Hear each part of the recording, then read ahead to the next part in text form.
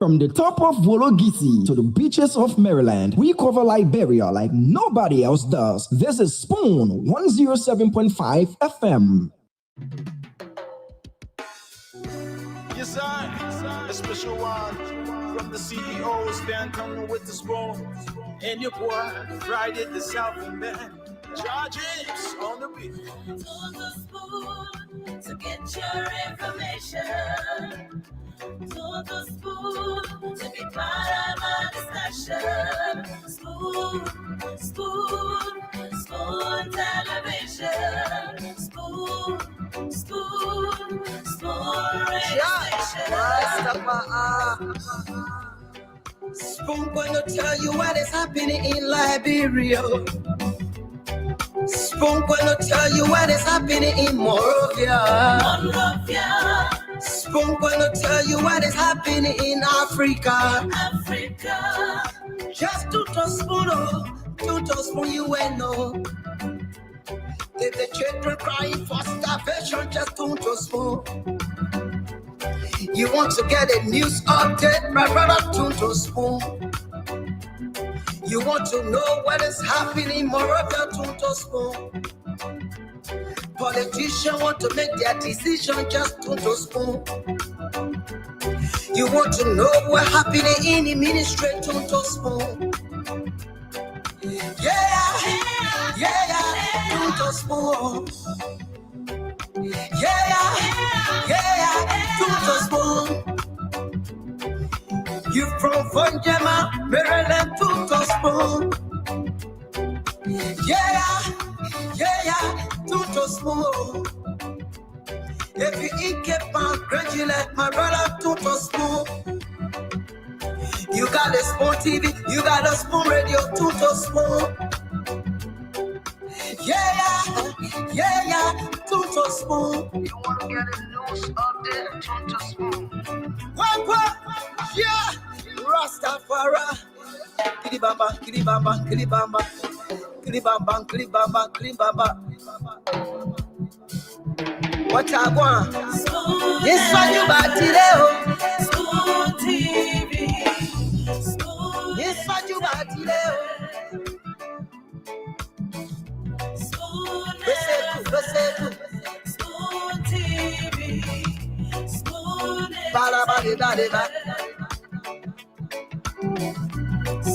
Skidibidi dabado.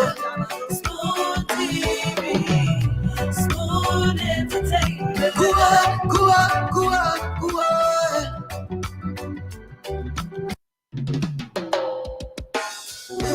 Yes, sir.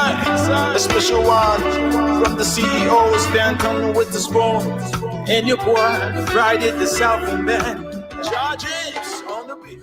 To the spoon to get your information. To the spoon to be part of our discussion. Spoon television. Spoon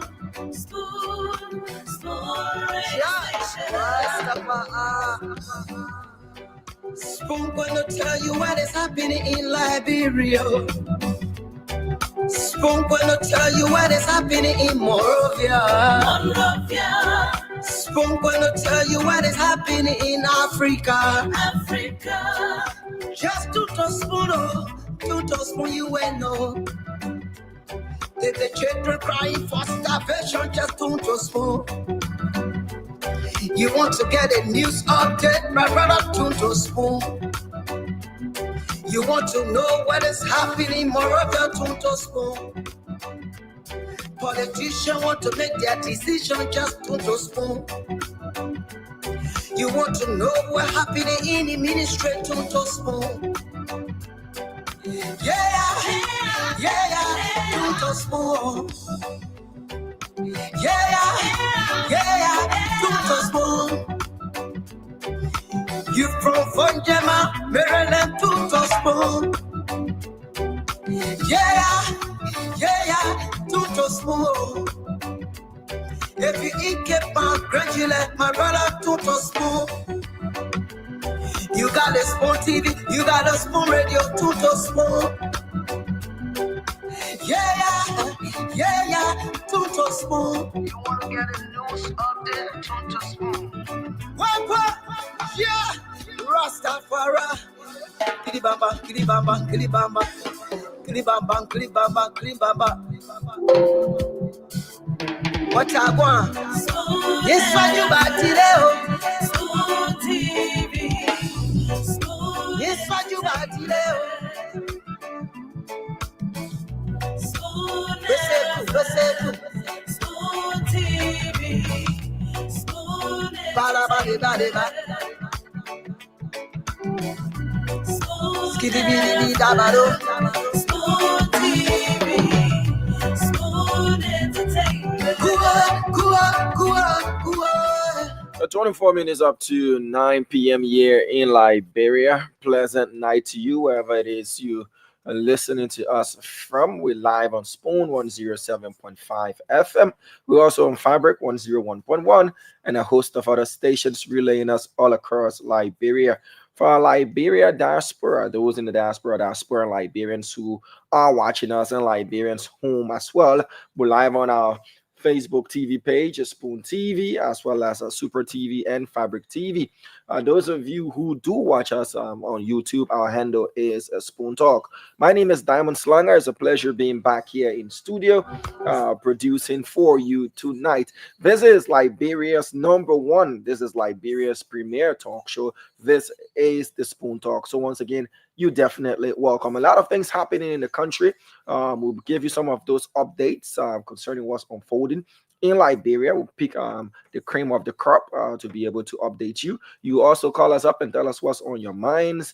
And the rest of the panelists are definitely going to join on the show. But we'll kickstart this show tonight with update from the National County Sports Meet. You know, Liberians home and abroad are equally interested in the county meet. Is our biggest sporting event in the country, and people want to know how their counties are faring. But before you do that, kindly do share the show with your friends, your family members, in the various group chats you find yourself in, so that Liberians as well can follow up and be informed. So to the county sports meet, some people already started crying, you know, so people wouldn't make it back to somebody asked if Montserrat is going to make it back to Montserrat. Yeah, Montserrat is definitely going to make it back to Montserrat, because Montserrat needs to get back to Montserrat. Montserrat went to the southeast, and apparently, you know, they're used to the kind of pambata we can cook in the southeast. So they had love for it, but interestingly, they not make it. Yeah, whatever magic they play, you know, they not make it. But let me give you updates from the National County Sports Meet. Today was day 2 of round of matches there at venues across the country. So what's the latest update from Liberia's number one sporting event? So match day 2, the National County Sports Meet. In the football category, we have Group A. Bomi County was defeated by Bong 3-0. Bomi County defeated by Bong 3-0. The county of the First Lady defeated there. Maryland County defeated Grand Bassa County by 2-1. And the group standings is as follows. Maryland has got 4 points, Bong 3 points, Grand Bassa County 3 points, and Bomi with 1 point. So this group is still opened. Any of the 4 teams can qualify. Maryland has got 4 points. Bong County, if Bong County wins their last match, they will get 6 points. If Grand Bassa County wins their last match, they will get 6 points. If Bomi wins their last match, they will get 4 points. And if Maryland wins that match, their last match, they will get 7 points. So to Group B, Grand Jida County defeated Montserrat County. Yeah, my county, Grand Jida, we defeated Montserrat County by 2-1, showing them how football is played. Grand Crew County was defeated by Margibi County, and the standings in that group is as follows. Grand Jida has got 6 points and has qualified from that group, so whatever they'll be doing is left with them. Margibi County has got 4 points. They're second in the group. Montserrat County is third with 1 point, and Grand Crew County has got 0 points from 2 matches thus far. So yes, Montserrat, if they do something, they do still stand a chance by getting 4 points to see if they can make it back to Monrovia to play in the second phase. In Group C, Lofa County came from down to defeat Sino County 2-1. Bapolu County was defeated by Riverside County by a solitary goal, 1-0. The standing in this group: Lofa 4 points, Sino 3 points, Riverses 3 points, and Bapolu with 1 point. So this group is still opened. Any of the 2 teams out of the 4 can qualify. And in Group D, River G County and Nimba County had a goalless draw. So the standing of that group, you have Nimba County with 4 points, and Nimba County has qualified because that group comprises of 3 teams. River G County has got 1 point, and Grand Cape Mount County with 0 points. So either Cape Mount or River G could qualify depending on how things go. So if you listen to that, you probably know the standing of your county as well. So those were updates from the footballing category of the National County Sports Meet. Let's see if I can bring you updates from the kickball category and see if we can move on to other stories making rounds here in Liberia. So I'll get you results from the kickball in a jiffy. But aside that, a lot of other things happening in the country. Yes, today the government, the rescue government, the Bwaka Kun-led government, launched its development plan, the 4th development plan of our country since the cessation of civil crisis here in Liberia. And the government today in Buchanan City, Grand Bassa County, launched the Arrest Agenda for Inclusive Development. The Arrest Agenda for Inclusive Development stands at a whopping $8.38 billion. That's the figure for this plan. And if all goes according to Plan President Boakai, stating that that plan is a bold step to confronting our many developmental challenges here in Liberia. So this plan is built on 6 pillars to tackle poverty, unemployment, and inequality while driving economic growth and improving infrastructure development. President Boakai is speaking at the launch called the AAID, a transformative blueprint for Liberia's future. According to the president, this is more than a plan. It is a collective commitment to build an inclusive, resilient, and prosperous nation.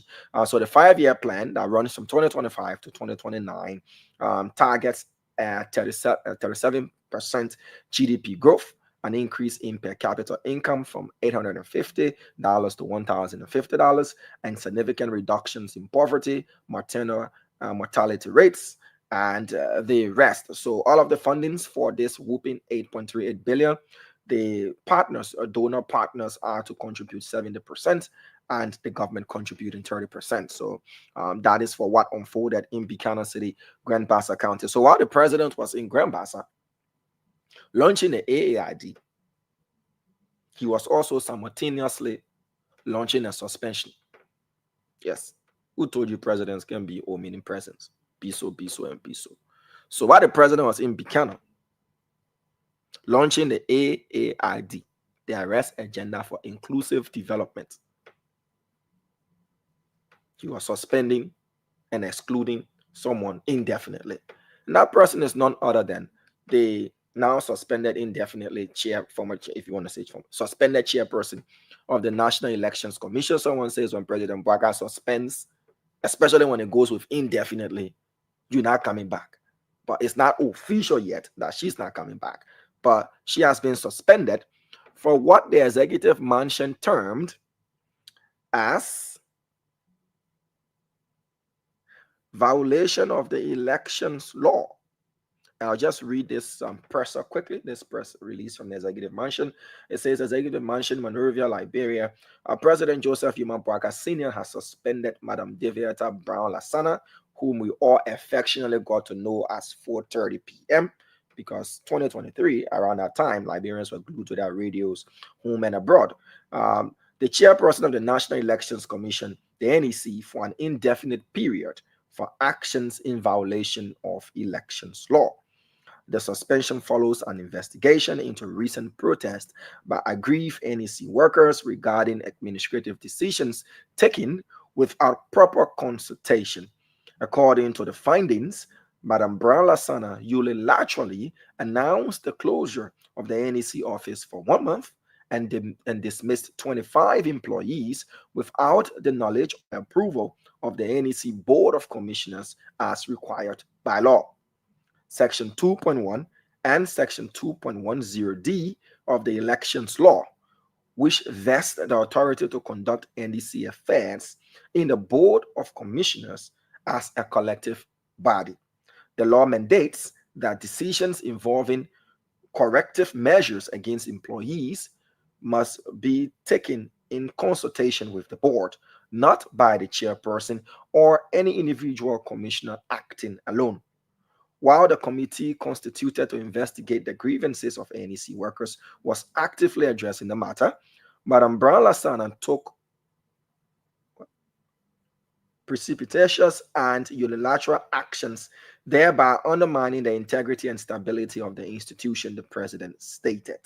And the conclusion of this presser says that the president expressed concern that such actions adversely impact the NEC's ability to conduct by-elections scheduled within the next 2 months, while also creating a toxic working environment at the commission.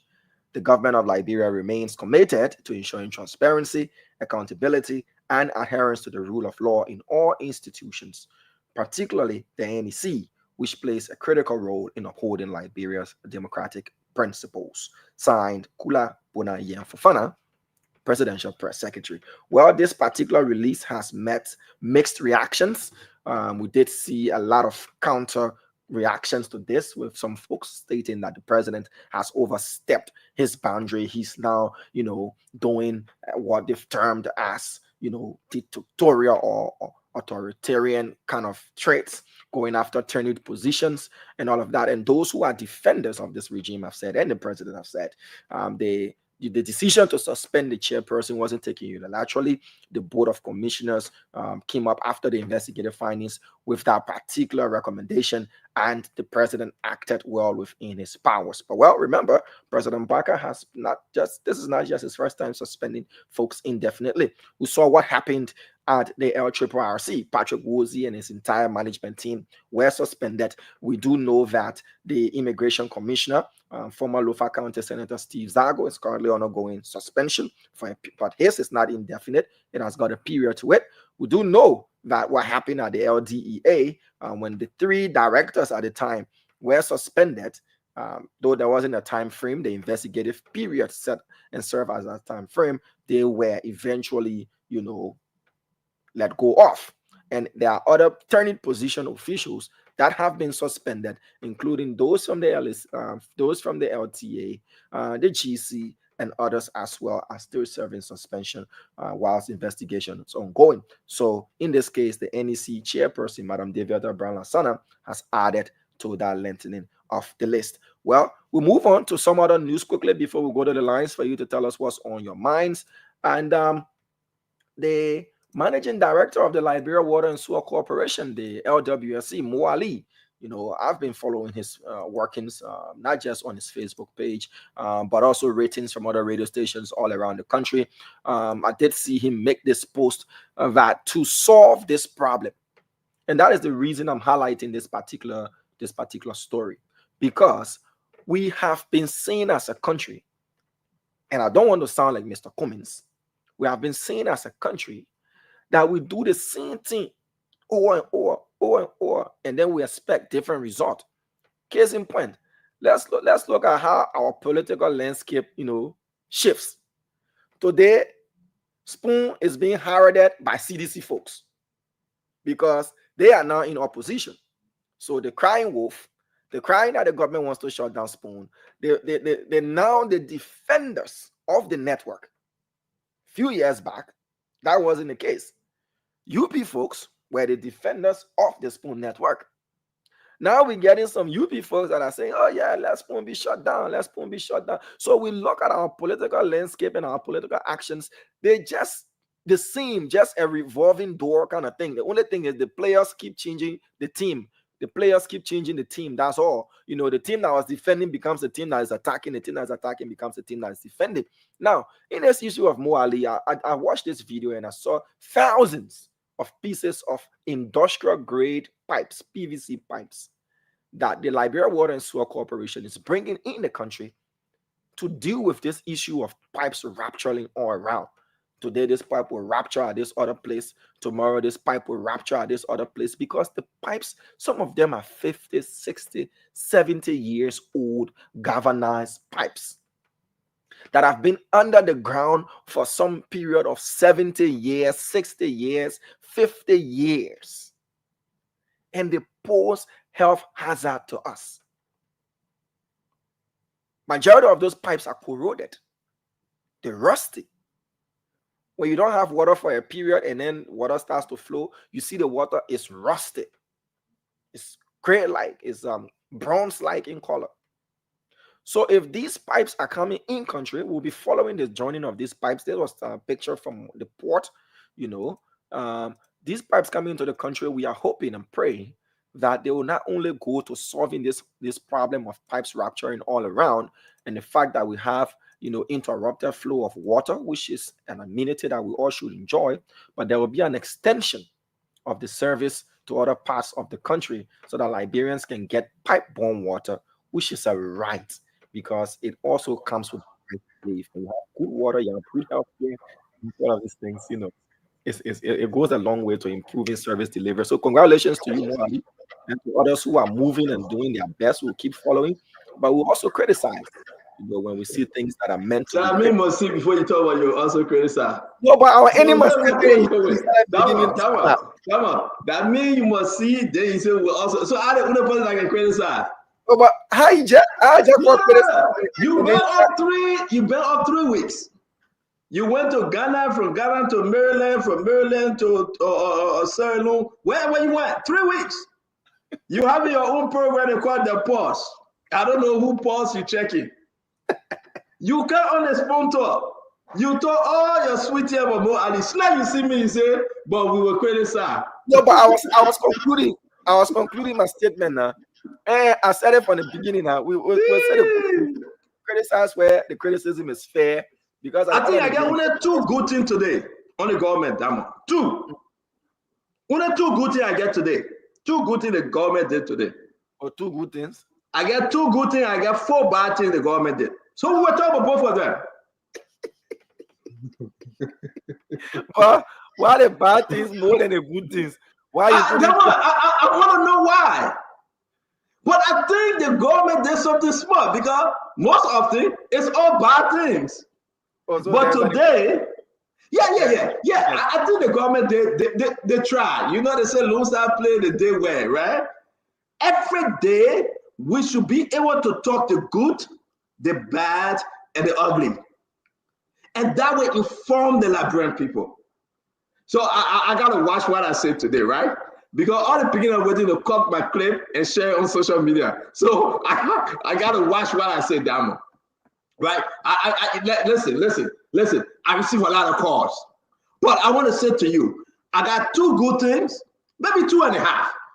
The other one say in the work, 2.5. I would say, just to be gracious, I got 2.5 good things on the government, and I got 1 bad thing. And I think you should know the 2.5 good things. But you know which one? Which are those? Because there are a lot. Look in the bucket of the good, you will find a lot of things that maybe you took. I'm talking about only today. I'm talking about you going back in history today. Okay.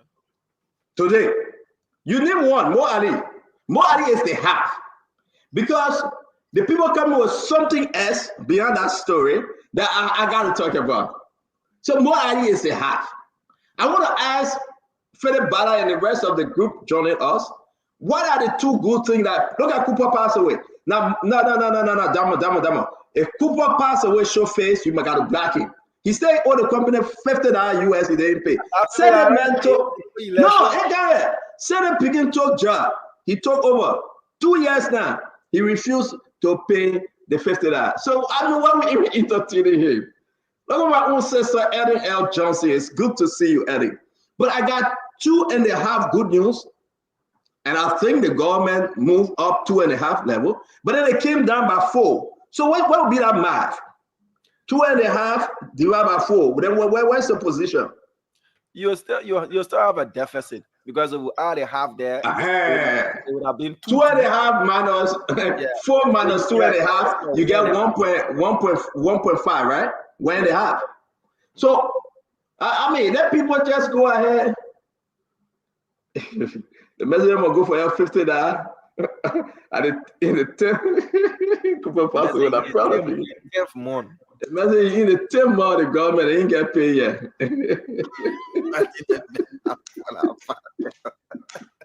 Oh man, I got 2.5. Emmanuel Johnson, I have 2.5 good news.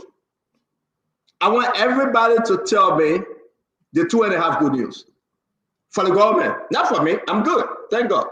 For the government, 2.5. The government did something good today. Just 2.5. They have that more idea. I gave that to you. The West is 2. Then I got 4 bad news. Now the bad news in 1 year. Now the bad news in 1 year. But why y'all wait, Damo? Why y'all only want to hear the good news and not the bad news? Damo, why you want to hear only the good news? Are you asking me to answer that question? I'm asking you, why you want to hear only the good news? People are usually excited to hear good things, especially in a country where most of the time the news coming out is not so welcoming. We want to see progress made, so people are interested in hearing good things, either small or whatever small it might be. Yeah, but I mean, one of the things I like that was done today, and man, the opposition are going to get mad at me, but the suspension of Debeato Brown Lasana. To me, I'm thinking it's a great news for the government. Now, I saw Musa Benete post, right? You can find it, we flag it, we discuss it when the guys come home. Musa Benete say, well, she was on turning position and the president shouldn't have done that. He should have gone through process. I got my own saying to that. I do. To me, I think it was a good news. And I got my reason why I'm saying it's a good news. I'll wait for Sam Jackson and Fadiga coming back. I'll wait for Fadiga and I'll wait for the rest of the guys. Mostly Akari's Great is coming on. Clinton is coming on. You know, we still have. Is not a panelist. He's contributing. Oh, he's a contributor. Yeah, he's contributing. He's not a panelist. Yeah, he's contributing. Yeah, he's contributing. So my thing is that, come on, did you check yesterday? We got over 100,000 just on Spoon alone. People follow us. People believe in the network. This is the people's network. Interesting. This is the people's network. I can't help it. Dama, listen. I go to bed late, gathering information, and I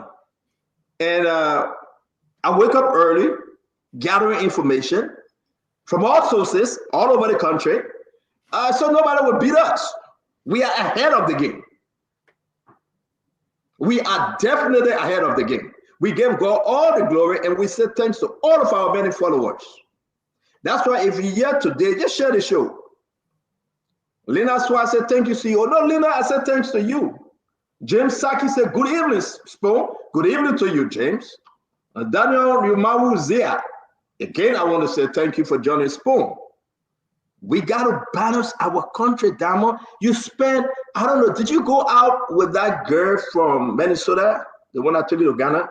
Or that the other one from? I have no idea. The last trip I'm Down.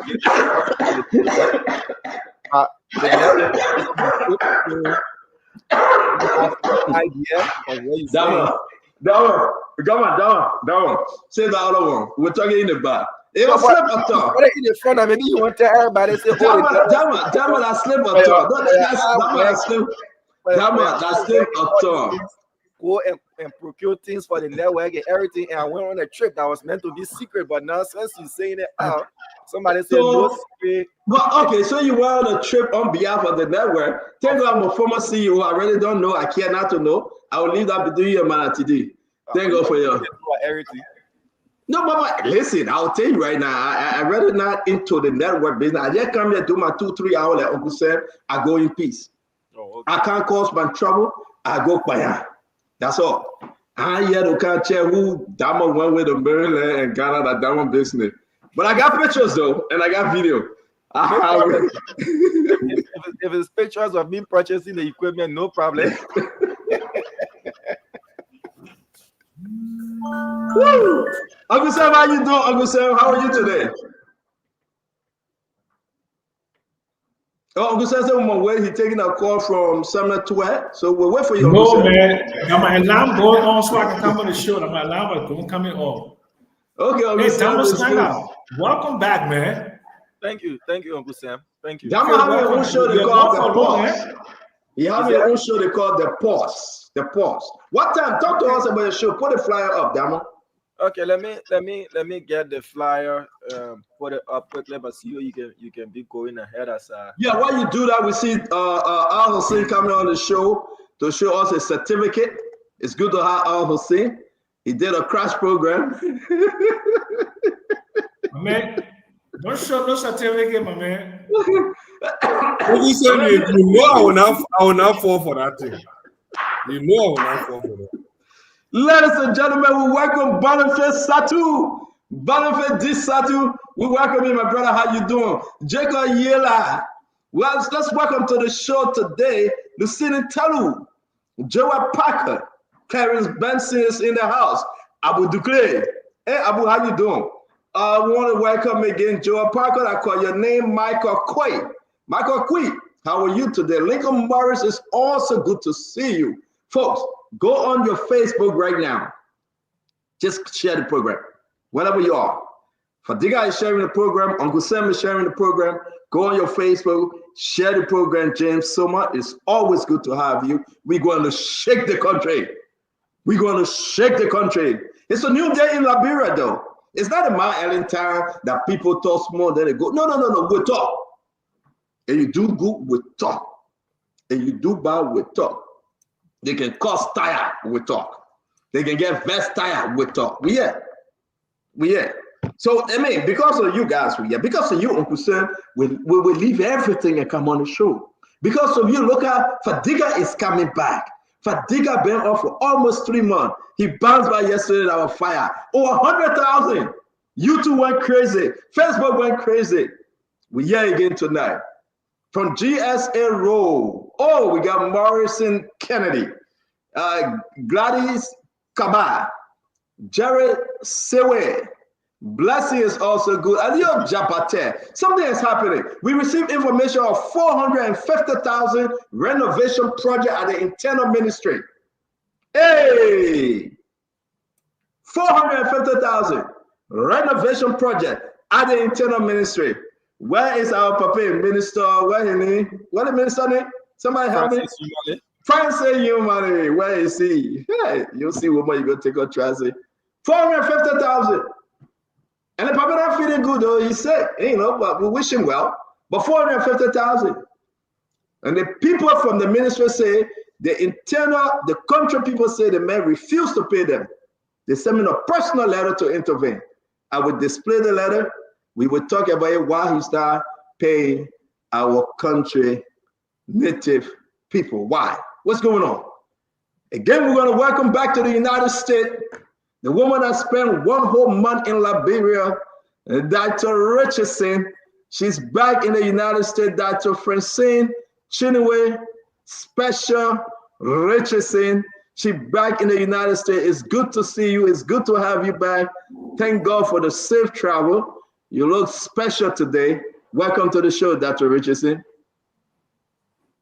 Thank you, Stanton, and hello, everybody. It's good to be home. The cool year is not easy, but I'm glad to be home and glad to be back on Spoon again. That's good. It's good to see you. Let's welcome our brother Hussein for the second day this new year. Something is happening. The brother refusing to stay home. Even as a diplomat, he's coming on the show. The Honorable Ambassador Al Hussein Wa Fadiga. Well, nice. The whole time I was like, I didn't get to see him. I saw his brother. Yeah, I've been so busy doing a lot of stuff in the back. Man, it's in the day that he saw you, I should have gone, but I was so tired that day. I said, I'm going to sleep. And I regretted why I missed that program because a lot of people were there. Yeah, but I'll be coming to the system. Well, every day you say bed over a year. We're still waiting for your daughter's birthday here. This country. You need to tell Stender about some of the good things that are going on. But that's why we're here. I said today, I got 2.5 good things that took place today and 4 bad things. So, yay. Let's welcome Uncle Samuel P. Jackson from LSE, the man that is in South Africa, the man that will be traveling to Atlanta to do a major closing on a major deal, walking away with hundreds of thousands of dollars. Our own uncle, Samuel P. Jackson. Welcome to the show. My man, and I young again to go shoot some armed robbers. I beg you. I want your food. My finger said, he can't even pull the trigger again. I beg you. Don't let the book get me for nothing. But listen, I haven't shaved for 4 days, right? I want to keep this thing for another few days so I can be looking real old. Maybe when I go, I look real old, then they will be respecting me. That more anyone respect you here, Steven Johnson. Trying to copy my husband. You know the fun. Every morning I gather the 3 people. They see time. They're all going out in. Steven Johnson, Uncle Sam, Mo Ali, Asedo. They all will wake us up on the in the chat room.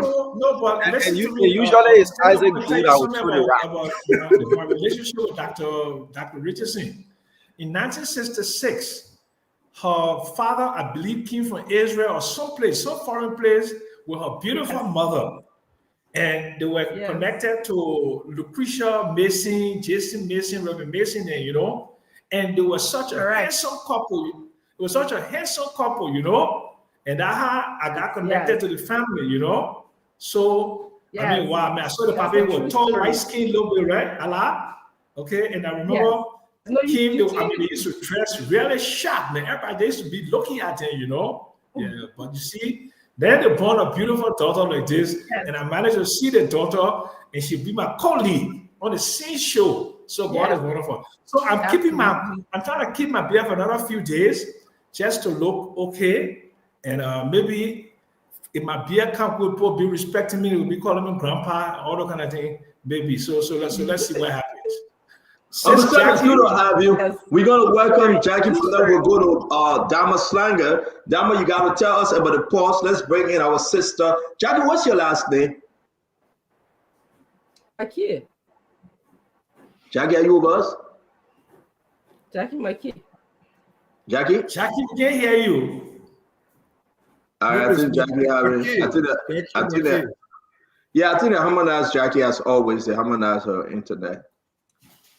You know, the internet harmonization. Jackie, can you hear us now? All right, so let Jackie go out and come back in, and I think she will be fine. Dama, talk to us about your new program coming up. When it's starting? What's the flyer? How's important? How everybody want to be on the P's and Q's to get ready for that program? Talk to us. Yeah, thank you, CEO. Firstly, I'd love to say thank you to the network again for trusting me and giving me this opportunity to at least present a 2-hour program Monday to Thursday. Liberia time is from 3 to 5 p.m. and US time is from 10 a.m. to 12 midday.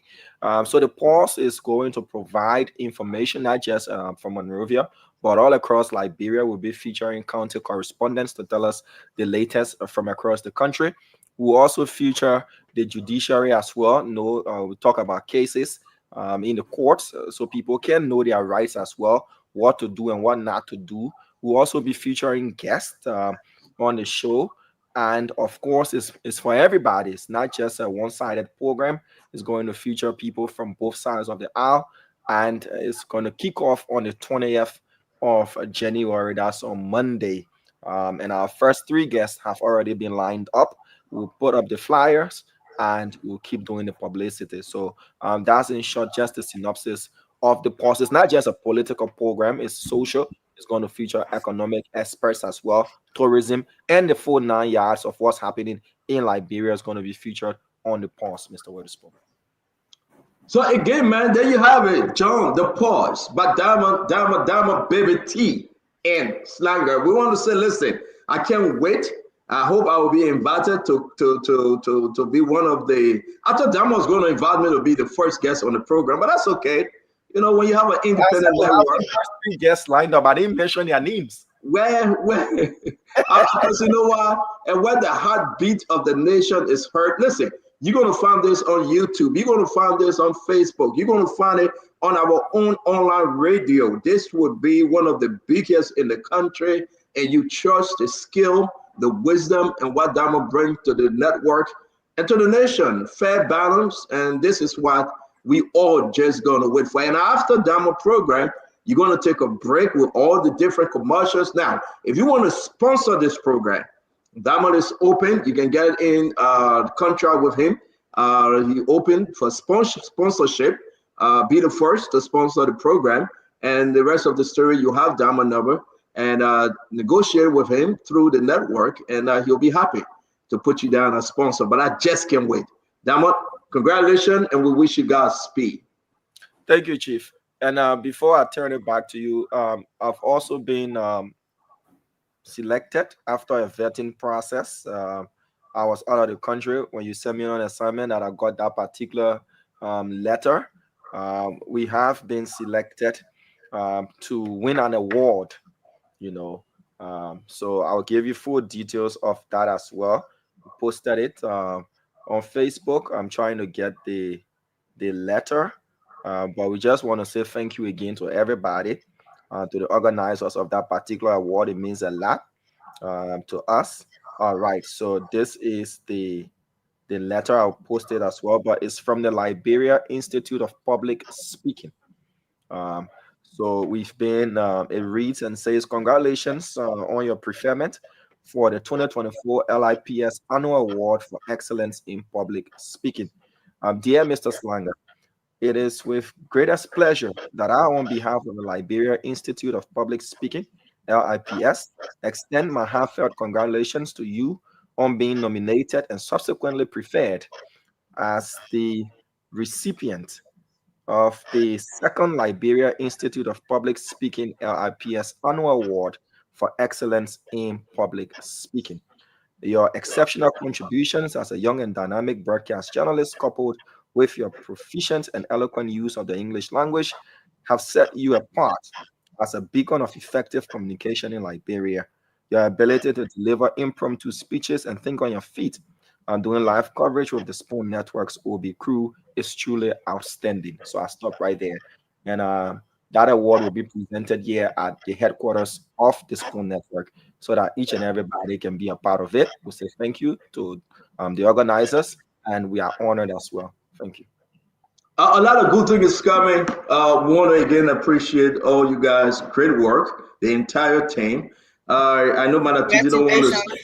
Yes, Manatidi really don't want me to say this, but one of the Spoon members is on his way to the United States to cover a major, big program here. We have one right now. I think he's in South Africa or Europe. International community watches Spoon. They follow the program. They enjoy you guys, and want to say again, we are humble and we are grateful to God for the great work. Because of you, we are here. Because of you, we will be here always. We want to say thanks to Diamond, thanks to Madam Titi, the CEO. I am not the CEO. Calling me Stanton would just be better. And I want to say thanks to the business team and everybody through it all. May God's name be glorified. We are grateful. Diamond, thank you, man. Wait, Stanton, can I say something before Diamond leaves? Sure, man. Go ahead. Yeah. There are a few times when I watched Diamond and Nelson when they're covering stories together. I mean, there's something amazing about that duo. Sometimes when you guys out on the field and you guys going back and forth, I mean, highly impressive, very professional. I haven't never had a chance to tell you that directly or even Nelson. So I just wanted to take this opportunity today to say that when you guys are on the field and the way you guys talk, and I mean, it's, they say communication is, I think, 60% non-verbal and 40% verbal or something like that. And it's the entire presentation, from the way you guys look to the way you guys move your hands and talk, your head and everything. And it's just something amazing. I just want to say, keep up the good work. Spoon does have some real good team, journalists, people on the field reporting and stuff like that. And what you guys are doing is very, very good. And keep up the good work. You guys are exemplary. So keep it up. Thank you, ma'am. Yeah, and CEO, if I can just footnote what Jackie said. Go ahead, everybody. Yeah. So like left foot in what Jackie said is not just how they carry themselves, the community, but also the courage to go to where the information need to be gathered and then shared. I think that's important. So, Diamond, to you and all the folks who helped make it happen, congratulations and thank you. Appreciate you. Thank you, Appreciate Dr. Bob. Thank you. All right, I want to say thanks to all of you. Dama, as always, man. Baby T, we're not talking about the other situation. Will let it be. I don't want to put you in a situation you can't handle. Mo Ali is coming on the show, so let me leave you alone. Thank you very much.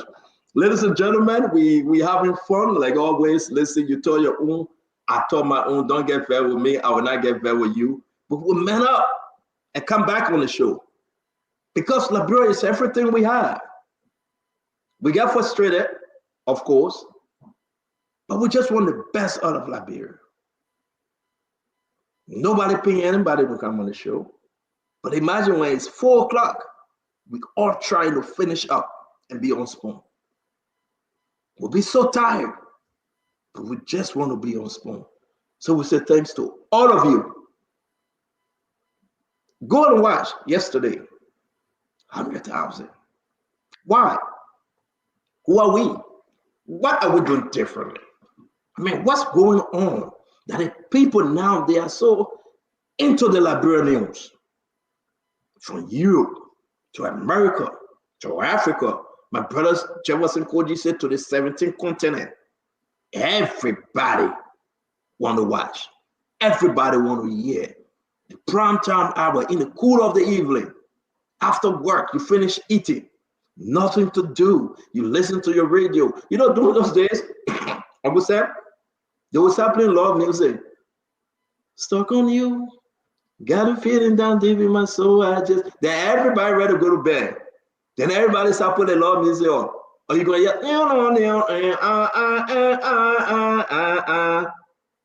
people were forgetting the real thing. And God just inspired us and said, this is the time that you speak to the nation, that you encourage the people, that you educate the people. So it's good to have all of you. Let's start the show, folks. Let me hear you. What's on your mind? I'm going to start from my brother, Honorable Al-Hussein Yudio Fadika, Dr. Rudolph Bopler, my uncle, Uncle Sam Jackson, Dr. Francine Chinwe, and the rest of the team will be joining us. We got our own topic. But let's hear you. What's on your mind today? 2 minutes each, guys. Last on my mind today, I think they moved the body of the late former Senator Prince Johnson. Yes, I think yesterday we saw the going to the Capitol building. I thought it was sad but historic event. Lots of people turn up, lots of people show up. And then they moved the body to there. That's one of the things I thought we'll highlight. And so many other things going on in the country. Like I said yesterday, the president and this government has embarked on some pet project, things that are dearest to the people's hearts, like the electrification of the city. I know you guys tried to beat them the LRA yesterday, but I think it's something worth commending. For me, it's not the big things. It's those little things that affect our lives. And when we see those things being implemented, for me as a citizen and someone that is living on the ground, I'm impressed. So I hope we'll delve into some of those things. I know the guys will come and try to play the same old got you politics. But we'll be here to put some of those things, erect some checkpoints, and tell our side, tell the truth. Okay, thank you very much, Fadiga. Man, it's good to see you again. Thank you. Dr. Bobla?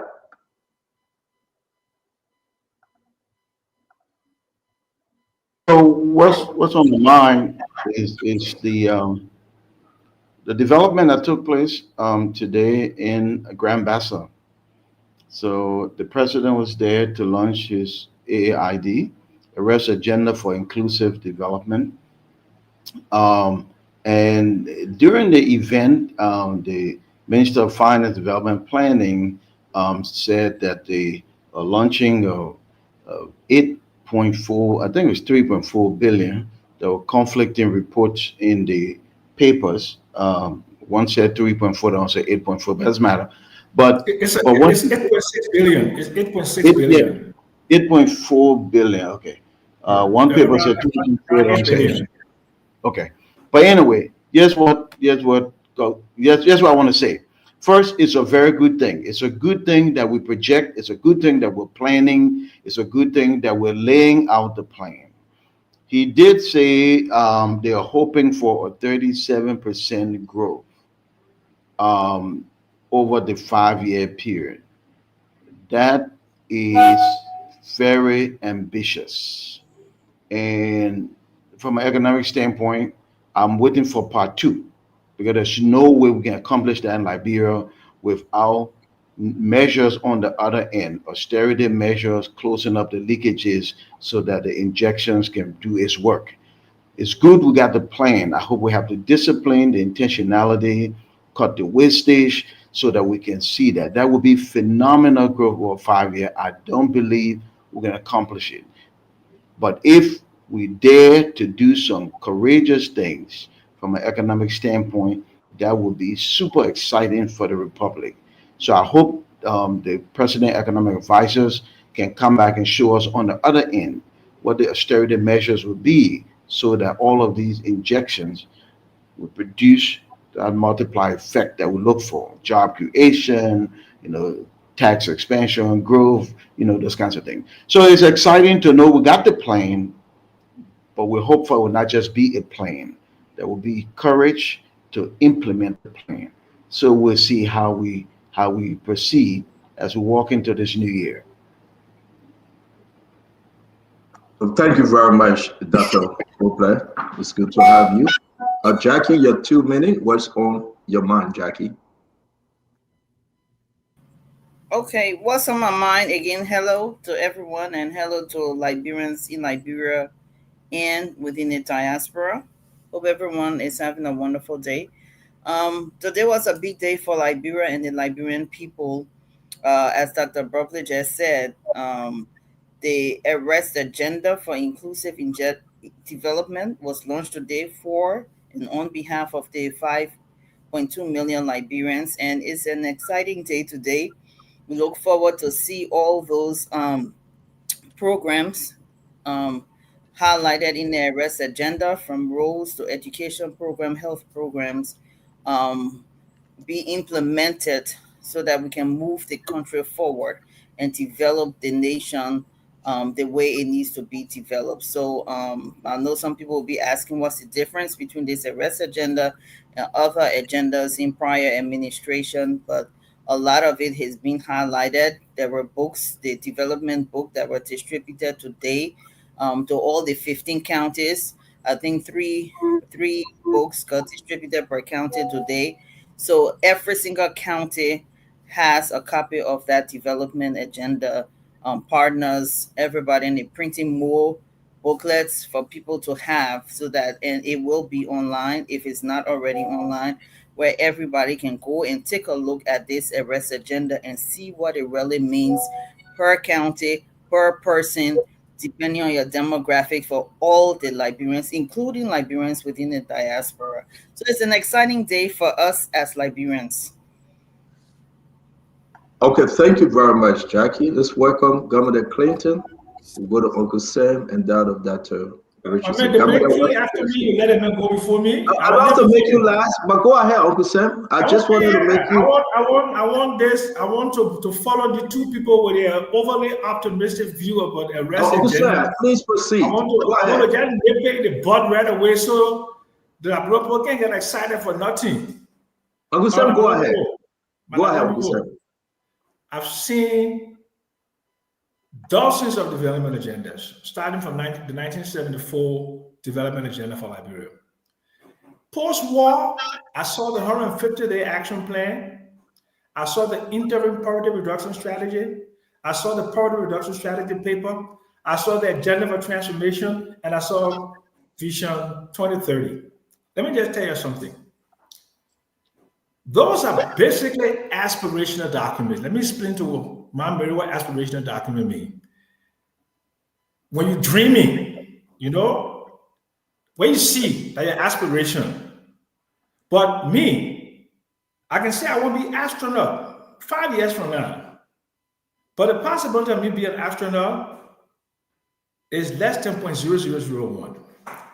They're talking about a development plan. There's worth 8.6, 8.4, 8.6 or whatever, $8+ billion, right? But there is no implementation strategy. I read that stuff and I was shocked. I thought there was going to be an implementation strategy to show how we're going to raise the money and how the money was going to be used to catalyze economic growth by putting money within the banking system. My black people, no way your salary alone can build house for you unless you steal in Liberia. And if it would build house, it would take 10, 15 years. That's why a lot of you don't even have houses. That's why 90% of the population of Liberia, you live in rental, especially in Monrovia, you live in rental house. Because even if you have money, you can't go get a 15, 20-year mortgage. Even if you have a good job, you can't go buy a car. You can't go buy furniture. That is what needs to be fixed. The other thing that needs to be fixed is all of the exports that we're sending out, okay, $1.4, $1.5 billion a year. That doesn't come back to Liberia. There's no export process around the mine. Let me explain that. All the gold that B Mountain is selling, they sell it, the money stay outside and come back to Liberia.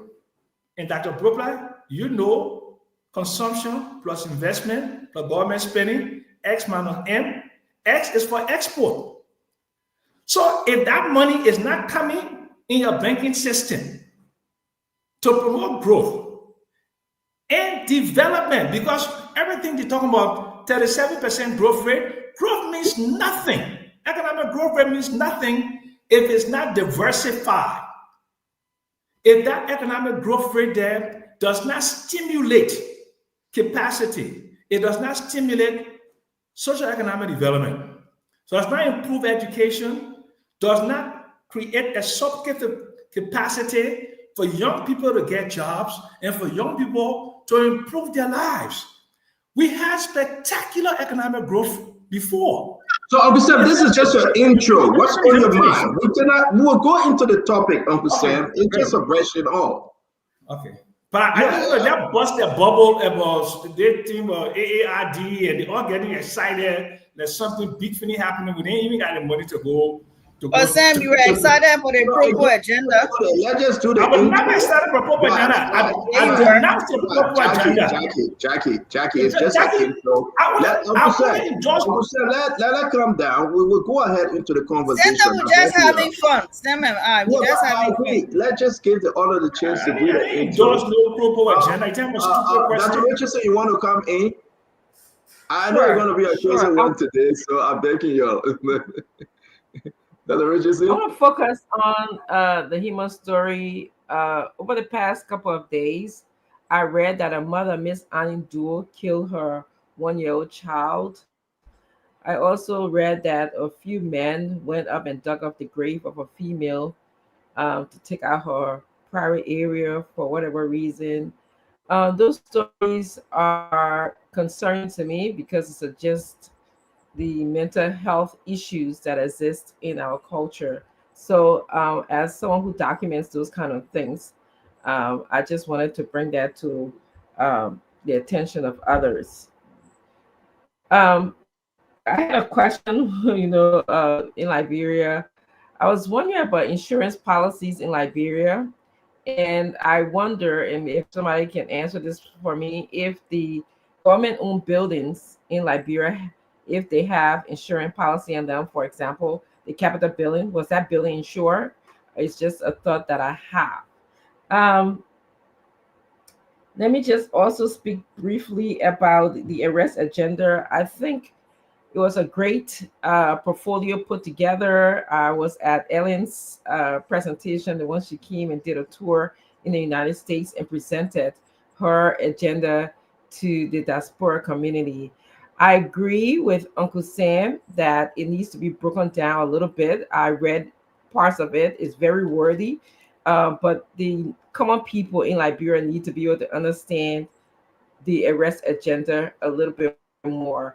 I believe that the how was something that was missing. I did look for the how. I like the how of things because I don't want to see too long. We focus on flowery words. We focus on visions and inspiration, but we really need to be able to state how are we going to do it. If we're gonna, how are we going to promote tourism in our country? I know I read part of this. The opening of the senator include working on the act to create the either tourist authority, tourism authority. But again, the how is so important that needs to be embedded in such a vision. Lastly, something interesting to note. I was browsing on the internet as I was taking my flight over, and somebody said the next county mission include the diaspora community. There should be a soccer team from the diaspora community and also a kickball team from the diaspora community. I think that would be a good thing. So just want to end here. Thank you, everybody. Okay, Dr. Richardson, thank you very much. We're going to go to Governor Clinton, the Antonina Lord, and we're bringing former Colonel Ed Remy Gray. Governor?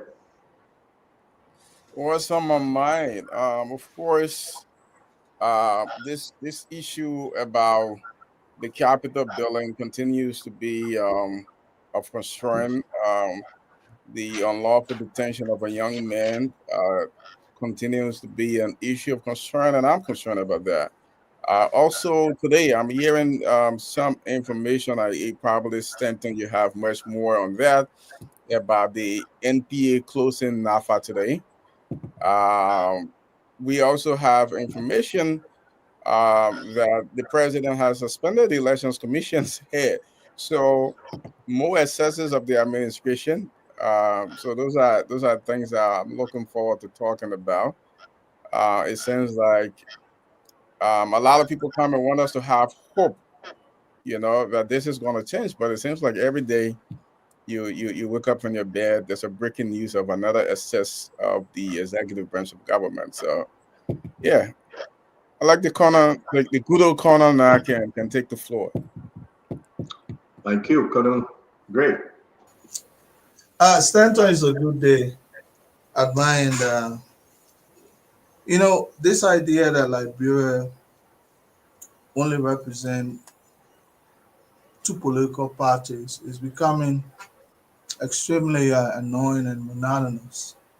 I think our country exceeds just two political ideologies, and it cannot be the representation of either of those two that will form our public discourse.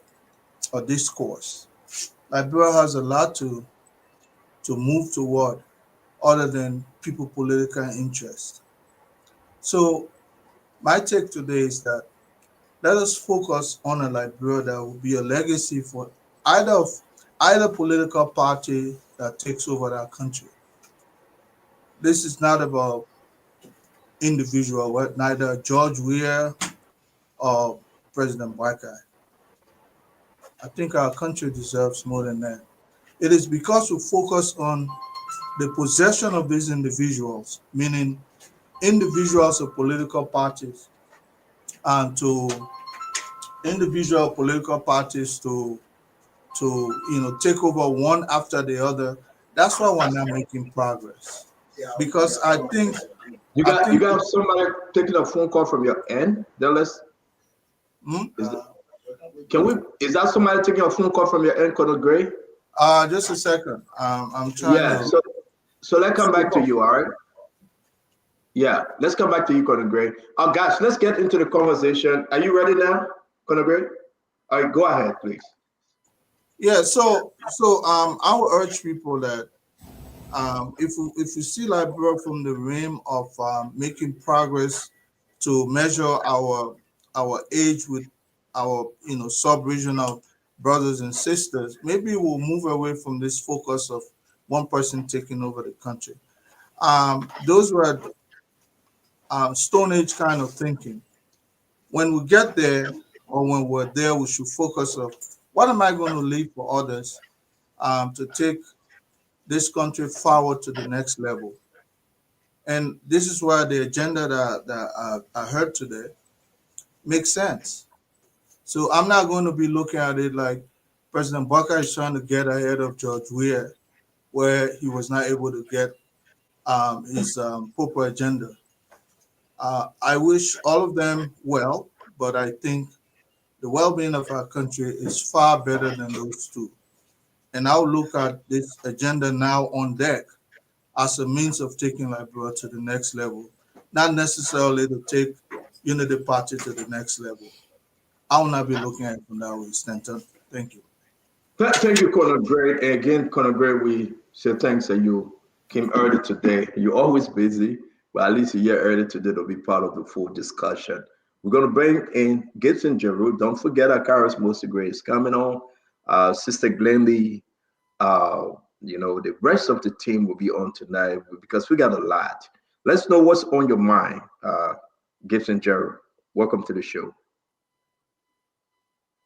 Thank you very much. Thank you very much. What's on my mind is about Darrell DeLone apology. Darrell DeLone apologized to President Weah for vigorously, vehemently using private jets to travel outside the country. According to Darrell DeLone, he apologized because he realized his mistake.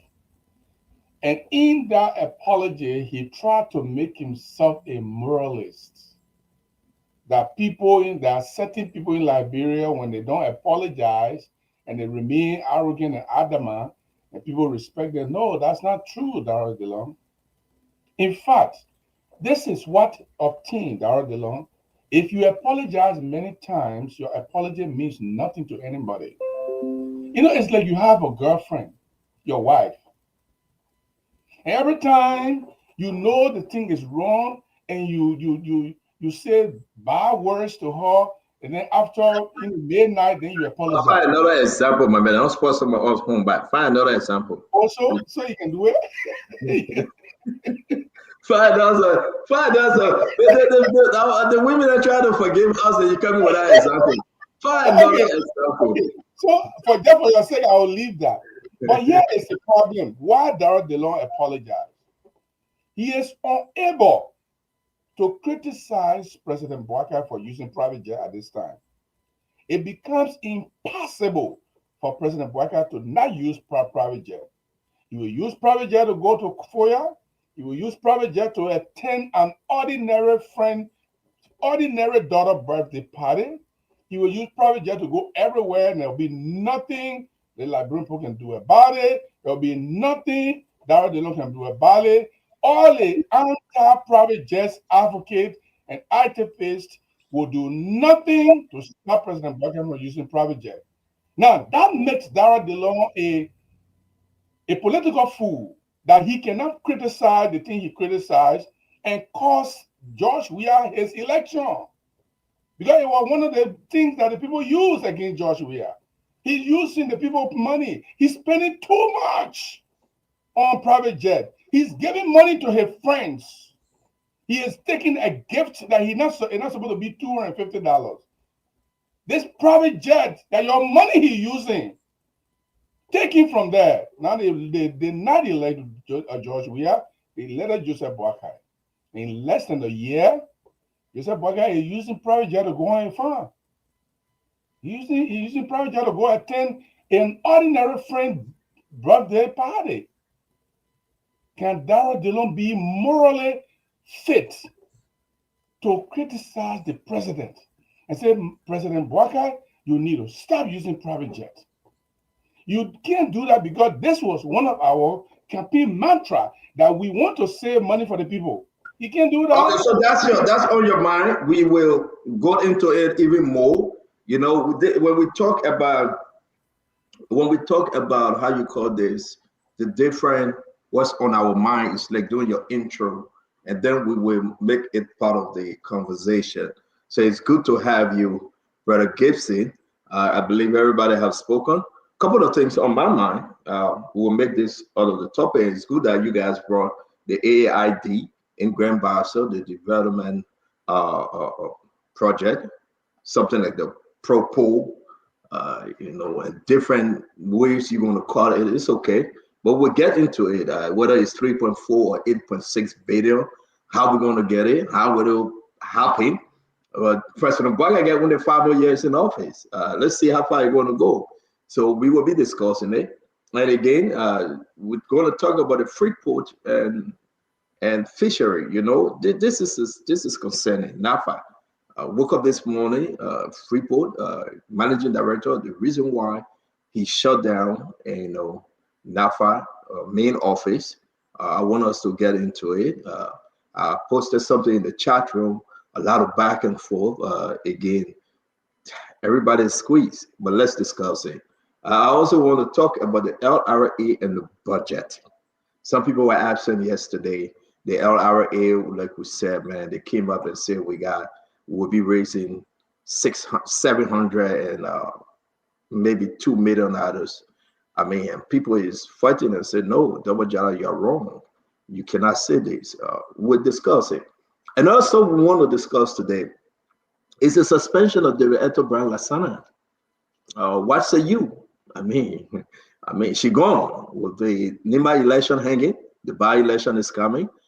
David Eto Brown Lasana indefinitely. I want us to discuss it likewise.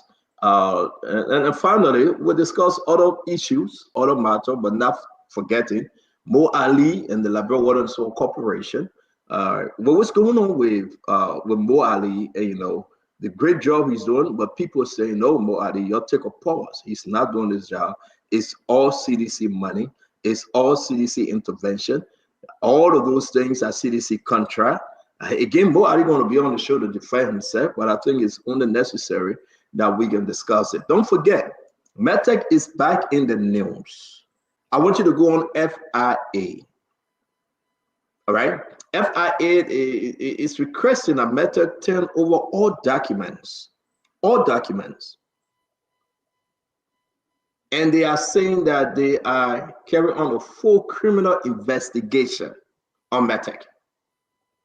Medtech overcharging the customers. Medtech is operating in the country illegally.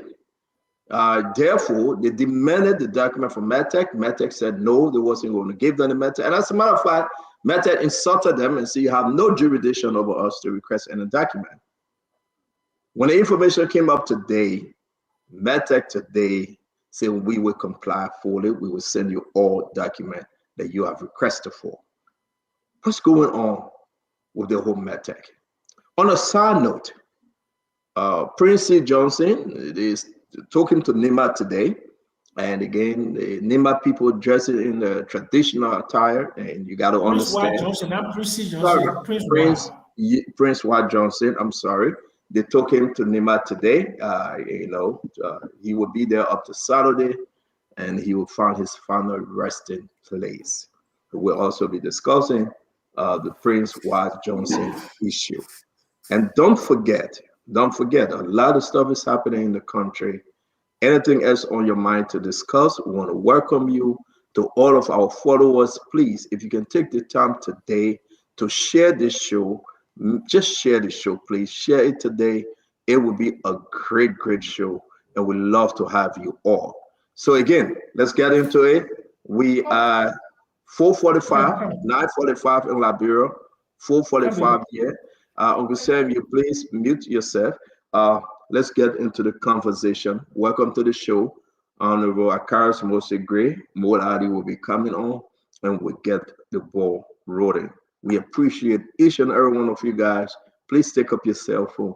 Please share the show on Facebook, on Instagram, on Twitter, on YouTube, that we can invite our over 100,000 audience. Everybody's waiting for this program. Let's get into it. Before I do that, this is my trending picture for today. This is my trending picture. This is Samuel Koga, Representative Samuel Koga. And we want to say He is Mooney, his political godfather, his cousin, his senator, Prince Wyatt Johnson, and he's ready. He's ready to for the full burial of Prince Wyatt Johnson. So this is the chairman for the majority black Representative Samuel Koga. So having said that, I'm going to put this down. I hope you see it. And then let's get into the conversation. I want to bring your attention to this. National Port Authority, Freeport of Monrovia, National Fisheries and Agriculture Authority lease statement of account. If you do the full calculation, it's over $6 million. $6 million. Just Freeport. We got a document for LPRC. We got a document for the rest importers. We have the document for people that owe the National Port Authority. We are talking for over $18 million. I want to bring to your attention this morning, Sekou Dukle, the Port Managing Director, closed the main office of NAFA. Please, guys, because we are so many, let's respect the time that we can alternate, and then we will have a full discussion on this. I hope you went through this. This is all fisheries. NAFA on Bill 12 secure our land, a piece of Freeport land, under a lease agreement for 25 years, the Moserado Pier, to build a fishing pier at that Moserado Pier. $300,000 they signed to pay every year. They were lucky. The World Bank gave them $40 million, that money between Ministry of Finance and the Central Bank, $40 million. Under the contract since 2019 to today, NAFA just paid $50,000. From 2019 to today, they owe $1,350,000, $1,305,000. And Freeport said we want our money. They've been back and forth with the court, back and forth with the Justice Department, and today, for a few hours, they closed down Fishery and Meat Building. Let's get into it. I just gave you the story. They opened it thereafter. I reached out. I asked questions. They have some promissory note, new agreements in terms that they will be paying $200,000 every year, and therefore, fishery will open today. Dr. Richardson, let me start with you. What say you to this story? You have anything to contribute, anything to say? I don't really know the full story. I need to get caught up on it. But I have one major question. What prevented NAFA from paying the debt? What do we have the income statement? Were they using the money other ways than paying the debt? And what does it say about a company that perhaps isn't paying the debt? What does it say about this company, and how is this company contributing to Liberia as a whole? So those are just the questions that I have, not knowing the full detail, and I would like to, get into the full details. I'll listen to see how you guys contribute to the full detail of the story. Thank you. Well, thank you very much. Nothing else to the story. We'll continue to share the information. But like I said, that's how they got into it under George Manaway at time 2019.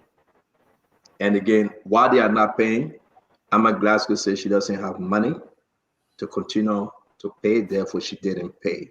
We can talk about the contribution, but these are some of the things that are holding Freeport from contributing fully to the government coffers. Uncle Sam. Well, there must have been some back and forth between the NPA and NAFA. I don't think Sekou Dukle would just wake up one morning and start to close the facilities. But there's one thing I don't understand is what should be the legal process between two government agencies, whether we should get a court order, should the sheriff be involved, or can the MD just, because he controls the facilities, can he just go and lock the premises of a government agency? And I think Clinton will be the best person to answer that question. So there's a lot of background to this. There must be, and we don't have enough information on the background. But the only thing that is looking to me that we can probably discuss is the whether the MD of the port can go ahead and barricade a government agency without, court order. That's something that Clinton will probably need to explain to me. And you correct whether it's in a contract or whether it's No. If you listen from me or renting from me, as a landlord, I can't just throw you out. I have to take you to court, and to get you evicted, it's a whole eviction process. Right now, I have a eviction process on one of my properties in Detroit. I can't just go grab the guy. He hasn't paid for 6 months. I can't just go grab him and throw him out. I would love to. He's a wiry little guy, but I would go to jail. So you have to start the process of eviction. And I don't know how that process of, like locking the premises, I just don't know. You can understand you right. We reach out to Sekou, and he will better clarify this, but we have to bring it to the attention of the nation that henceforth they have reopened with some agreement through and by the controller. Jackie, welcome. Let's talk about Freeport and NAFTA. Stand on, I just got one question before I talk about it. Will we be able to discuss the rest agenda on this show? I thought we're discussing that first before we move on to other things. Will we be able to discuss it? If we do how we started now, we discuss everything. We must discuss the arrest agenda, the program that took place in Grand Bassa today. Yeah, because that was major. So I think but it will not be the first conversation, because we got a topic that if you see I'm putting it in the chat room, that's how we're going to discuss them. Okay. All right. Well, basically, I think you summarized the information prior to you talking about it. I didn't know about it, but you said the door to the NAFTA was reopened. So I assume by you saying that they are back in business, and behind the scene they're going to be resolving this matter between the two government entities. I'm sure somehow if there was a lease agreement, the annual budget from NAFTA should show how NAFTA will be paying their lease. So somehow it should be showing in the budget somewhere, in the annual budget somewhere. So how come they were not able to meet their expenditure, their financial obligation when it comes to this particular matter? That's something up for discussion, and I really don't know. NAFTA will have to discuss and disclose why they can't pay it. So beyond that, I'm glad the door is back open for business, where hopefully by it being open, they will, whatever fee, service fee, or whatever that they generate, revenue that they generate, however they generate that revenue, hopefully they can take another look at the budget and see how they can come to a compromise to deal with this. So I'm sure that's being worked out behind the scene. Thank you very much, Jackie. Dr. Bople, let's talk to you, sir.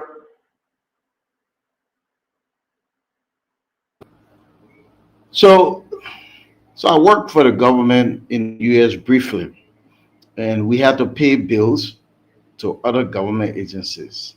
We had to pay bills to private entities, light bill, water bill, lease, all that stuff. So if the authority, National Fishery and Aquaculture Authority, has obligations to the national port, the national port has a budget, and they project whatever rent they're supposed to get as part of their income. It's also important that the authority pay its bill. Is symptomatic. Lack of paying is symptomatic. Other things could be lack of discipline. It could be taking the interagency agreement for granted because we are the government. It's wrong. So pay your bills. And I appreciate, honestly, what the NPA did. You don't pay your bill, we shut you down, and then let's have a serious conversation so we respect one another, and then we can be a little more responsible in the management of the things put before us and be more productive. So close the doors, come, let's talk, rearrange this thing, but pay your bills. So I think they did the right thing. If they're not paying the rent, they shouldn't be there. And I'll just say this final thing. I'm one of those who believe that the government is way overstaffed. Our government is too big. We have these agencies, authorities, and all that. And when you really look at productivity, you wonder, would we be better off if we didn't have them and redirected the resources to job creation at the lower level? So, yeah, we go. They can't even pay the rent. Come on. NPA did the right thing. I applaud them. Thank you very much. Fadiga? I think I kind of side with Dr. Buckley. I've always wondered the relevance of that whole NAFA thing. There are some commodities that used to be cheap on the market here. Hold on, my internet was kind of going, my battery was going low. But I think the NBA did the right thing. For an institution like NAFA not paying the bill, but again, it's a government, is one government agency to another, so they will kind of even itself out. But I think the MPA did the right thing. But then I think we should look into NAFA, look into so many things with NAFA. I don't want to get into it now because it kind of derail the show. But I was going over the website, and there are some commodities that I see that are very, very expensive. And I think some of those things that used to be cheap on the market have to do with NAFA. So I wonder, what are they doing with the money? Are they making revenue? Because we still, if you can remember, we looked at the audit report from NAFA the other time, and there were a lot of things, they were not. So I don't know why we have NAFA when from the fact that they can't pay their bill shows that they are it's not a productive agency. Then we need to relook and rethink what we do with that agency. I mean, that's a good question. Who's contributing to the government cover? I mean, why are they not contributing? So we'll find time and we pay salaries. And that's a good thing. Let me bring in Clinton, Governor Clinton. Thank you, Fadiga Clinton. Well, look, obviously, I don't have all the information about NAFA, but I know in the NAFA, agency, since Emma Glasgow took it over, she transformed it, received a lot of praise, it generated a lot of money to NAFA. So for anyone to suggest, that NAFA might just be a for nothing entity, just doing nothing, they haven't contributed much. That's not true. NAFA received a lot of praises, did a lot of work, raised a lot of revenue. I don't know like the details of what's happening now, but I know, over the past few years, it's one of the agencies under the WE administration that people really talk about the great work they did. Now, with the current issue with NPA, I don't know the terms of the agreement with NPA, but I don't think any agreement will give a party the right to arbitrarily close another agency's office without any kind of judicial process. I don't think any provision in any contract like that will be valid. That if these two agencies sign a contract and one default, the other one just have the right to go and just put both on the door and just close it. I don't think they have the authority. I think this will be the outcome of a judicial process, like Uncle Sam said. Even if someone rented your property, private, commercial, and there is a breach, you just can't go and close the property and kick the person out. It has to be the outcome of some judicial proceeding. So I don't know on what authority the NPA acted when they went and closed the doors of NAFA. But I would think that any action they took today, if there was in a court involved, then it was illegal, because you just can't do that. You just can't do that. And I mean, we can go into, for me, the disrespect to the administration of the president, because why we can say this is good because it encourages the other agency to respect the agreement and the interagency agreement and this. But you got to think about the negative price that this is going to bring. One agency of government closing another down arbitrarily. It brings a lot of negative. Thank you, Clinton. And I think the president should have been given deference and have the opportunity to intervene and stuff like that. I think it's just disrespectful to him. And again, like Dr. Richardson said, more to come, and we can continue with this story tomorrow because the code documents, those agreements that were made, what is on the contract that it has authorized Sekou Doucouré to take the National Port Authority security officers, the intervention of the Justice Department, and all these things come into play. Let me bring guys down, please. It's we have to just go in and out. So just stay in the back. If you're in the back, we see Mo Ali in the back. I'm seeing Vendetta Patrick to entertain everyone tonight. Let me bring in my brother, Colonel Remy Gray, and while we do this in our 2 minutes. Yes, Stanton, I share similar sentiments with previous speakers. I don't understand to which extent the contract came into being. So unless we see some of the legal document, which falls on us again, we should have probably gone in and tried to dig further. But that sector of government, that sector of our natural resources is one of the most lucrative sectors. We have some of the finest and most expensive species of fish that ever exist. I don't think we have managed it to some extent, even though Emma Glasgow brought some, shown some light in our sector, but I think we still can explore that area, and it will be one of the most revenue-generated means of our coffers. But then I would wonder how would two agencies of government would establish a legal contract without some arbitration. In other words, before we even head to court, let's find a practical means of settling the dispute. And then the NPA Act in consonance of an ex parte. In other words, did the court issue that closure of that place? It will not be without the other party, which is what an ex parte is. I mean, they got a legal order from the court where NPA was the only representative and not the other side. I don't think that's that either. So I really would like to see exactly what the contract looks like that gave NPA the audacity to close down one agency of government that could be generating revenue. Is that the way to handle this? So I have questions other than answers. Thank you very much. And like we said, we squeezing everybody in here that we can have a good show. Guys, please remain in the back.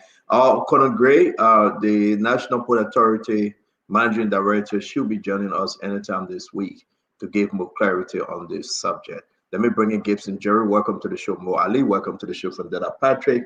Gibson will speak. We'll bring in Honorable Gray, Charismatic Gray, Mo Ali, and Dada Patrick. Gibson? I'm glad that you said we'll continue this tomorrow with more court documents. I heard Gray talking about ex parte, which gave me an indication that just one party was notified or was in the court or were communicated to. If that is what Gray is talking about in ex parte, then I don't know how that happened.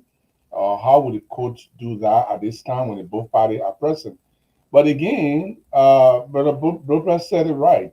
I mean, if you have some responsibility, pay your bills, pay, and that shows the irresponsibility of some of the organizations. If you make an agreement with somebody that you need to pay a certain amount of money for certain services they are rendering you, for certain privileges they are giving you, you need to pay. If you can't even pay the person you are in contract with, this is why most of them don't pay their national quota to the national budget, like the Water and Sewer Corporation, that Mo Ali presides over. These are the people who continue to carry the country backwards. They are not responsible with their responsibilities. You don't want to pay your quota to the national budget, but you want to enjoy the privileges of being a managing director or to be a privilege of a national corporation. Meanwhile, you are getting paid. The government continue to pay you. They give remuneration. They give you all these things put together. And then when they say bring $20 so we can put on the national budget to be able to pay other people, you say, I don't get money, oh. Irresponsible way of dealing. I think NAFA supposed to, they will need to present more. But I like to see what tomorrow looks like with some of the code document, and then we'll get a better idea. So true. We are getting all those documents again. We'll run with the story till we get to the end. So it's good that you said yes. Let's wait. Honorable Gray, welcome to the show, sir. Mosiah Carlos Gray. Thank you very much. The National Fishery and Aquaculture Authority was established by an act of the legislature in 2017. There was a Bureau on the Maritime, and with all international studies, domestic and international studies, and making comparative analysis, it was necessary to separate the Fishery and Aquaculture Authority from that of the Maritime. So the Unity Party-led government under Ellen Johnson Sirleaf, and vice chair by President Joseph Boakai, ensured that that entity was created. Unfortunately for us, it was lately created in 2017, and we inherited it and got Emma Glasgow. In fact, they contributed towards the budget. They raised more revenue than was expected. Maybe probably because of the COVID. There have been a lot of global challenges, etc. But the World Bank and other international partners, I got very interested in our sector. Like Colonel Gray said rightfully, that we have some of the best species of fish in the world. Our area is very virgin, both inland, the river, the lakes, the creeks, etc. We even have something they call sea cucumber that maybe some of you don't know about. Okay, one or two discoveries have been made.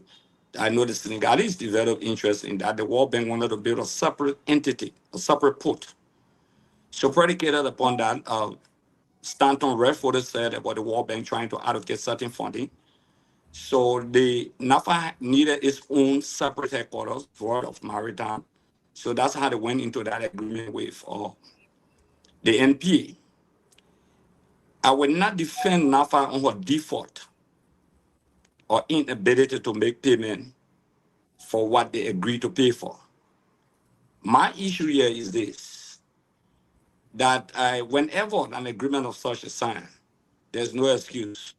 The NPA has no authority to dispute jungle justice. By law, if you have a tenant in your house, you can't just jump in and tell your boys to throw the things out or to close the area. You have to use the legal process. I think that was tacit abuse of power. Individuals taking authorities in their own hand, who could lead to a serious chaos today. But we shouldn't pamper that. This nation should not condone such chaos, such abuse, especially an authority that you don't have. You just go to the court. That is the thing. The court can close the place down. It's very easy. Okay? They can order payment. They can order the closure of the place. But nobody should sit on the show and ridicule the importance of NAFA. If you do that, it means that you're criticizing President Boakai, who signed the act to create that entity in 2017 as Vice President of the Republic of Liberia. So that's what much I have to say, that it was uncouth, uncivilized to other seaport security. And the reason why I'm using the strong words, because the NPA managing director has demonstrated that habit by plying and parading the street of Monrovia with convoy, with NPA securities. This is something we have to look into. This is not a state of jungle justice. That's why I'm speaking the way I'm speaking so hard, that the action was uncouth and uncivilized. He's traveling. What he travel has to do what we're discussing. No, I said the uncouth situation is that you don't use the law, you move onto people's place. They have a contract. Whether the defaulted in the payment is not the procedure No, to I close down understand place. that. You just talk about he traveling and the way he traveling. Yeah, I said when you begin to move with seaport security and creating the kind of a different scale and want to exercise an authority that you don't have in the public glare, it raises concern. These children should start sweating in a little portfolio because it's not Okay, the function of the seaport security. we'll get to that. Yeah, no, let me just close. It's not the function of the seaport security to provide personal security protection. Gray, I got a Password, question for you. Can you answer my question? No, wait 1 minute, Yeah, I what's the beg you. question? We'll open it for question real quick. Let's take Mo Ali and Vandela Patrick, then we'll do the question. No problem. That I can promise you. Mo Ali, welcome to the show. It's good to see you, sir. Thank you, Stanton. Good evening to everyone. So quickly, I listened to Honorable Omer Uncle Samuel Jackson talked about. He looked through the. Don't say honorable old man. So yeah, man. Yeah, But why Hey, that you interfere with me? I sent the planner to A2. But Bose Gray, how that's- is your business? I sent the planner. You see, everybody was quiet when everyone was speaking. I beg you, Mo Ali, we're not in the chat room. Mo Ali, I don't understand. I don't Address understand. Uncle Sam properly, please. We are not in the chat room. Address Uncle Sam properly, please. Honorable Samuel Jackson talked about. He looked in the plan. He see implementation plan there. You know, let me. I never saw implementation. I used the word strategy, Muali. I used the word strategy. He see implementation strategy. Uncle Samuel Jackson. The document you saw is a summary of a development strategy of all of the sectors. What happened? That document is like the Constitution. It does not explain the detail of implementation or the strategy for implementation within that document. That in that case, it will become very voluminous and nobody will be able to read it. What happens when the summary is written, the sectors individually, they go about to develop their own strategic That way plan. we die. That way we die. Uncle Sam, I beg you, let's respect each other time, please. I beg you, Uncle Sam. Mo, proceed. So every sector develops its own strategic plan and implementation strategy based on what the summary document says. So, for example, sector has its own development plan, which was just summarized into that plan. The health sector, like the water and sewer sector, we are concluding our development, our strategic plan this January. So, Uncle Sam, that document cannot incorporate everything. Part of it also, what was launched, part of it also is the counter development plan. Well, thank you for recognizing it doesn't include the implementation strategy. Thank you for accepting. Uncle Sam, we can't do this. Uncle So Sam, don't you have mute button for Uncle Sam? Guys. No, but I tell you, thank you. I tell you, thank you. Uncle Sam, then you interrupting the show. If you just interrupt me, we squeeze with time. Everybody got to speak. Mo Ali, please finish up your time, please. So for example, you have 13 counter development strategies. All these things culminate and you have a summary of what you call the National Development Plan. So it's not going to incorporate everything. As a matter of fact, as an attachment to that document is the PSIP. Every sector submitted a PSIP to the Ministry of Finance that is there and is in detail. That's how, in fact, it's based on the PSIP that they were able to derive the cost of the strategic development plan for the country. I just wanted to clarify that point as my opening statement. Then you have your 2 minutes. We talk about the Freeport. I'll give you 30 seconds, man. You guys came in late. There's no opening statement. There's no opening statement when you come late. So let's just get to the rare conversation. Stanton, I am Yes, sir. just hearing about this Freeport thing tonight, right on the show here. I haven't been able to go in detail to talk to the actors to know what really happened. So anything I say here, will not represent any view. So I don't want to go into something that I have no idea about. Well said. Thank you. Fundela Patrick, welcome to the show. Jump into your 2 minutes, sir. Yeah, thank you, CEO. It's good to see many of you here. And first, let me start by congratulating Mo Ali.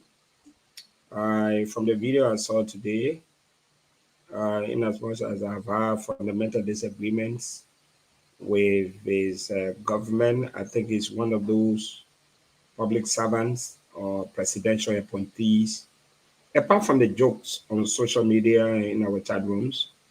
Mo, my man, what I saw today, if it comes to fruition, man, I'll put you on my back. Congratulations. I think Monrovia needs to be 100% supply with water. And I think you are on the right path. So quickly, I had the opportunity to read some of the information that the National Fisheries is indebted to the NPA. But CEO and all of us that are on this panel, like Honorable Grace said, NAFA was created by an act of national legislature. Interestingly, in 2017-2018, it came into fruition. And I must state clearly, I had an opportunity to engage people from that sector in DC, sometimes I think 2019, 2020. That sector, she has revamped that sector. And I think there are some fundamental problems. Over the past 3 years, that sector has been a center of attraction, generating resources, from the World Bank. And many of us, perhaps, some of who are following the show, maybe we don't know. Right? This sector provides direct employment and income opportunity to over, 33,000 people, including, 11,000 fisheries. I mean, or people who are engaged in fishing, and specifically Grand Cayman County, Maygibi, and Grand Cess. These are areas that these jobs are created. So this sector alone, can help. Once it is supported by the government, it helps to reduce, unemployment in our country. But why are they indebted to the National Port Authority? There must be a fundamental reason. And I'm encouraging the government or state actors that this sector that has provided jobs, to Liberians is now indebted to the NPA. We don't know what is the reason. But again, I think as people who work in the public sector, they should see this as an opportunity to sit with the management of the national fisheries to really investigate. Why is it that they are not in a position to pay their debt? What is ongoing? Sometimes it's not just everything you bring in the public domain. This is an internal something that should be addressed. So I don't want to see in my mind, two public institutions at local head. You are indebted to me, we'll close you down. I don't have the money. I think it speaks volumes of institutional breakdown, and this should not be happening. It's something that they can handle internally. And it requires, technocrats to sit with these institutions to really identify the problems. Thank you very much. I have a question. To all of you, we'll get to the question that Richard said. Let me just say this. Please, I beg. I don't want to check your time. Just look at your time. We're going to go into to close this thing because we got a lot on our plate, and a lot of you want to talk about the arrest agenda, the program that took place on the AAID today in Grand Bassa County. We're going to talk about LRA and the budget. We're going to talk about Mo Ali and that what is trending on the Liberia Water and Soil Corporation. Again, folks, we're also going to discuss David Eto Brown Lasana indefinite suspension. So I beg every one of you, please, 1 minute to close this topic on NAFA and the Freeport. Dr. Richardson, you go first. So my question is about NAFTA. Why is it that this rent business is coming up now? What happened in the past? Why didn't the Freeport Authority question why the rent was not coming in on time? So I think some negligence should be bear by them as well. Let me answer your question real quick. Yes, it came up before. LPRC owe Freeport. The 5 major rice importer owe Freeport because they have the warehouses at Freeport. NAFA owe Freeport. A lot of different people out there, they owe Freeport. And again, like my brother Fandetta Patrick, maybe you got an insider. They try to keep this within government, not to put this out. Look at what we just showed you concerning NAFA. We have the one from LPRC, and we got to talk to Amos Swell likewise. This is huge. If you do all the calculation on NAFA a year, it's over $6 million. Imagine if NAFA were contributing this to Freeport. Freeport argument, we don't have the money to contribute fully our own into the government coffer. And the radio station, the country is beating on us.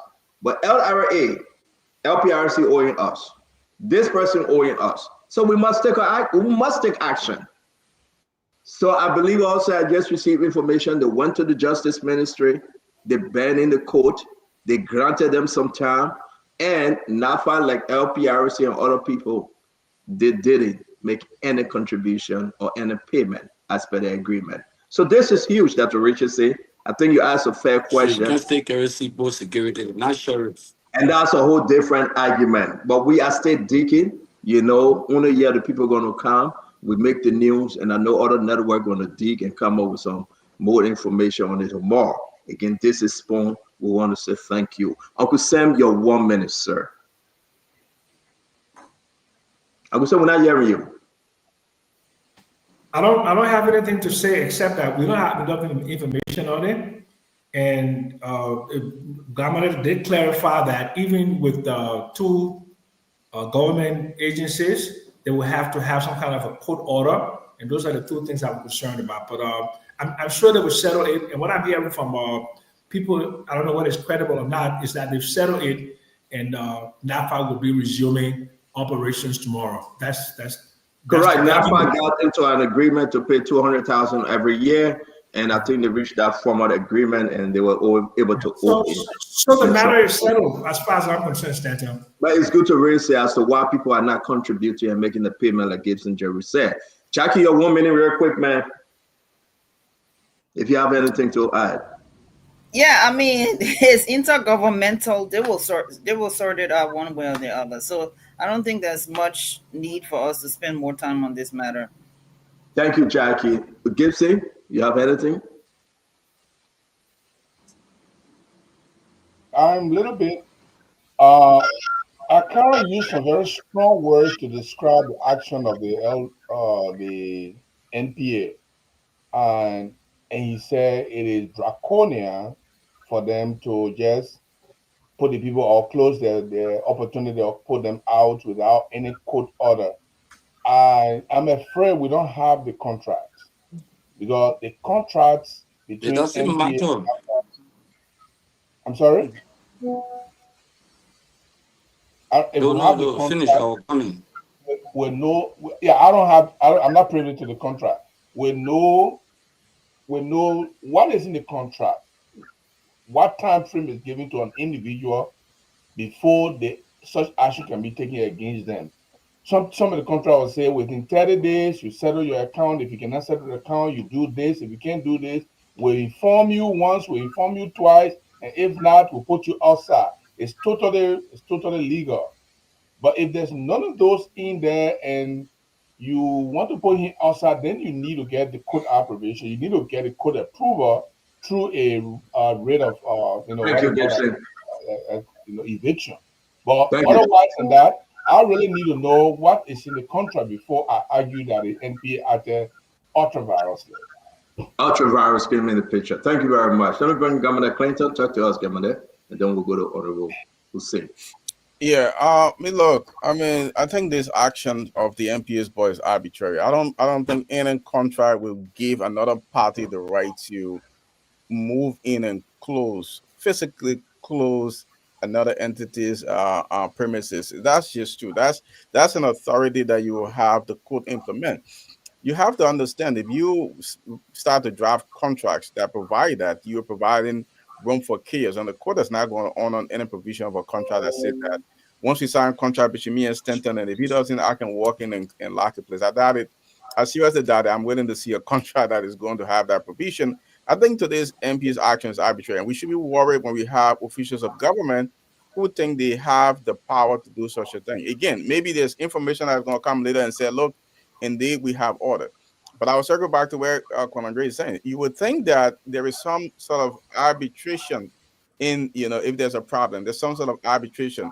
There's some sort of mechanism that provides a legal remedy other than this physical force that was used today. I don't think any government official should be flexing that kind of muscles. If I were the president, I would call Sekou Doucouré today and give him some serious whipping for the kind of embarrassment that he did to the government today. Okay, thank you very much, Hassan. Talk to us, Honorable Fadiga. Yeah, I like how you guys put it. You guys are trying to turn this thing into something that it isn't. I see Honorable Gray and all you guys trying to turn it into some rebel group enter the city and shutting things down. No, it's an inter agency. The same government, same people. I don't think they will be that vicious. I'm a little concerned why the MP. Look, Emma is a smart lady. I just been she's a good friend of mine. If they are not coming up with payment, something is happening. And like I always say, the devil is in the detail. Until we can get those details, it's very hard to know what is going on. But as far as what happened at NAFA, it's nothing. I think we should be talking about the arrest agenda that was launched today. Those are things that will make more sense because I mean the finance ministry and commerce ministry same government. Emma worked for the government. Yeah, so we got different topics. So usually you think when we take police people and let's go ahead, Clinton. We got different topics. We get to the arrest agenda that every one of you want to talk about, but let's go through our topic line. Honorable Gray, let's hear you. From that, Patrick, Mo Ali will take us home. Then we'll move forward with the other topic. No, but I didn't talk, and I want each person, one person talking. But Honorable Gray, I just call you in. Yeah. Okay. Okay, maybe my internet, but basically, the way Fadiga spoke is just a rebellious behavior. It just happened to the LDA. You saw the director and his deputy fighting, almost taking our arm. Okay, this indiscipline in government that we're talking about. For you're talking about just one entity, those are two separate entities. And let me respond to the senior man Gibson on the show. Gibson, even if you put someone in your house tomorrow morning, okay, and they're supposed to pay your rent on the morning, and you can't just jump and tell them you got to go to the court together, or that is a process. So there's no agreement. There's no agreement. Let me just conclude. There's no agreement that would say that CPO security can just jump on anyone bedroom or anyone house and beat them or close the door and carry lock there. Okay, it's uncivilized and uncouth. And we don't need to tolerate such a thing. I mean, they respect the court. Okay? I'm not saying that they don't owe them. I'm not saying that they should not pay. They must pay the money. It's a choice. But that's not the way to get the money out. Then the society will break down into anarchy, and that's what we want. We don't want a society that will break down into anarchy. So his action was very wrong and must be condemned. In fact, what I heard, the Ministry of Justice had to intervene immediately to handle the situation behind the scene. That's the information I just got. Thank you very much, Honorable Gray. Honorable Moses Akaris Gray. Let's go to Conor Gray. Conor Gray, your 1 minute, sir. So Stanton, like I said, here in the U.S., if two agencies of government lock into dispute, of course, the Department of Justice, in our case, the Ministry of Justice, they have their own IDR mechanism, internal dispute resolution mechanism, to handle some of these kinds of issues. And individual agencies as well, like the fishery, even the Freeport would have its own internal dispute mechanism to resolve some of these issues. But nobody would take the law arbitrarily to their own hands without exhausting first the mediation. I was asking about arbitration or any other forms of dispute management within agencies from agency to agency. But they just jump up. Maybe they've exhausted those steps, but we have to be able to see that was done, or maybe the ombudsman can come in, whoever, but find a way to resolve it first internally before jumping into this gangsterism, or what we call Robin Hood type of managing conflict. I think the Freeport did not handle this sporadically. They probably use some spontaneity. In other words, I'm the stronger here, so I'm moving on. Even if you're a landlord, as others have indicated, you're restrained by law to exhaust other means before even evicting an arrest. And Gibson, I think, and Jackson said it, and maybe Gray. But yes, thank you, bro. Thank you very much. Mo Ali, you got anything to add? Then Fandela will finish up for us to leave this one. Mo Ali, you got anything to add more for us to move on? Well, I'm seeing people saying that the issue has been resolved and NAFA will resume tomorrow. Correct. I mean, that's important. But it just goes to say that when one entity owes the other, you must pay. When government ministry owe a water bill, like for example, I always say the ministerial complex owe a water bill will cut their whole line. Where they're getting water from now, I don't know, and it doesn't really bother me. The day they want water back. You cut the line?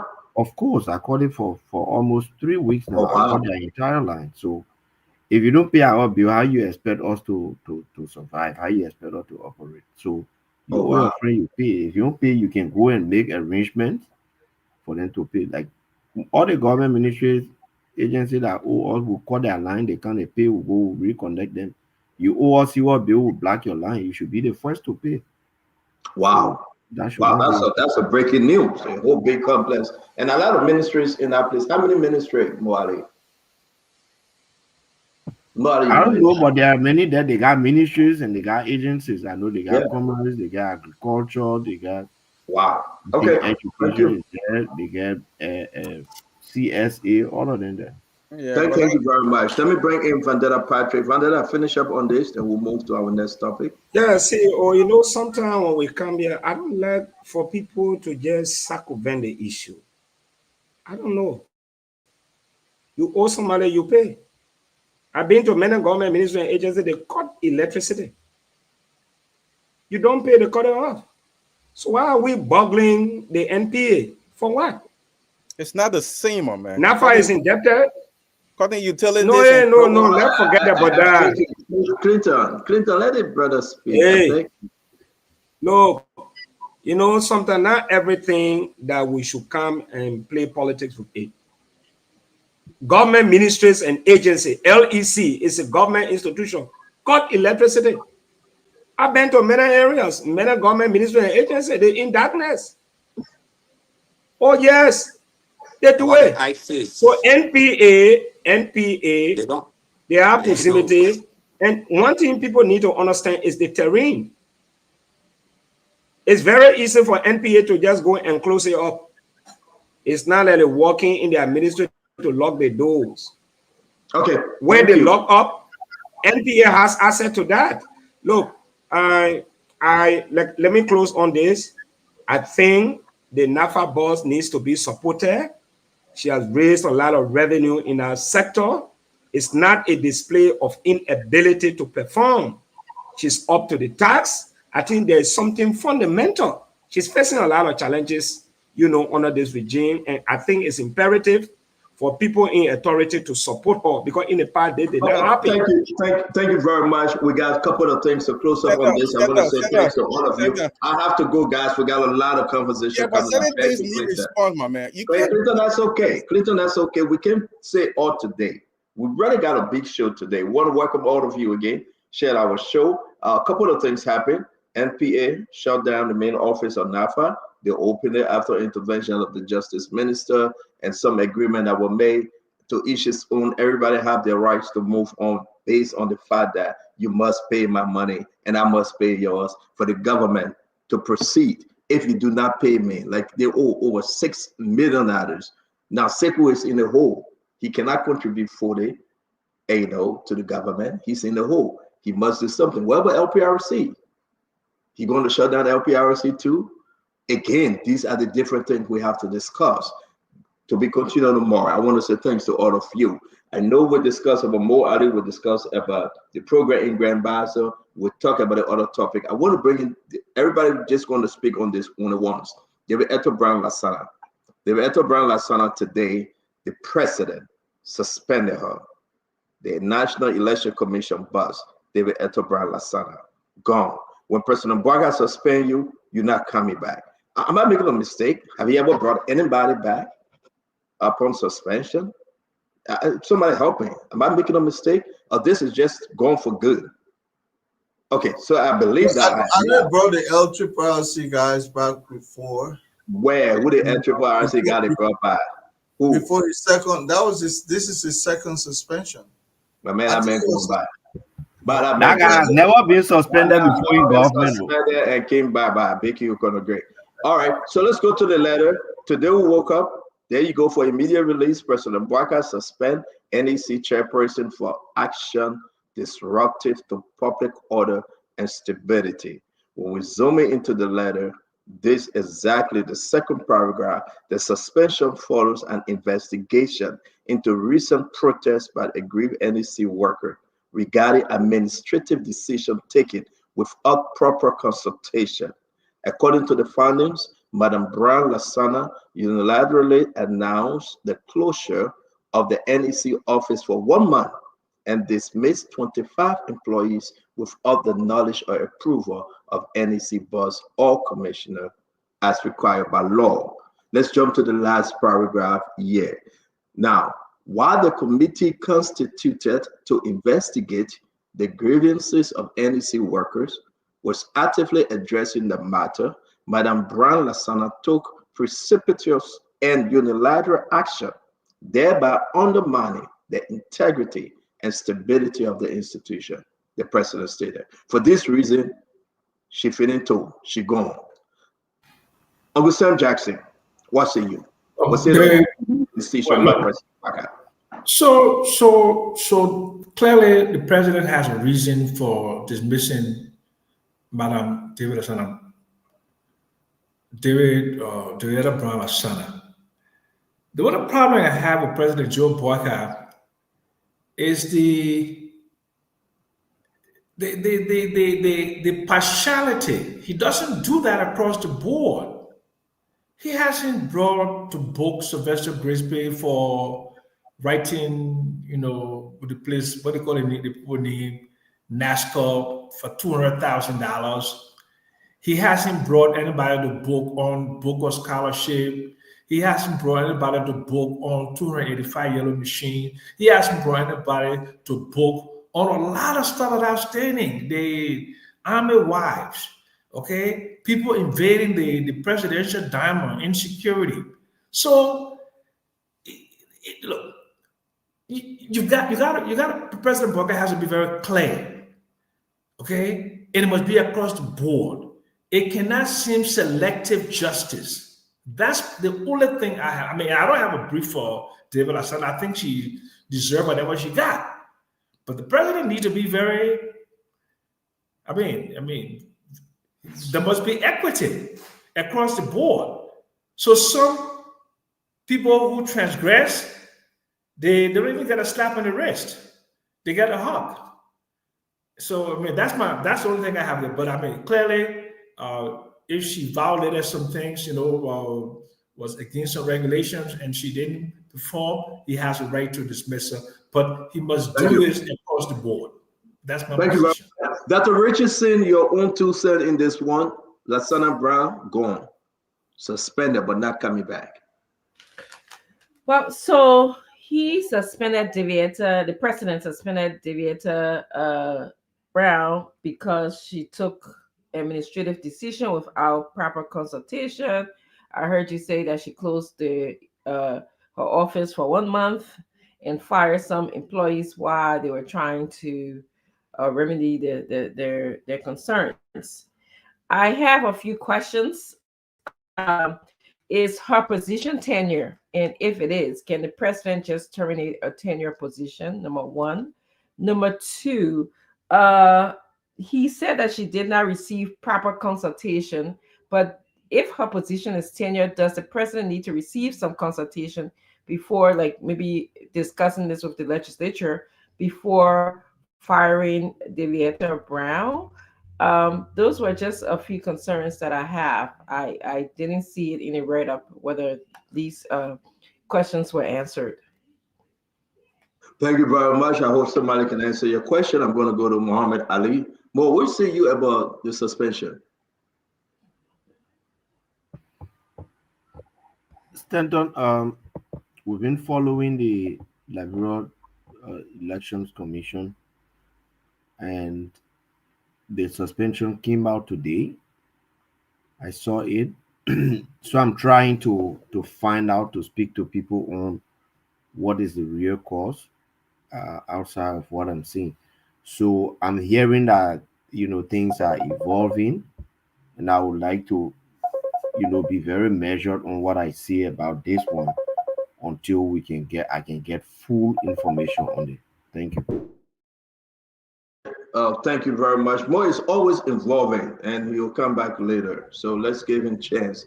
Sister Jackie, what say you about this suspension, Jackie? Okay, so what I understand from the suspension letter from the office of the president is that the NEC boss unilaterally made decisions on her own without consulting with other commissioners, her other colleagues. So, and because of that, that caused a lot of problem within NEC. I mean, there's missing 25 employees, and the other commissioners are not aware of it.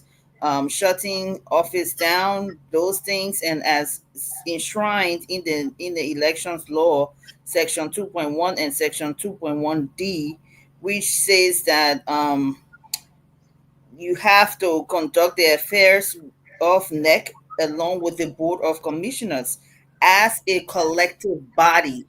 So although, she's the NEC boss, but she cannot be making major decisions on her own. So this was the reason for the suspension, which seems like it's been causing a lot of problem throughout the National Election Commission with all the dismissal and closure of office, and without other members knowing about these matters. Jackie, thank you. Fundella Patrick, what say you here? CEO, every official government appointed by the president work at the will and pleasure. I've had the time to follow when this issue of protest ensued at the National Elections Commission. David Eto Lasana, being my former classmate at the Cardinal University Graduate School, I know she's a person of integrity, and I respect her for that. She alleged that after the 2023 election, there was an excess, I think, of $2 million that left within the covers of the National Elections Commission. And all our commissioners asked that the money be distributed. She insisted that this would not happen, that this money should be turned over to the Ministry of Finance and Development Planning.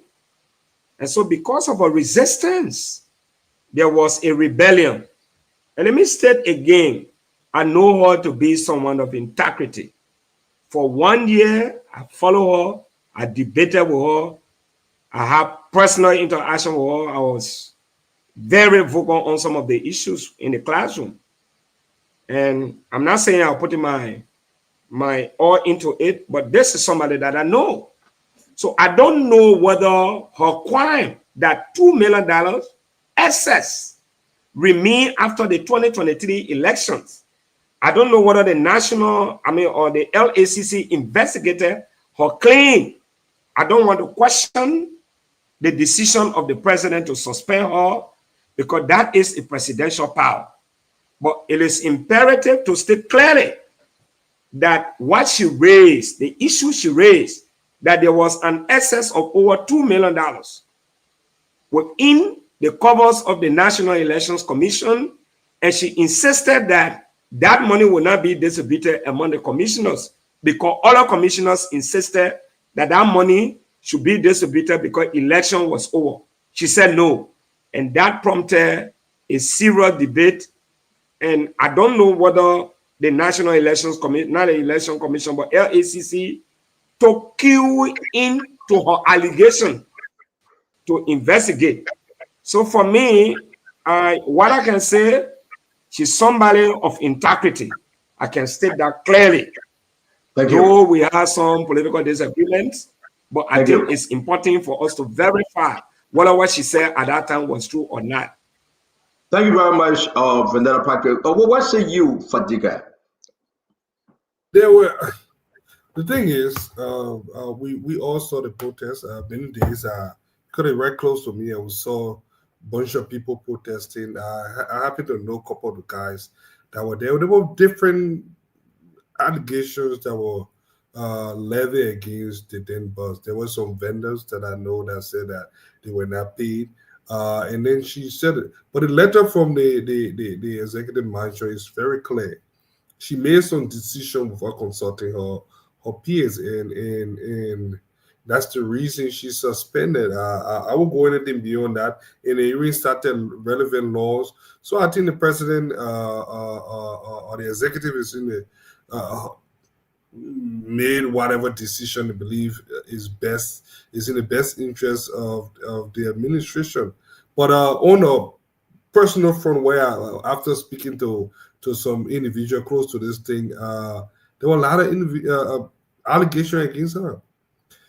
Employees were not happy. They did not get their hazard pay.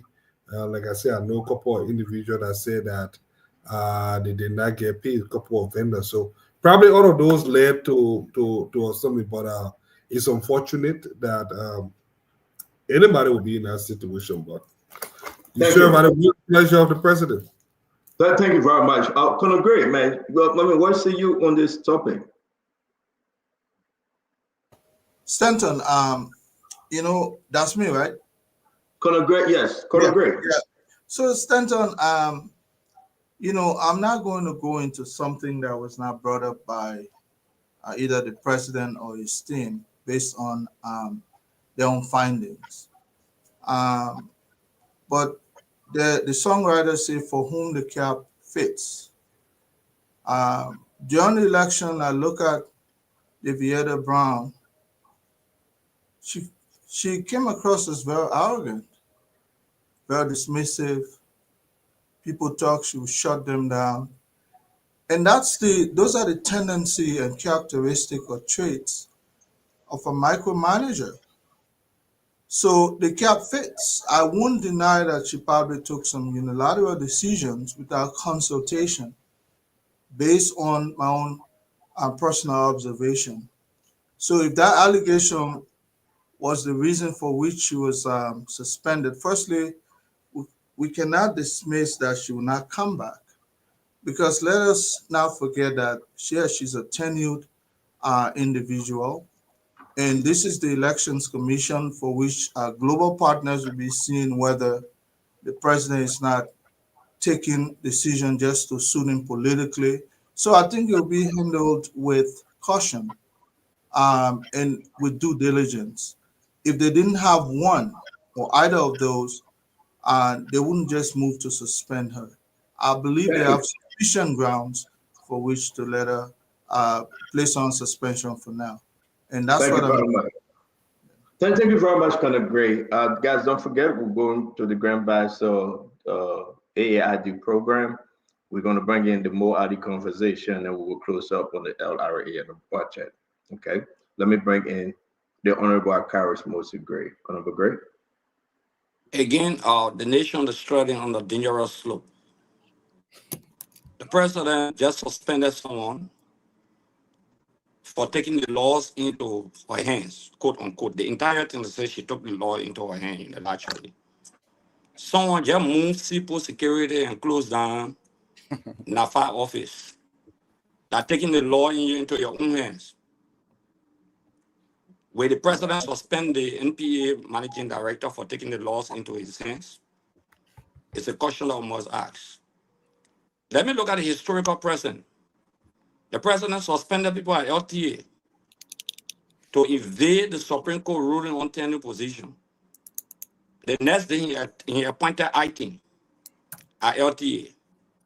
The president goes to the National Elections Commission, suspend the commissioner, the chairman. Don't be surprised that tomorrow morning the president will appoint Francis Johnson Morris or the current CSA boss as acting. Don't be surprised. Is that a historicity of the creation of tenure position that the president will just be suspending in time indefinitely? Look at what happened to Central Bank. We are discussing facts here. Can we trust this president? 2 weeks to election, maybe the president can suspend other commissioners. Suspending David Ethel, does that remedy the situation to give the people their jobs back? They could go to court and challenge it. It's a dangerous precedent. What the president has done, time indefinite, that's why I say time indefinite suspension, they have elevated it to time indefinite suspension. Okay? The president knows very well that if the president at the Supreme Court now rule on the issue of tenure position, the president will dismiss her. Just how he attempted to dismiss other people but suspended them after the Supreme Court ruling. So there's dangerous. We shouldn't sugarcoat that kind of thing. We shouldn't even encourage it. This integrous institution, you don't play around them by suspending people. You go to central bank, you take the governor or and take your business partner from one bank that you took loan for and made him the acting governor of the Republic of Liberia. You have deputies in existence. Okay? For me personally, I don't care how people feel. I hate the facts, and these are the things people frown on in the past. If it was wrong yesterday, it should be wrong. If David Ethel is suspended today for taking unilateral decision, okay, then somebody who took similar decision to vandalize another area and close down another entity that she closed down the neck headquarters, she'll also be suspended. But I can guarantee she's not coming back. This president will never bring her back. She's gone. Don't be surprised that another person could be acting tomorrow morning. So this is what I have to say at this critical juncture. Thank you, Honorable Gray. Keep saying, put in the tenure.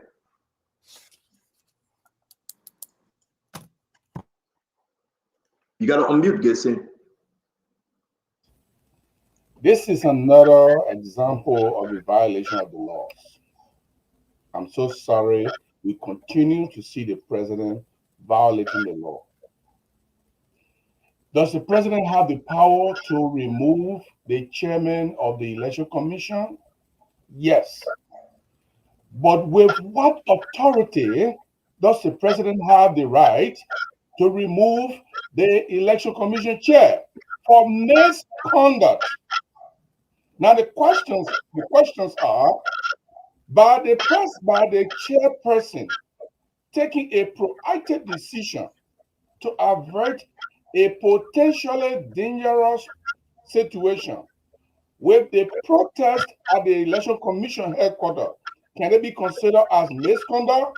My view is no. Did the election commission board of commissioners recommend to the president that yes, madam, please, because of our attitude, we as the board recommend for suspension? My answer is no. But let's push a little bit further. In April of last year, the Supreme Court ruled that suspension is removal, and the president does not have the clout of duty to remove a tenure officer without a cause. On April 25, the president said in a statement that he appreciates the decision of the Supreme Court and still went ahead and removed the tenure officers.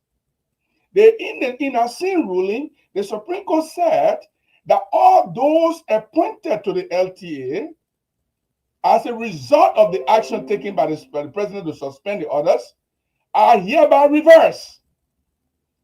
And they were not reversed. The president insisted that they should be there. And they are still there. What we are seeing today is President Boakai onslaught against the law. His onslaught against the law. So I want people to tell me, what is a misconduct prescribed by that gave President Boakai the right to to suspend. In fact, there's no suspend in the tenure law, in the election commission law. There's nothing that suspend. It says you can remove the person for cause or misconduct. It didn't say you can suspend. So what law Even the did he Constitution did use? not say suspend. What law did he use? Why did he say the president can suspend? Either the law never said that. If the law did The not authority give that the law does not give, you in cannot law, take. listen, If you got Gibson on the floor, guys, please. listen, those who know the law know this maxim. And if Stand up, Mama. You get out of your if you study law, you know this maxim. The law says, whatever it did not give, it withholds. Whatever the law does not give, it withholds. If the law did not say suspend, it withhold that power. It does not give it to anybody. That's the maximum law. Okay?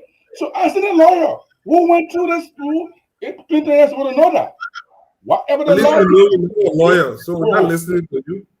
Okay, so here is the problem. What is happening? The president is massively, uncontrollably, defiantly, arrogantly, illegally destroying the very fabric of the law that brought him to power. And if the president continues this way, I'm sorry, we'll have no more law left.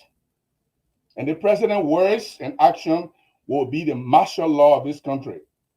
And this is where we are headed because there's no more law left.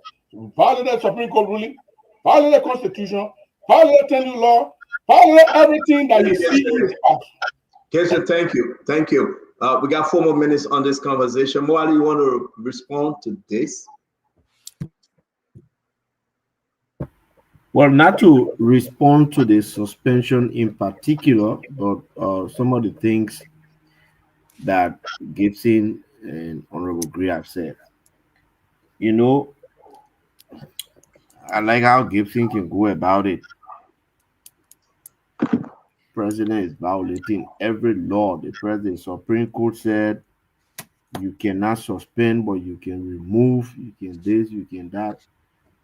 You see, the thing is, in the case of the LTA, for example, they say you are suspended based on allegation of corruption and subject to investigation audit by the GAC.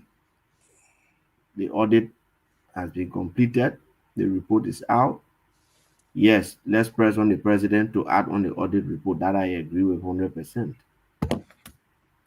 In the case of NEC, like I said, I don't know the details, but the suspension release is clear why the suspension was done.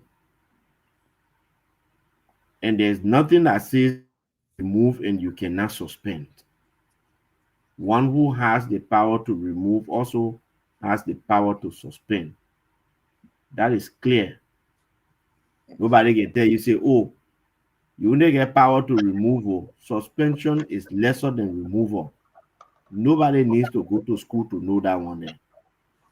That the same law that tell you that you have that power to remove, that law implicitly apply that you have the same power to suspend.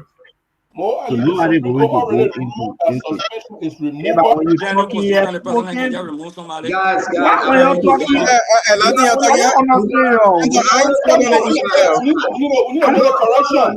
don't understand this CDC people. We got only 2 more minutes to talk. Tell me how we got 2 more minutes when you went back to more Ali. I haven't spoken. It's okay, but we will get back to you. We'll come to you. Maybe I missed you. I beg you. 10 seconds, please. So more, can you continue, please? All your CDC people, when you're talking and keep quiet, soon and talk small, then you'll disturb the whole flow. So this thing is simple. The president investigation based on the report, according to what we are reading in the release, he's suspended. My point is, once the president has the power to remove, he has that same power to suspend.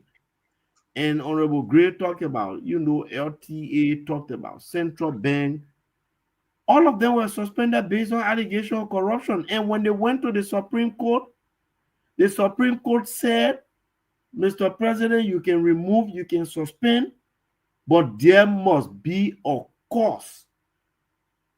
That power is given. Who determines that cause? That not you, Gibson. It is the president who determines the cause. So for you to think that the president is going to suspend based on what you think or remove based on what you think, you're wrong. The Supreme Court did not define the cause for which the president can suspend or remove. It left that power to the president. And that's what the president is using. I'm not referring to the particular case. Like I said, I'm not going to go into the details of the next case because I have not followed it. But I'm just telling you generally what's supposed to happen.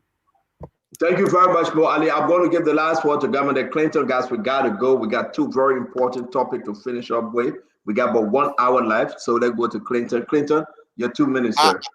Clinton, you took a lot of time. I sent you something from the ad that the executive marshal used. Okay, there you go. Right?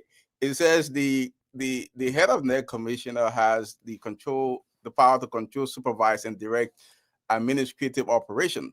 So what the president is basing his suspension on is the fact where it says, and in consultation takes corrective measures. But what corrective measure? If the commissioner has the power to control, direct, and supervise the operation, the administrative operations, what specific things consultation? There's nothing, it's nothing. The act gives the commissioner a lot of latitude to run the administrative affairs of the thing. So for me, I think this is a book of action. I wanted to make two clarifications. One, and that's why I posted the law. The first one from someone, I think someone said that it has to be a collective decision. Nothing in the act says that the running of the NEC has to be collective. It said for some administration decision, the head of the commission must consult with the rest of the commissioner. I also wanted to debunk this thing that every appointed official serve at the will and pleasure of the president. 10 officials do not serve at the will and pleasure of the president. I think I heard this on this platform more than once. And I also agree with Gibson. There is nothing in this act that says the president can suspend. It says the president can remove. Removal is not suspension. And then you can go back to the Supreme Court that says you don't have the power to suspend, but you can remove. So when you suspend, you have removed. And to do that, it has to be based on proof misconduct. Now, as a matter of law, what is proof misconduct? When you say proof misconduct, it has to be as a result of some type of hearing, whether judicial or administrative. Whether, Vivietta Brown had the opportunity to defend herself in this case is left to be proven. But again, the president does not have I read the law when I saw this today from start to finish. The president has removal power. He doesn't have suspension power. You can't suspend because then you go against all intents of this act. The president can just suspend 10 officials for indefinitely. It's a problem. That's why they give him authority to just remove them. If he feels that the action, he can't just remove any position. He can just remove. Even if he feels that the action arises to the level of removal, it has to be based on proof misconduct, which in this case it has to be as a result of some type of hearing. So those are the clarifications. Thank you. Yeah. Thank you. This is just the president flexing his muscles and tearing apart all the laws of the country. It's happening. It's happening. So let me ask. I got to close because we got to move. Guys, I beg you. I beg you. Hold on 1 minute. Clinton, you're a lawyer, and congrats to you. Honorable Akaris Great, 12 years representative. Congratulations to you. Since my left, Gibson Jeru, you've been in this thing. Congrats to you. Agusama Jackson, may God bless your soul. No, I really got to place you guys. You think that this is the immediate release from the executive mansion, and then you condemn the president, but the background document, you don't have it though. As to what investigation was done, as to what was given the president with their own funding. Listen, I can beat on President Joseph Yema Boakai, but only sure I'm getting ashamed of my brother Clinton. I don't know how do you represent these people in court. No disrespect to you. Anytime I ask that lawyer. Eva. When you tell your own, let me tell my own. Because you know what's happening. You know what happening, and you know why I'm picking on you. I heard you on the phone today when you were speaking to one of your clients. Man, you were speaking like you never ever traveled to Liberia in your life. And that man said he will write the check to you and everything will be fine. You took care of that client. But I am surprised. You know why I'm surprised? Because it is here. There's suspension follows an investigation into recent protests by the aggrieved NEC worker regarding administrative decision taken without proper consultation. According to the findings, Madam Brown Lasana unilaterally announced the closure of the NEC office. One, she did it all by herself. So we believe there was an investigation that proved that this woman was operating by herself for 1 month. And thereafter, Spoon was at the scene. These people protested, and here you go, 25 employees without the knowledge or approval of the NEC Board of Commissioners as required by the law. Okay. Are you now that missing you something finished, about how you ask questions you don't want nobody to respond? Allow me to finish. Okay, let me ask you when you're done. When you're done, ask me. I want you to put the law where it says. I'm in flat. You cannot do that with me. You're doing it intentionally. So let's wait for Stanton. I'm begging you. It is there. It is written. It's there. This little woman took upon herself. She fired 25 staff. So now we can go to the Supreme Court ruling and find reason to believe suspension, removal, but there's something here that you guys don't have. They conducted an investigation and $8 million were in question. The $8 million, Tipla Reeves went on OKFN, and after everything, she said $2 million, even $1 it calls into question. I do believe I can hold President Boyka on LTA because you still got Abdullah Kamara there. I can hold President Boyka on Central Bank because they are paying those people money that they shouldn't be giving money to due to the audit report. Investigation was done, guys. We can come back tomorrow with the document to show that something happened more than what is on the release. Stand on. But to be partisan tonight, hey, my own talking can go viral. Let me finish. I got two questions. Yeah, you got to be 1 minute. No, I can't. Everybody finish talking. No, I can't do that.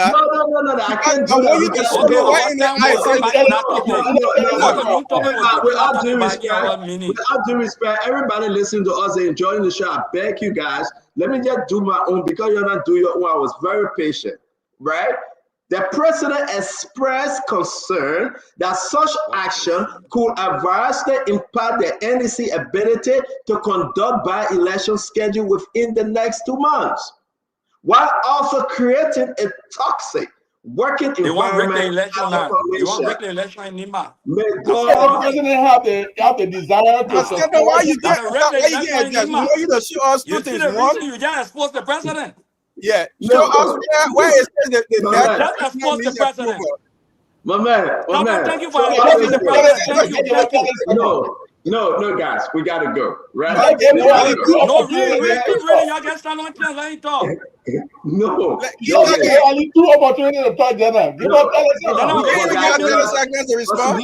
Sidisha, y'all don't disrupt the show now. I beg you, Sidisha. Y'all don't disrupt the show. 2 more minutes to talk. Okay. So when you have your time, you can come up, but I beg to leave. I think this decision by the president. Listen. This woman tenure should be over shortly. The president will wait and say when it's over, I mean, she's not coming back. But the president has to take action. Now, I can tell Uncle Joe, these actions are necessary to save the state. I hope you can continue. Don't be partial. You can continue. And these actions are necessary to save the state. So, ladies and gentlemen, that's my own 2 cents. Don't get very with me. You tell your own, I tell my own. We move on. Real quick, guys. Real quick.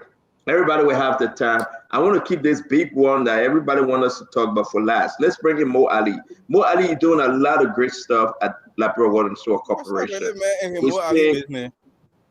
My man, so earlier make a topic again. Ain't Gibson accused Mo Ali for not contributing to the national budget? You don't want us to talk about it? Then we can move on. You're going more Ali. You talk when the man are here, the man are show face scared to talk. Well, Ali, just talk about your government. Don't talk about CDC government here. You gotta get Please go ahead. I'm a topic. Please go ahead. Okay, so again, it would be important that we address each other a burning issue. I hope we can do this very quick. Just 1 minute. You are accusing Mo Ali, and we'll give Mo Ali the time to speak last on this one. You are accusing Mo Ali about taking glory for something he shouldn't take glory for. Gibson, talk to us. Look, the Bible says, rejoice with those who rejoice and cry with those who cry. But the Bible also says, rebuke them sharply that they may be sound in the doctrine. And so I want to say here, the reason I brought this up, I have no problem with Mo Ali being selected by his cronies and his godfathers and say, well, let's prop him up. Maybe he will be the next minister somewhere so we can get him the accolade now. The man runs an institution that has a responsibility to the national budget. Mo Ali is to tell us today what constraint he's making, because if you are getting accolades, it means you are making gains. If you are making gains, it means you got money to make the gains. Because that's the basis of the water and sewer. People pay their bills and you got some money. The fact that you expand, you should have some money. Even if the outside sources are coming, you still have money raised on the ground.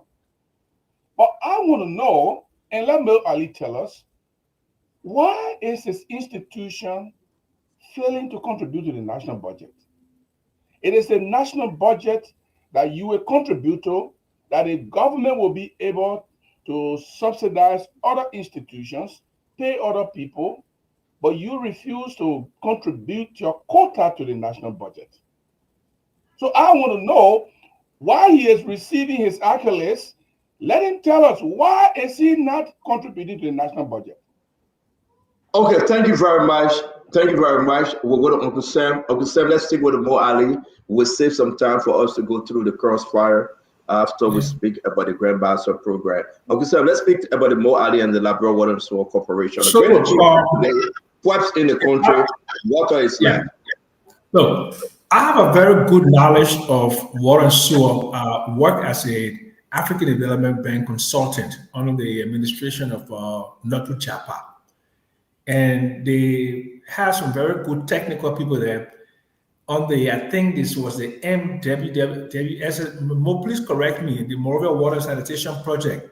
Okay, I think it was like a $25 million. And I was doing a project completion report on that. So I have a lot of empathy for water and sewer.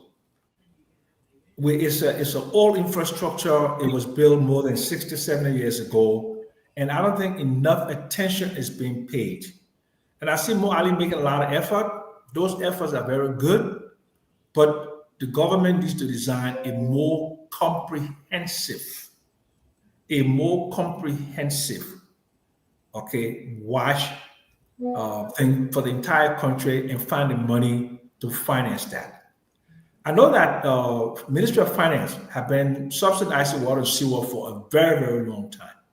So I see that Mo is making some efforts, but I don't think those efforts are enough to solve the basic problem of water and sanitation in Monrovia and the Republic of Liberia. You know that a lot of the illnesses that happen, like in children, waterborne diseases, the typhoid, the malaria, the so-and-so, all of those, right? So while they're doing something, I think we can do more if we really put together a short, medium, and long-term strategic plan that we can fund it. Because when I was working in investment banking, a utility was like a no-brainer. A utility is where you get easy money, and utility stocks, we used to recommend it for widows and orphans, because a utility it's like a monopoly. You sell the project and you do the collection, you get the money and you pay dividends. So I just hope and pray that the government of Liberia and the people of Liberia can take this very, very seriously. Because what happens, God forbid, Mo Ali drops dead today, right? You can't have an entire sector depending upon the performance of one individual. The same thing that happened with Mary Brown. Everywhere she goes, she does well. When she was with a passport, it was okay. When she went to this place, it was okay. But once she leaves, and everything drops. So I therefore believe we have a plan to build capacity, to improve output, and to improve water delivery to the rest of the country over the short, medium, and long term. That's my position.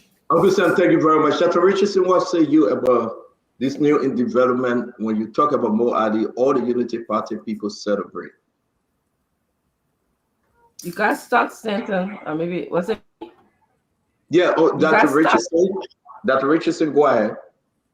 I have just a few questions. I haven't stayed in Monrovia for a little bit more. Maybe you can answer this. Central Monrovia seems to still be getting water from the people who sell water on the streets, like those guys that carry the big barrel. They can't get pipe-borne water at this point. Maybe there's a reason why. Can you just kind of explain that? I was staying in Central Monrovia on Benson Street to be specific, and we didn't have water coming through the pipes. Thank you, Dr. Richardson. Dr. Richardson, thank you. And now we're going to announce that she's back home comfortably home. So you won't find her on Benson Street if you go to look for her.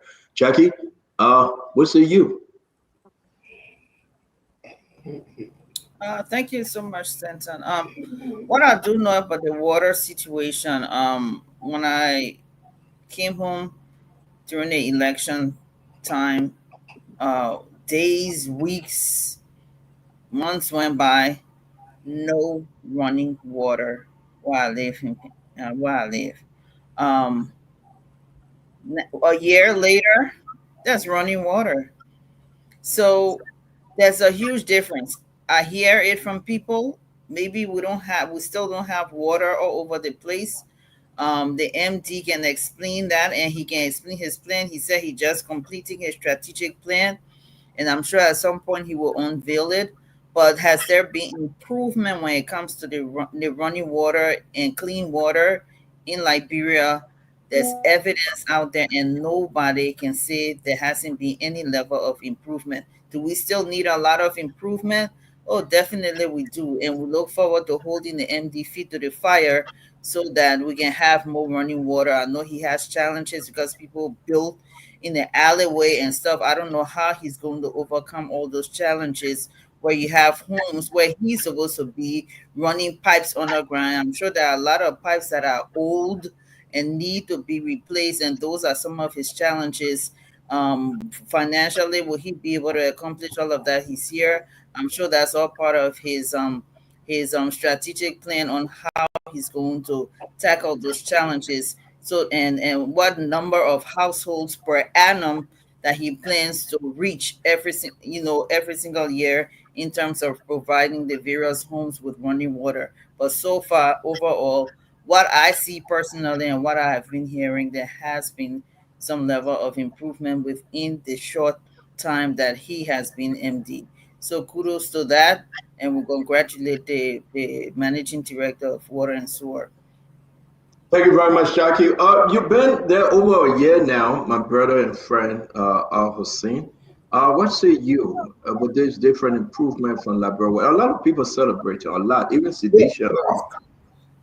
Yeah, if these guys want to be frank and stop doomsday preaching, they will say the fact our lives has improved, not only with the water but the sewage system. Look, what I can't honestly, I think I asked more in the other time. But if people are building on the sewage system, they are building in the way of it, and nobody seems to want to do something. I wish the government could do more in removing those houses because, especially in the heart of the city, these people obstructing the sewage system, and I know it's a hard thing, but to see a whole family home destroyed, but people shouldn't have done this in the first place.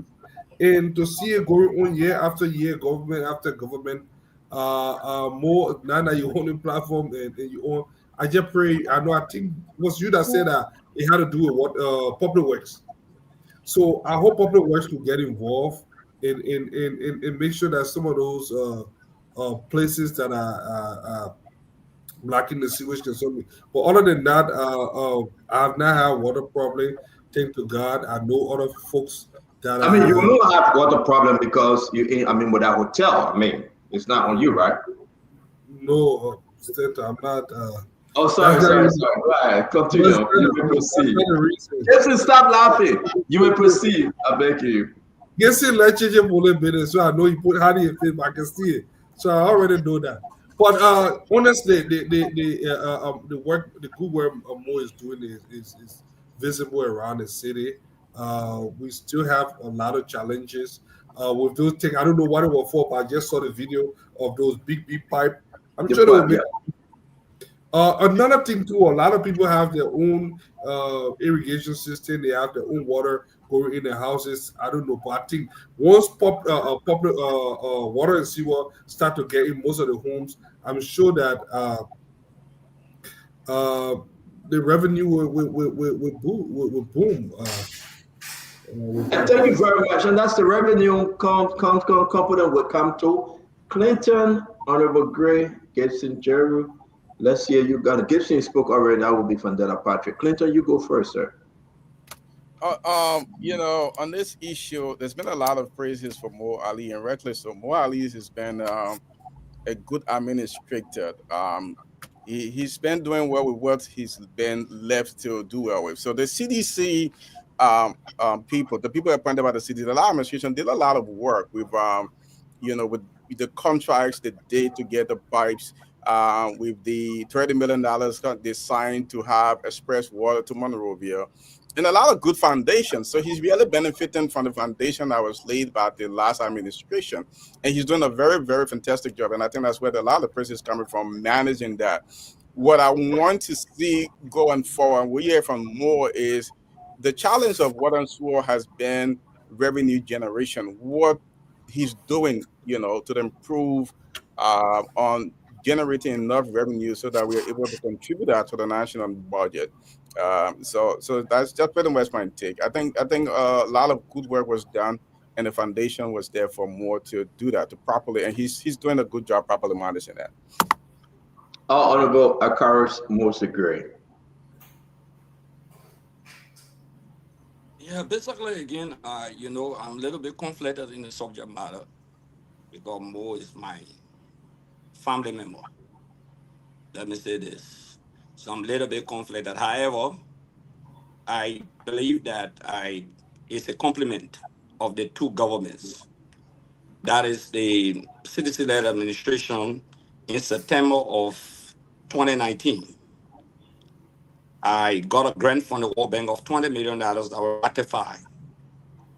As a sitting lawmaker, and the objective was to ensure that most of these pipelines are being changed. In fact, from the 36-inch pipeline to 48-inch pipeline.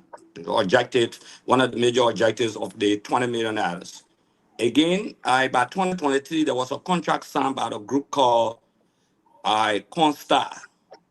It's JV Constar, between the Water and Sewer Corporation and that entity, so that they can be the transmission line from the water plant, okay, the water treatment plant, to be brought so that that water can be supplied into Monrovia. There was an agreement in 2023 signed. In fact, I think in 4 different arrangements, they call Volume 1, Volume 2, Volume 3, and Volume 4. Okay. So indeed, the basis was being set to a greater extent. And one of the concerns the former managing director of Water and Sewer raised, and that's why, in fact, we put them under the national budget of the country to pay the civil servant, to pay the workers there. Most of the pipes were raptured. You know, some of those pipes were there since the 70s, for example. So, and the African Development Bank, in fact, provided 4 different pumps to the White Plains. 4 different pumps to pump water. So once the water was being pumped into Monrovia, the pipes were boxed, they raptured. So, like, Ali flagged an issue, like he went to Ministry of Youth and Sports, for example, he had to cut them off because they are not paying. So they're concerned about paying bills. People would not want to pay bills. The pipes were being raptured. The World Bank came in to help with $20 million grant to Liberia. A contract was signed by 2023 to deal with the situation. So, in all fairness, I know people may say because Ali is your brother, but if I were grading as somebody from the public corporation, I would definitely grade for the doctrine of continuity and nothing more than that. For the fact that he's continuing the good work. So I will grade for the doctrine of continuity. And I don't think I will sit on this show and want to demean Mo Ali. And I want to say one thing that a lot of people don't know is that Mo Ali, is a damn good chemist. I'm sorry for the word, but I remember when you used to miss the liquor at Nakom. At Nakom, man, Ali? Yeah, I didn't expect Mo Ali to even do politics. Okay, he's one of the brothers that I've ever dealt with amongst my academic challenge products. So I'm proud of him. Very, very much proud of him, void of all political indifference. In fact, he was sleeping in the same house. And sometimes he would come in my own room in 2005 and he campaigning for Unity Party and I with CDC as a big brother. Okay, that's the level of tolerance we demonstrate. So, Fadiga, if you don't know this, I'm one of the most tolerant characters in the history of the country. Thank you very much. Thank you for the compliment. Even though you went around, you still keep back. You spoke, right? Yeah. Someone on the contrary, they had to be political with. You're listening to your uncle. Your uncle is about to speak. You got to give me. You have to give me perspective. So I didn't know more work with NACOM. So these were people that produce lemon twist. Okay. Yeah, more and the rest they produce lemon twist. I know, but all the liquor in the world. I don't know how. More is. And more can more no one talking about. The only liquor more has not produced is the Kissy Pepsi. I hope maybe it's not in the employ, but overall CEO, void of politics. Mo is doing a very great job. And I must congratulate you, my dear brother. And I mean, initially I doubted your ability, trust me. It was only tonight that Akaros Great just revealed that you are a chemist.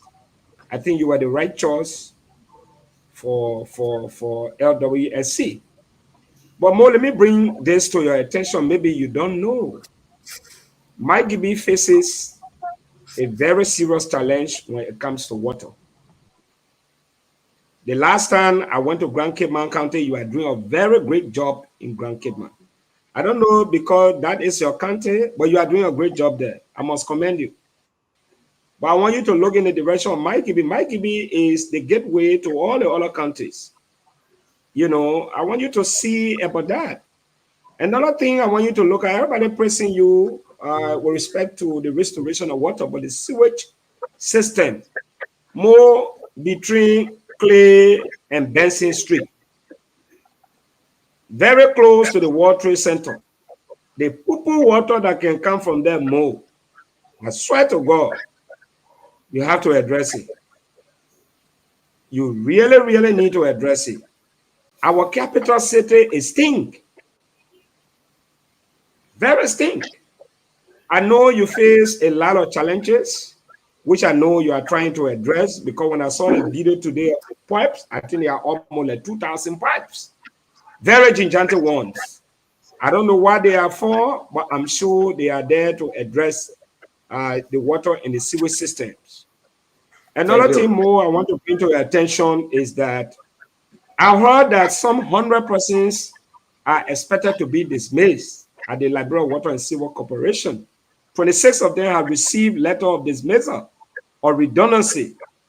I want to encourage you, if that is the decision of your administration, reconsider, because rather than you dismissing them or laying them up, you can be very creative and innovative to attract more fundings and keep these people within the employ.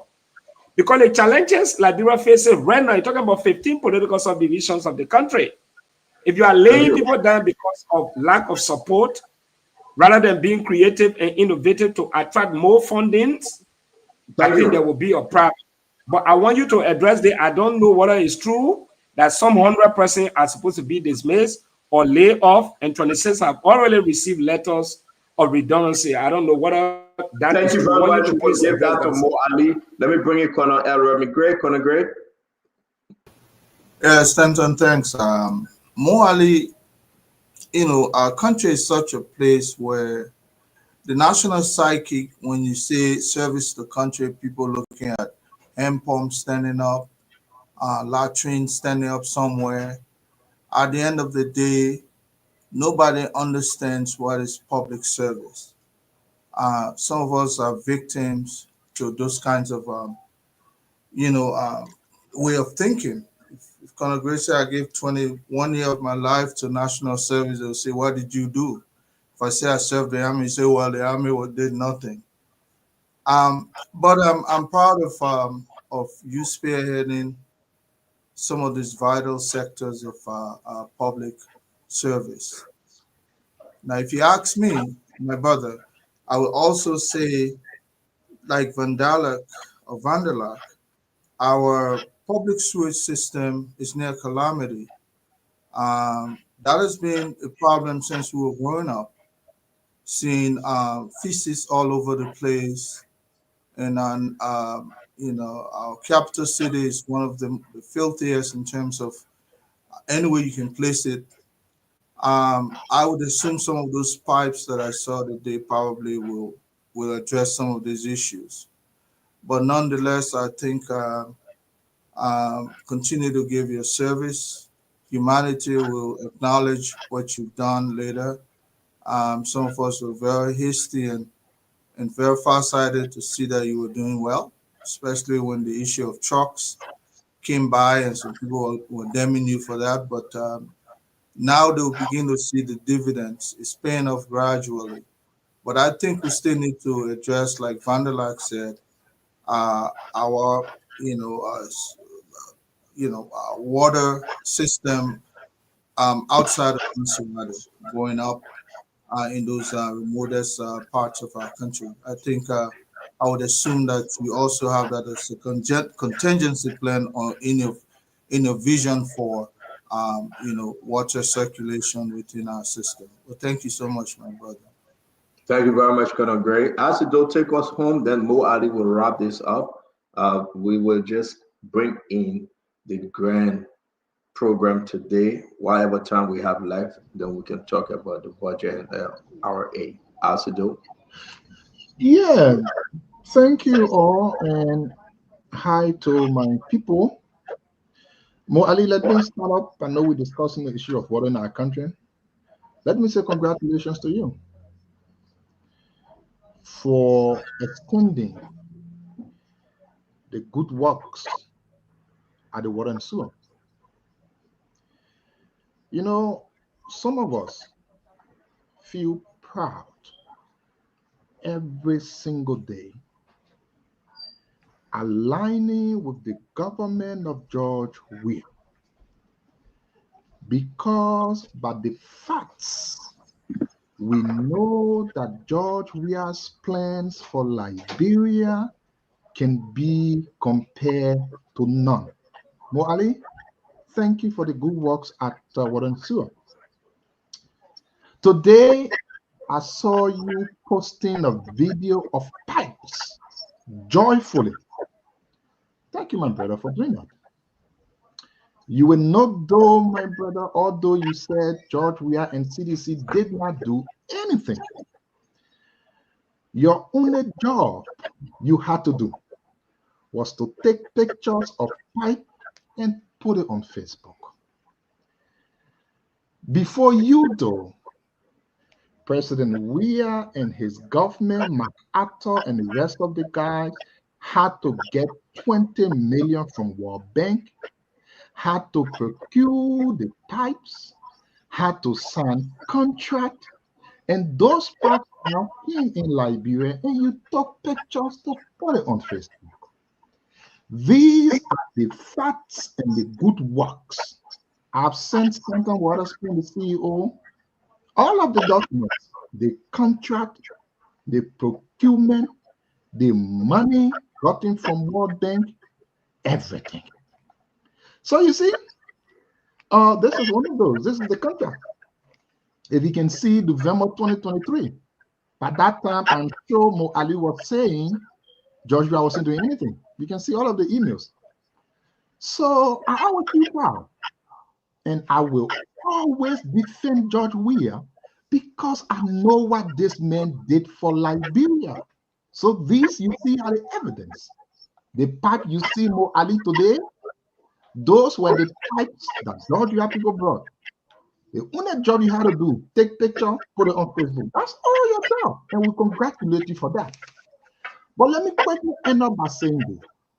If personally I will grade Mo Ali, if I will grade my own brother Mo Ali, I will grade Mo Ali on the basis of improvement on things that were problems during our time. One of those things was revenue generation. And I do believe that Mo Ali is a failure in revenue generation because unless the past government that was spending money on actual things, Mo Ali is not spending money on things. The brother has told us how the issue of water has improved. The only other thing I take from there is once the outflow of water improves, generation from the outflow of water will increase, revenue generation. But as we speak today, Ministry of Finance is still paying the staff from water and sewer. Ministry of Finance is still buying cars from water and sewer. Ministry of Finance is still helping water and sewer. The question is, what are you doing with all of the revenues from the improvement of the water service and water and sewer? Thank you, Asif. Yeah, let me just end on this quickly. See, yeah. Once the water situation improves and people are using it, it only tells us that the revenue you will be generating from that improvement will be increased. But up to now, the very same thing that happened when revenue generation was low is the same things happening today. On that basis, though, I cannot grade Mo Ali as people are grading him. Not because he only took pictures and videos. Thank you, Asif. Mo, we're going to bring you on. I think you heard from everyone, Mo Ali. Please make this your closing and try your best. I saw you writing. It's all yours. And yes, indeed, Jackie, you are concerned about that developmental program. We will discuss it next and squeeze all the necessary time. And Mo, take it away. Address this issue. Thank you, Stanton. And so let me start up with Gibson. Firstly, Gibson said why we are not contributing our quota to the budget. So rightly, the LWSC is supposed to be, or it is a revenue generating entity. That means that this entity is supposed to generate revenue sufficiently to operate, pay its staff, and at the same time contribute to the budget. But what many people don't know is that a water utility has a standard to which you're supposed to employ the number of staff. The one thing I've avoided doing throughout, and I will not get tempted into doing, is to sit and discuss negatively the past administration. Everyone or the past management of water and sewer, they had their own challenges they were faced with. Whatever those challenges were, how they managed it was up to them. But Gibson, for every water utility, there must be 10 staff to 1,000 customers. 10 staff to 1,000 customers.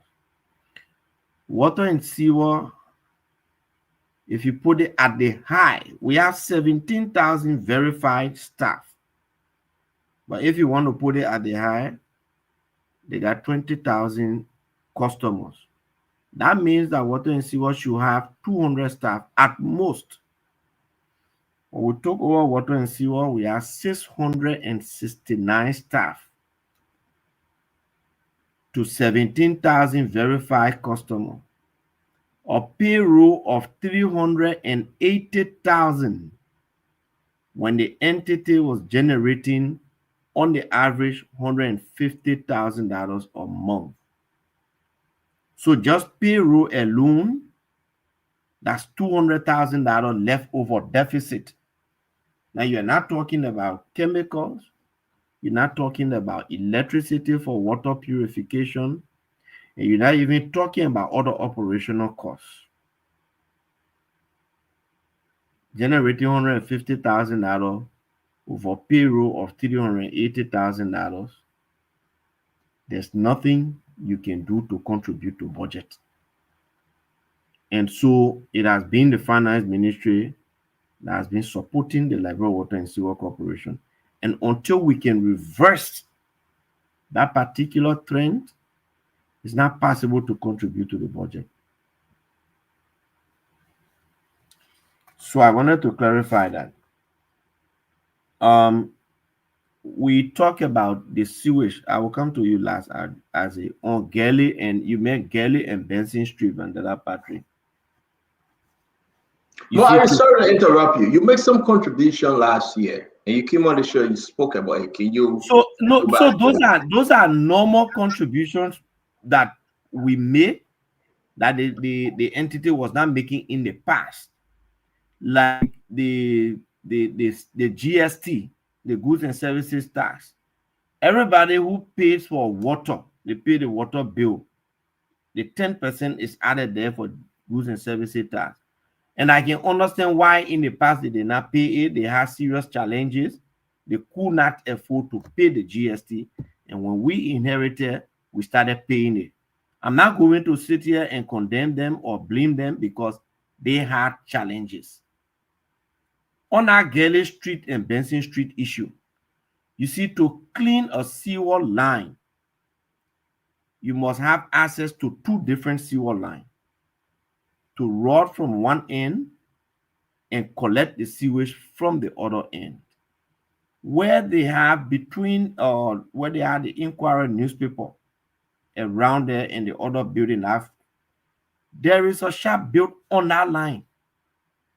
You need to stand to that Gelly Street point, and behind that shop there is a manhole there to be able to clean that line, and then clean it from over there to Center Street to connect to the main sewer line. Unless that structure is demolished, that line will not be cleaned. The only other thing we can do is to divert it. If we can demolish that structure, it makes it extremely difficult, if not impossible. Kakata, yeah, there was a water system in Kakata built with funding from the African Development Bank, what Uncle Sen talked about. The way they built the system was being powered by generators, which made it unsustainable because the fuel to power the system was much more than what they were generating in revenue. So eventually it went down. We've had an agreement, and USAID has done feasibility study with our engineer. They have agreed to revitalize that system, and they will power it with the solar system. By this dry season, they will start to work on it. We will go through all of the procurement. I wanted to address this thing that Isaac raised very quickly. Isaac, I'm not sure you have all of the information relative to this project. The project started sometimes back in 2015, 2016. By then, I was with Finance Ministry. The first grant for this project, me and Frederick Varney from Finance Ministry, along with the former Managing Director, Humbu Tule, and his Deputy for Technical Services, led that negotiation. We got $10 million grant for this project. When our grant materialized, it was right around the election period. So we did not get to implement it, and the CDC took over. They implemented a grant of $10 million. When it was at completion point, the CDC government, credit to them, asked for extended facility. This time around, it wasn't grant. It was loan, LOAN, $30 million loan. Right now, as we speak, I'm not asking for your approbation on this. It was $30 million loan. That loan is now rep for repayment. Your government that you talk about did not pay. It is this government that is going to pay. That's why I like what Honorable Grace said, the doctrine of continuity. So you took the loan, you pay. You implemented some. We are paying. If it is credit, we all take credit. I'm not going to take the CDC government credit for negotiating the loan. But hey, we are going to pay it back. You talked about that contract. Read through that contract. That contract was signed in November 2023. By this time, that pipe should have been completed because it was a 1-year contract. And I took over when the contractor has not even moved a pin. Why? Right after signing the contract, the contractor started raising issues. They were not in the contract. They other been not there. The contractor brought on new issues that cost $4 million extra. So he could not do the contract. The consultants they hire, they were not qualified. They could not put the contractor on notice. Stanton be my witness. At some point in time, I said I was going to cancel his contract because he was not living up to the terms of the contract, not being a lawyer. And the contractor came and brought every document. He said, your people that were here, I raised this point. They agreed to it that the contract, the BOQ, have fault in it. I said, I will still cancel your contract. And so they involved the legal people. When they look at the contractor document, they say the contractor is right. The contract was bad. The procurement process had issues. And so we had to rectify it.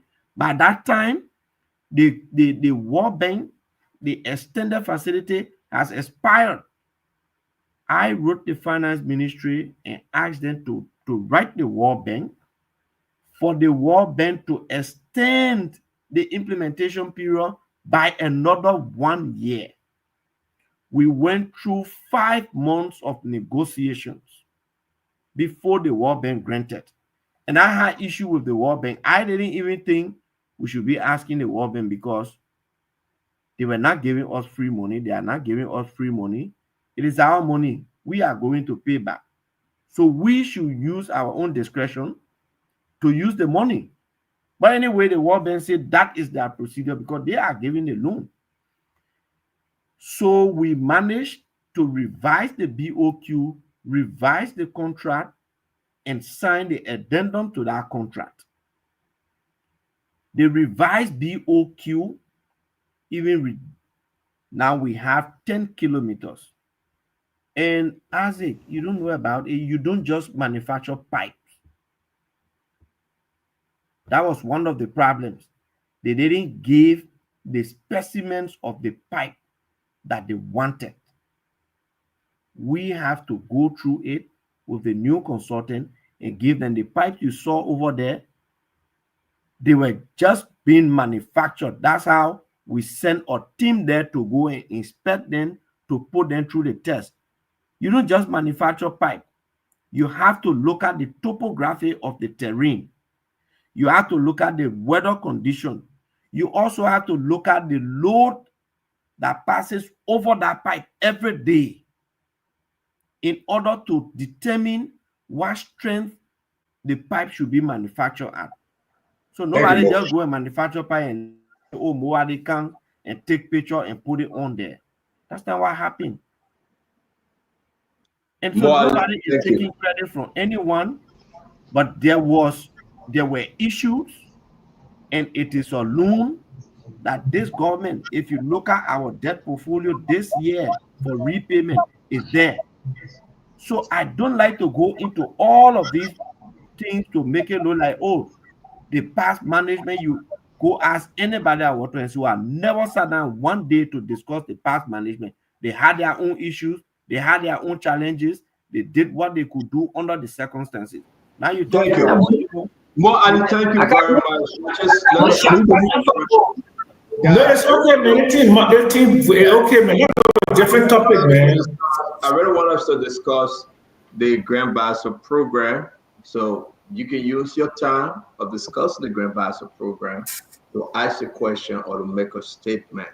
But Moadi, I want to say again, going back to the November 2023 and coming forward, I mean, anyone that have questions, they will either go in the chat room, we are in the chat room, or we can discuss this later.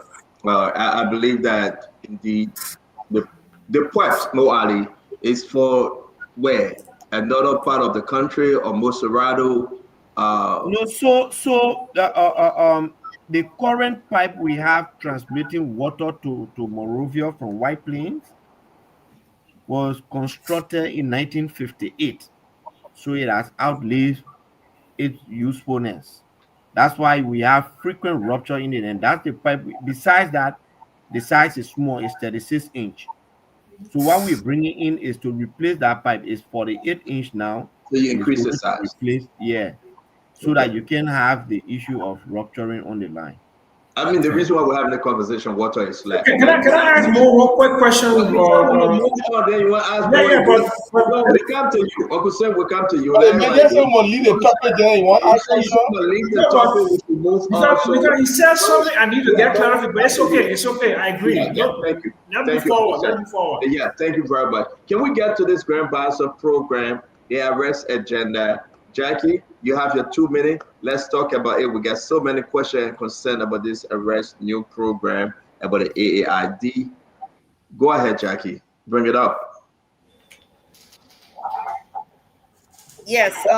Thank you, Senator. Once again, today was a fascinating day for the nation, for the Liberian people, because the government, of course, with the president being present, launched the arrest agenda for inclusive development.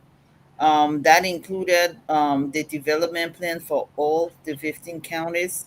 The plan is going to promote transparency, accountability, justice to rebuild trust in public institutions. There will be infrastructure modernization, expand access to roads, energy, technology, for sustainable development. Human development is going to be prioritized big time, because our human development index by the World Bank and even the UNDP has been very, very low compared to other sub-Saharan countries. So that's an important factor in this whole development plan. It's not just infrastructure, but it also focuses on the person, on the individual, on our citizens. Inclusivity and equality ensure all voices are heard, particularly to those of the marginalized and vulnerable population.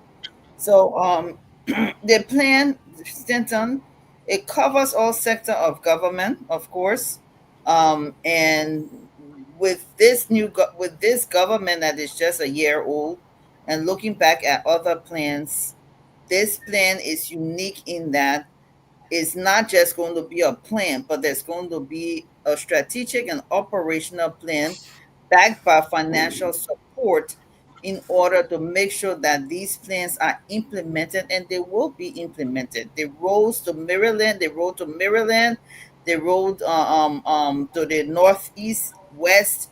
I mean, the roads are going to be paved in the southeast through Liberia, Lofa County, the Ivory Coast, and what have you. Liberia is about to change big time over the next 5 years for the Liberian people and on behalf of the Liberian people. It's a great plan, and we look forward to it being implemented, which it will be implemented. It's not just going to be on the books, but it's going to be implemented. Thank you very much. We gave you the time to talk about this plan. It's open. for everyone to discuss the issue about this plan, and it's also open. While we get closer, we got 6 more minutes. I'm going to go ahead to you, Dr. Richardson, this plan or anything else. I've already gathered some information about this program today. It's very ambitious, it's very big, but other concerns came up as to how we're going to manage, to get to that 8 point something billion dollars. I know Jackie is saying we do not have enough time. Indeed, it is true, but we can make this also with our budget discussion and see whether what GAFUAN put out is reasonable enough to move Liberia in the next 5 years and make us proud. Dr. Richardson. So I have two major thoughts on the plan. One is, I want to congratulate the government for at least providing some sort of guideline or some sort of vision for the next couple of years as to how they're going to manage our country. However, I do feel like the plan falls short in terms of giving specific steps as to how they're going to accomplish the vision of the country. I heard Jackie when she said we're going to expand on human development. I want to see the how. How are you going to do that? You're going to start with, early elementary school students? Are you going to work on some of our students now who require to go to what we used to call night schools? Are you going to do adult literacy programs? How are you going to improve the schools in the country? I just wanted to know this. I'm just thinking one part of the development plan, like the how. I think it's going to be so important to not just be like other governments who basically just gave us flowery words that I used before, or just presented strategies and plans, but also be specific as to how the plan will work. One of the things that I often say on this show, I would love to see, in like the minister's office or even the president's office, a good long big board of all of the schools, because you're talking about expanding human development of the schools in the country. What's the status? How are they functioning? Are there areas in which we can collaborate? Are there areas for expansion? What is the Minister of Education giving a routine, regular report to the president? I mean, when she first got into government, she took a tour around the country and visited schools, but we never heard from her, the status of these schools. So that's just one area. The second thing is, like, I think that the plan should be explained to, I'm going to see some of Uncle Jackson term, not my water, but how about Papi Buckeye and Papi Poima out there, so that they can understand that this should be like routinely discussed, in the different languages.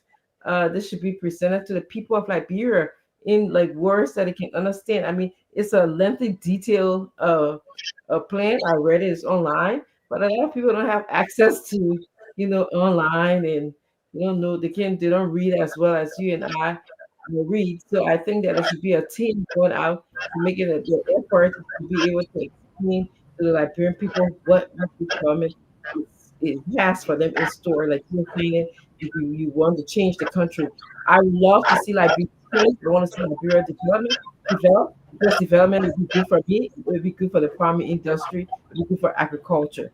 So thank you. That's what I needed to add. Dr. Richardson, thank you. Uncle Sam, this plan. Look, there's only one good thing about the plan. I'll be very frank with you.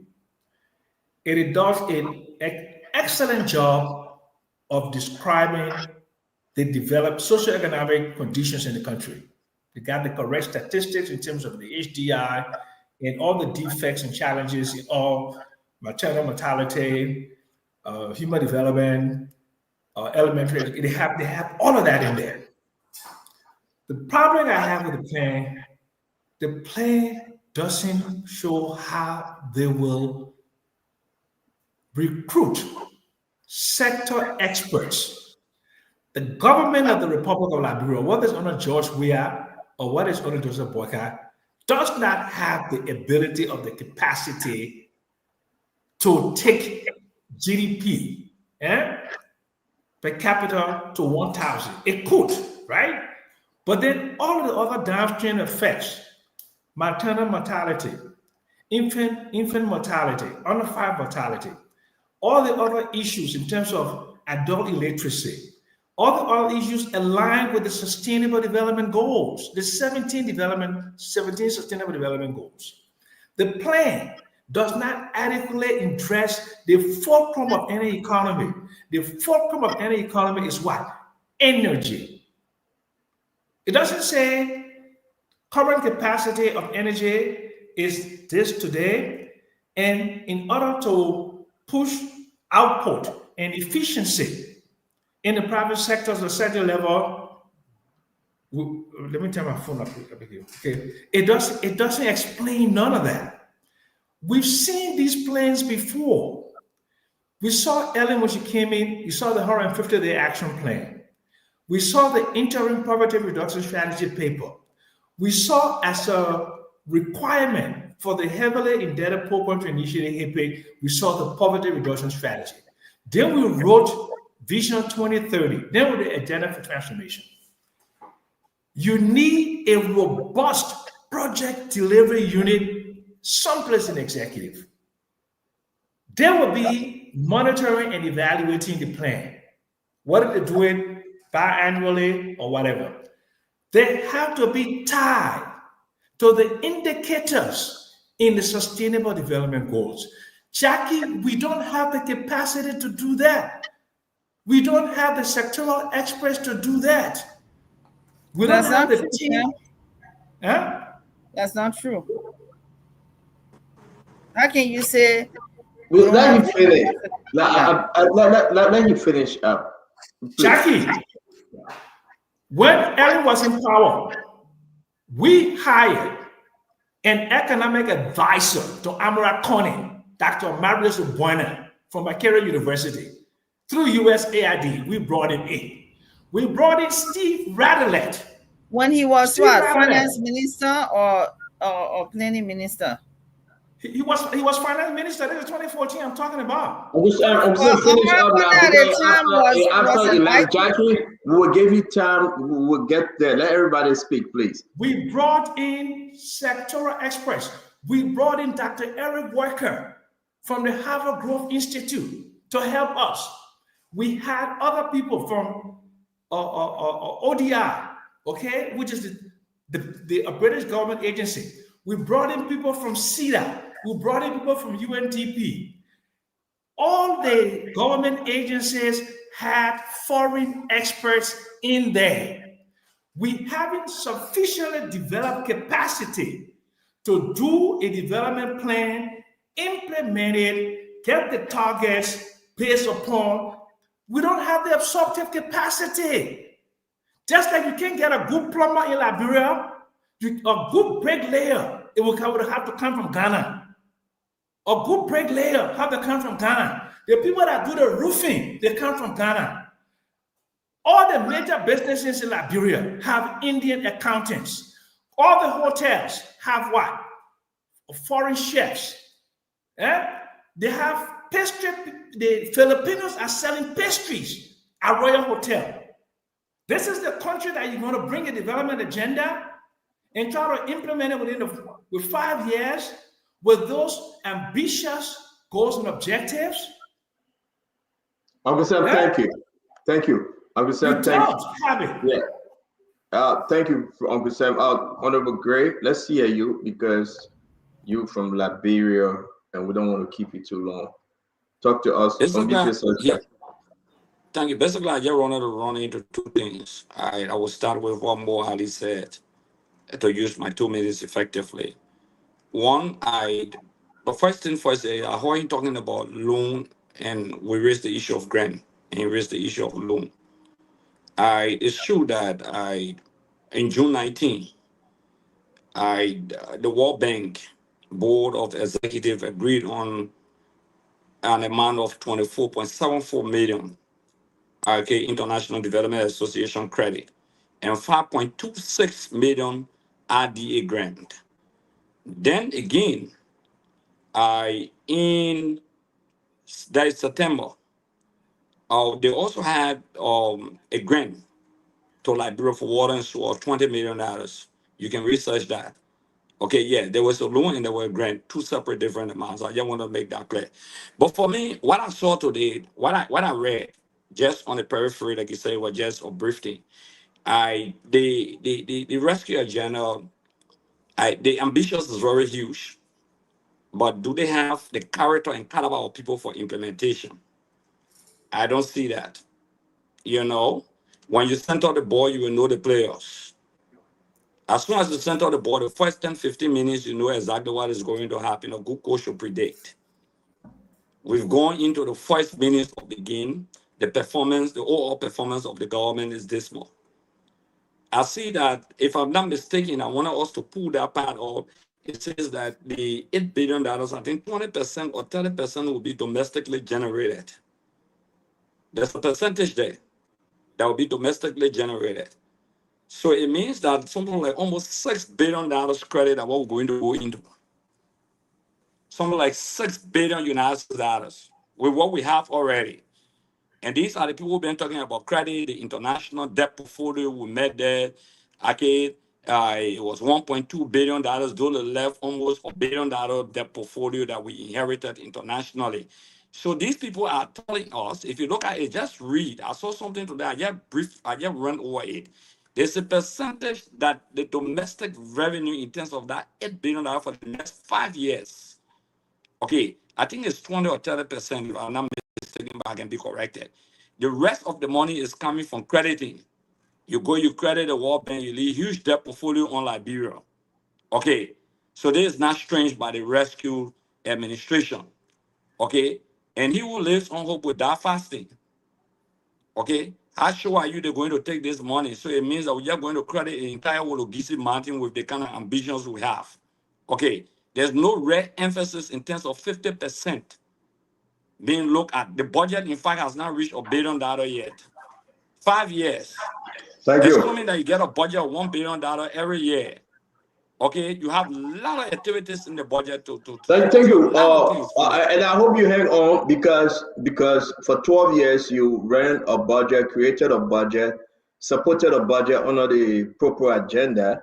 It will be only fair that we can go into that to see your own achievement when you're presented with this situation. I'm saying to you, I mean, we're going to do a crossfire. Let's just listen to everybody real quick on the grade. Yeah, but because I have questions for you. Know, that's why I came here for. I need all the questions. I'm not going to run away. But thank you. But that's what I'm saying. Let's give everybody the chance to speak. And then but let me conclude. Now, don't call me or you're talking your own. You say I shouldn't talk. Let me finish on my own. Okay. Your time is up, but go ahead. No, don't do that. You just cut me off because you won't hear the truth. I'm saying $8.something billion debt. That's what we're discussing. They were going to credit not less than $6 billion in the next 5 years. That's what they are talking about. Make the critical analysis. Okay? We didn't leave. They say the budget, this presentation is based on credit. They said a percentage for domestically that will be generated. It's something written there. I'm trying to pull a document. And that percentage will be $8 billion? No. I'm saying to you that the budget itself that they have for the next 5 years for development is like $8 billion. Correct. And out of that $8 billion, they are saying that domestically they will be able to generate a percentage. Great. Stop. Let me stop you right there. Yeah. It is not possible to raise $8 billion public sector investment with the way the current budget is designed. In this budget, it's only about $110 billion. No, they said something, Sam, just hold on. They said something. They said a percentage will be generated. I think it's 20 or 30% should be generated locally of the $8 billion. The rest, I mean, the kind of confused with actually what they said. Uncle Sam is reading from one, and Honorable Gray is reading from one. Because if no, you're not confused. He said that. I'm not confused. I'm not confused. I'm saying they cannot They admitted to that. I myself kind of confused. You got the economist Uncle Sam. You got 12 years Representative Honorable Gray. And they say something contrary to what was presented today. Let's go to Gibson. Gibson, what's No, that like but to you on the guys? contrary, don't leave it hanging Can around. we move on No, but Honorable Gray? but let's settle it. Let's settle No, we it. cannot. We have 4 individuals that need to No, I'm speak. saying to you, But how you say that? public How you can sector run the show? investment for 2025 is just You just spoke over already. 100 million. Uncle Sam, you spoke already. Uncle Sam, you spoke already. I mean, with your experience and your credential, you should come ready. You cannot come and be No, I'm very ready. I'm very ready. Listen, let's move on, Gibson. But we in crossfire yet. I beg you, hold on, Domestically, they don't have the capacity to raise that money. That's what we're saying. I will be brief, and I will be the devil's advocate. The plan will be supported. I am so sorry. Who's going to support it? You get contact. I'm so sorry You that can you be the devil guys. advocate. So I beg you, let's go to Gibson. Let's go to Gibson, guys. I beg you. Honorable Gray, let's go to Gibson. Honorable Gray, please. I'm so sorry that you guys are being doomsayers. Look at Samuel Jackson saying it's impossible for $8 million to be raised. The librarian government get $8 million to raise $8 million, and even put the whole 8 billion. 8 billion with a B. Billion. He said B. Billion. Billion with a B. Billion. If I said million, No, I you mean didn't say 8, you said 8 billion. yeah, 8 billion. In fact, besides that, that's not thinking big. When our government is thinking big, we should encourage them to think more. That's what government is all about. I'm sure when Stanton was establishing this Spoon radio, he was not thinking about just doing one small little radio station and then that's it. He was thinking big. Today is big, right? When you were going to school, Samuel, you started with elementary, and you knew you were going to get some kind of master somewhere, and start looking for consultancy job, even by hook or crook. I asked Mo Ali where he got a master from. Instead of planning, no problem. No. Instead of planning. Listen. Instead of planning degree. We have to start checking in masters now because Mo Ali, I'm not calling your name again. Finally getting 2 masters and calling a postgraduate certificate master. And Samuel Jackson now say he want consultancy job and not coming by easy. He must do it by hook or crook. Even to cajole and disturb the Bogey administration and say all manner of things and bad mouth, then they say, my man, you're bring Samuel, man, you're getting small thing. Boy, what you talking about me for? Samuel, it's okay. He's my friend. Let him go ahead. You think I see a problem, man? Let Dempsey have fun at my expense. Let him go ahead. I give my time to Boadi. I give my 1 minute and 50 seconds to you. Let me close and go home. I beg you. Thank you, Chief.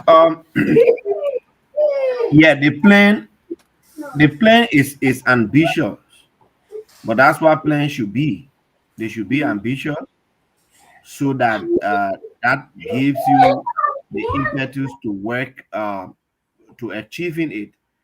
Now, when you do a plan, you cost it, especially a development plan. It's costed. It doesn't mean that you, as a country, need to raise the entire $8 billion to do it. The way it works is that this is now your plan. Every donor that comes in, every bilateral partner that comes in, you are going to present your plan. They say, we want to do this. You say, yeah, it's my plan. Work within the plan. You can take any project from within that plan, any sector from within that plan, and support it. It doesn't mean that you are going to raise $8 billion. But hey, if we even say we want to raise $8 billion over the next 5 years, I don't see anything wrong with it. What needs to happen is that we need to sit and think on how we can generate the $8 billion. It's as simple as that. It's not something like, You sit down, you say, oh, you can raise the $8 billion. We can raise the $8 billion. That's why the plan has provision for our bilateral partners to contribute to. They may not contribute physically. So, for example, part of the plan will say we want to build road from point A to point B. And a partner comes and say, I'm contributing to that project to build that road. It's costed in the plan and is measured as part of the amount in that plan. So, for example, Water and Sewer, we have $250 million as part of that plan over the next 5 years. We have our partners committing some money in the next 1 year, maybe 15 million from USAID, 7 million from the World Bank. It contributes to that particular $8 billion, and that will solve problems in the water and sewer sector. That's how I see it, Uncle Sam. Okay, so I want to say, I mean, we got to go to Asset on this one. Asset, you want to contribute?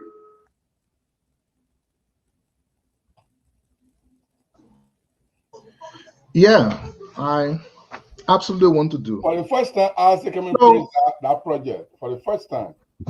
So it's a good thing to have big vision, big dreams. But as long as we're on this show, we keep exposing the rescue. Rescue always claim to be the most educated people. When they do those things that should prove that someone is educated, you get to question their education. Thank God my brother Muari already admitted that the picture he was taking are things that were there already, so that we will forget about it. I have not read the plan. They are whatever plan they have. Thank God they have finally released it 1 year after, at least compared to CDC 7 months. But I want us, my people, to look at key issues. I didn't go through it. I was just coming through it as we do. So again, let me not put on the record that I'm 100% correct, but I am 99.9% sure. The little skimming I do through it, the little skimming will prove right. And write the numbers down and do your own check after it. Let me give you an example. The government said that by 2029, every 100,000 Liberian will be entitled to 110 police officers. I'm putting a pen and write it down and think about the sense these bug people say they know. And by their estimate, 2029, the population will increase to 6.2 million. We can be right on the phone and we can do the calculation. So we can see what sense it makes. So they say it's 6.2 million. 6.2 million divided by 100,000, it will be equal to 62 times 110.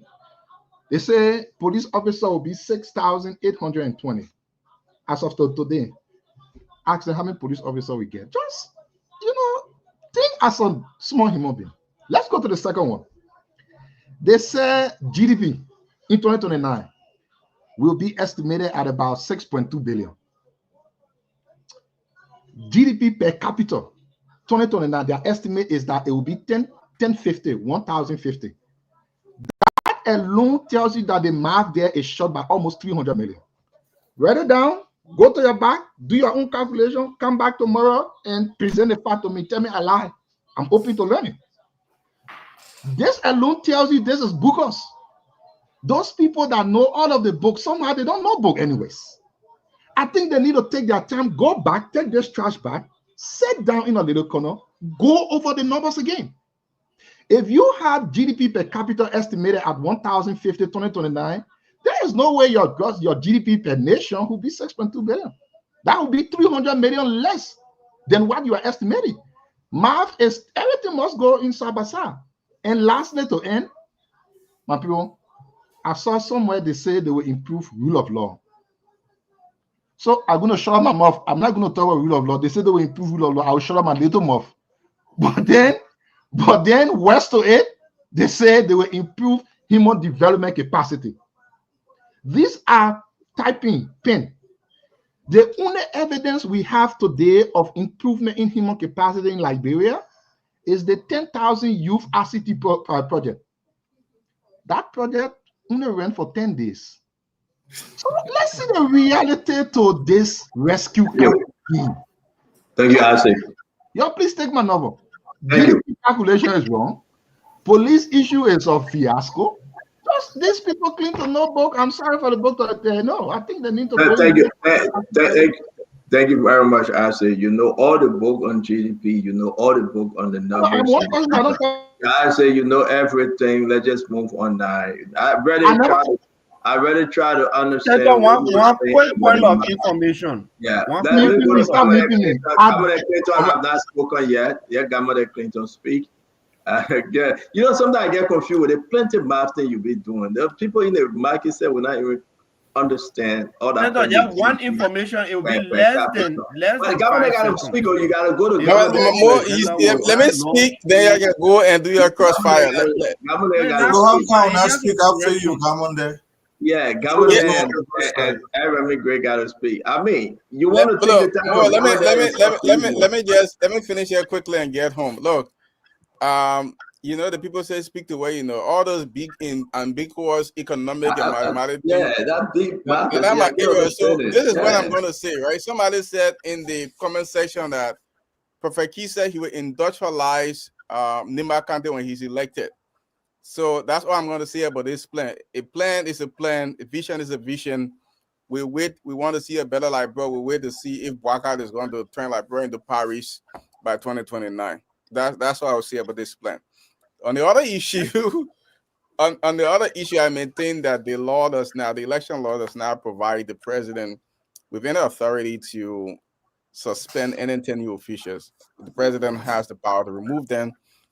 He doesn't have, and Gibson pointed here, there's a Supreme Court decision that says suspension is in essence removal, and the president has to act. I know Stanton was trying to push a few things through, but he missed a few things. Why you can't leave my own? And you brought me in the thing you're talking.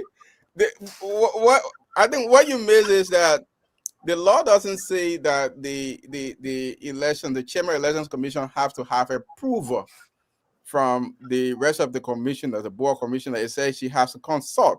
The word consult means to seek advice. It doesn't approval and advice.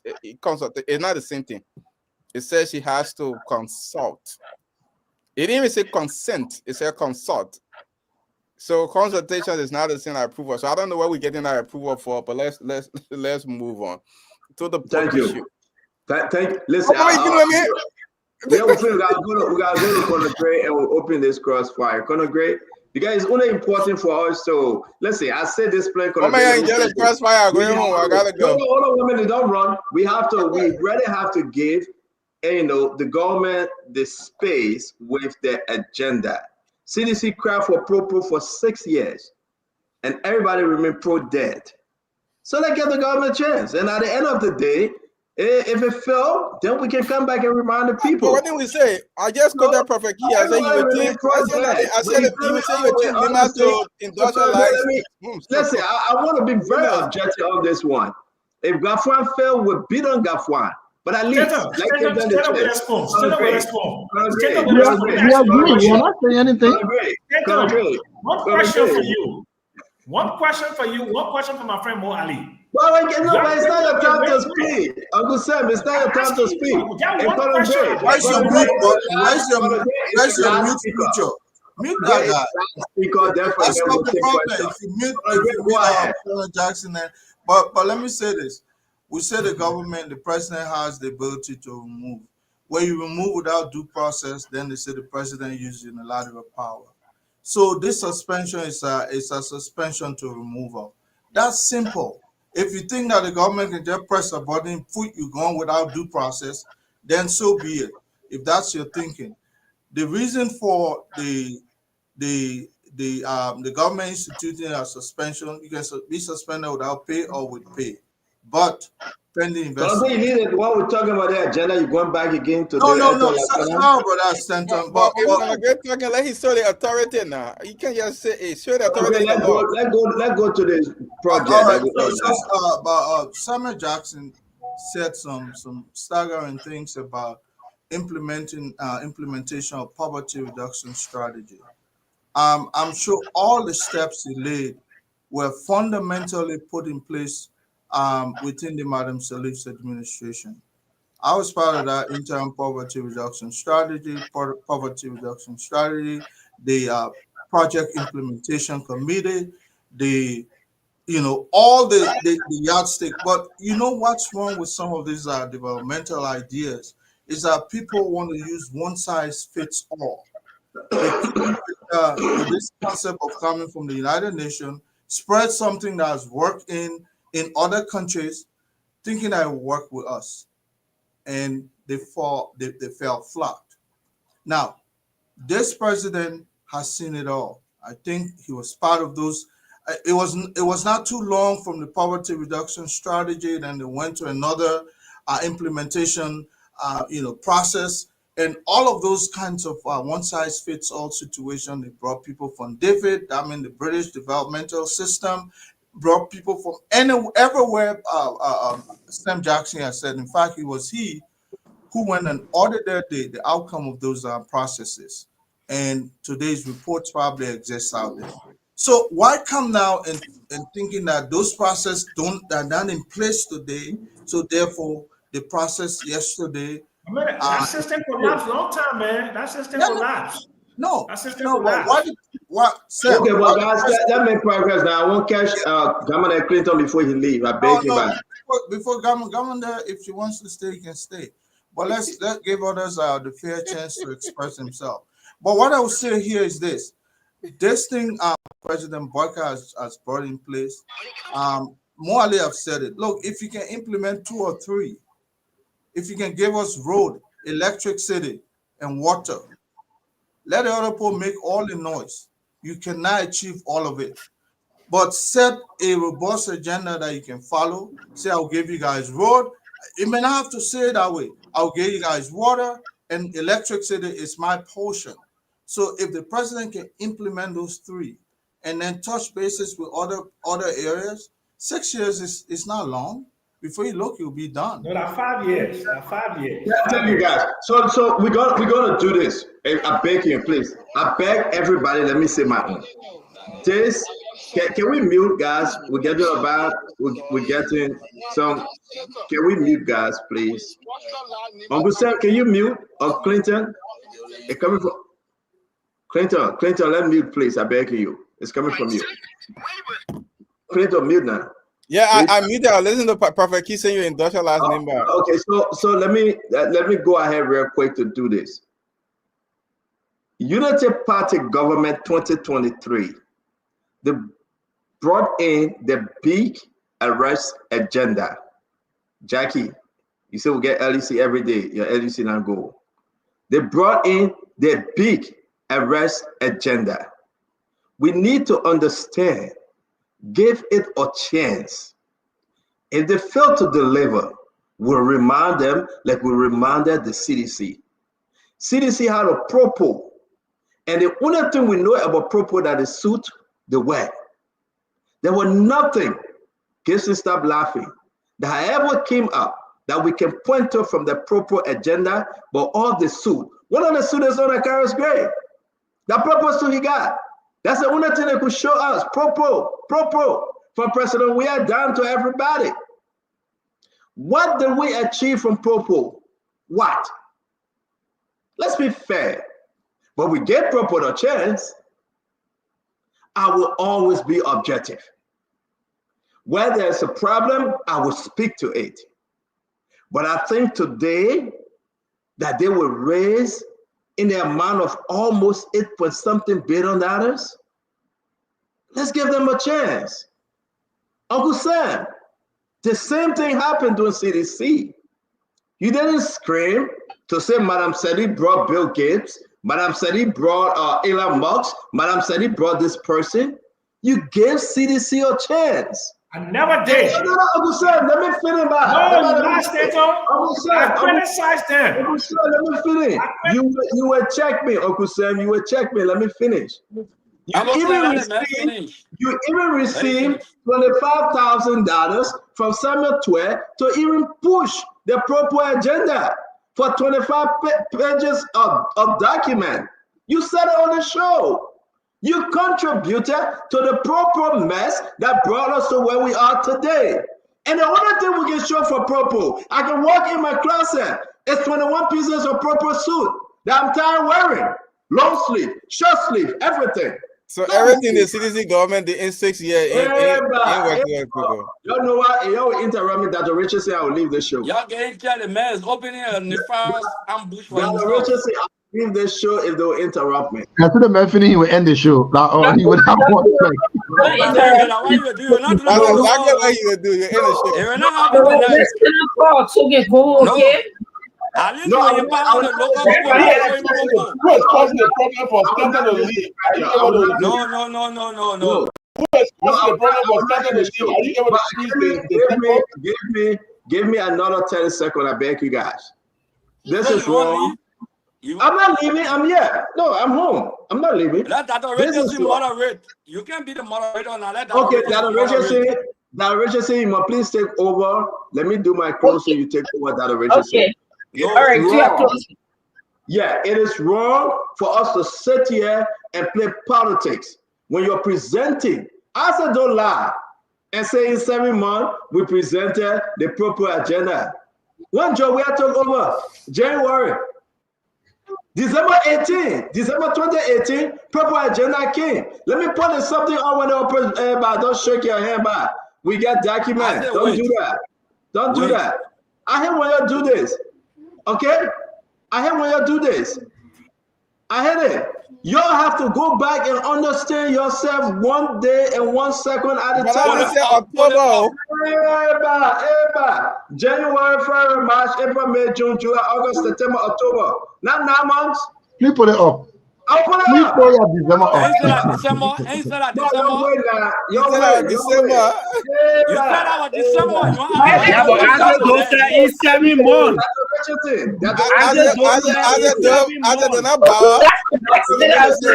But he lies every day. They are not treating me. You know what? I didn't know CDC equally afraid of my voice than the UP people as well. Let's be fair. Because what we are afraid is that after you thought the show would go on, nobody will respond. I would not turn the show. I would not disrespect all of you. I can't do it. Please give me 30 seconds. Okay? October 29, 2018, January, February, March, April, May, June, July, August, September, October. 9 months as it though. You explain all the GDP. No, say February. Your staff. As a though you said in 7 months. You said 7 months. Color Gray. Let me say you know me. Let me have finish. I beg you, Jackie. Let me finish. I almost done. 15 second more.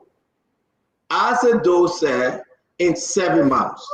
I'm here to correct my brother. I said though it wasn't 7 months. Okay, there's a reason why Joey said, if you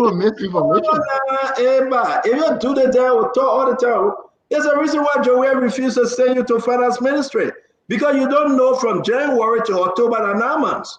And Joey sent you to minister of football. If you want correct me, 8 months. That 1 month. I say you have your time. Don't interrupt me. There's a reason why. You come here with all the GDP something to confuse everybody. I didn't understand a damn thing you said about GDP.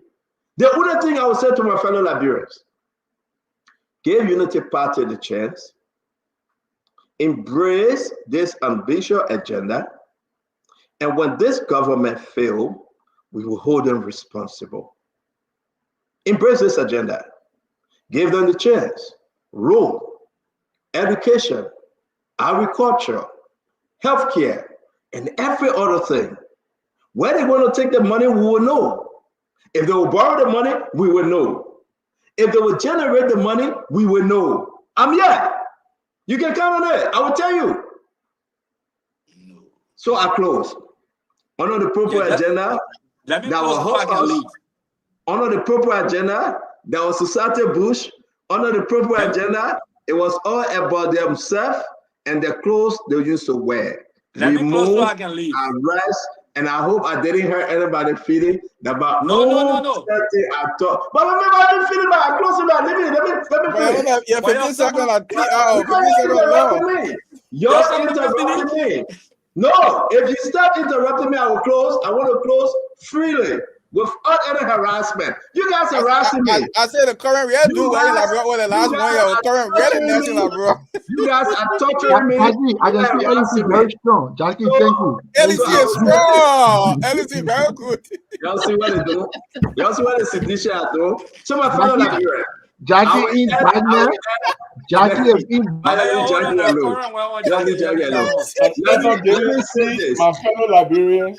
My fellow Liberians. I will say this to you all.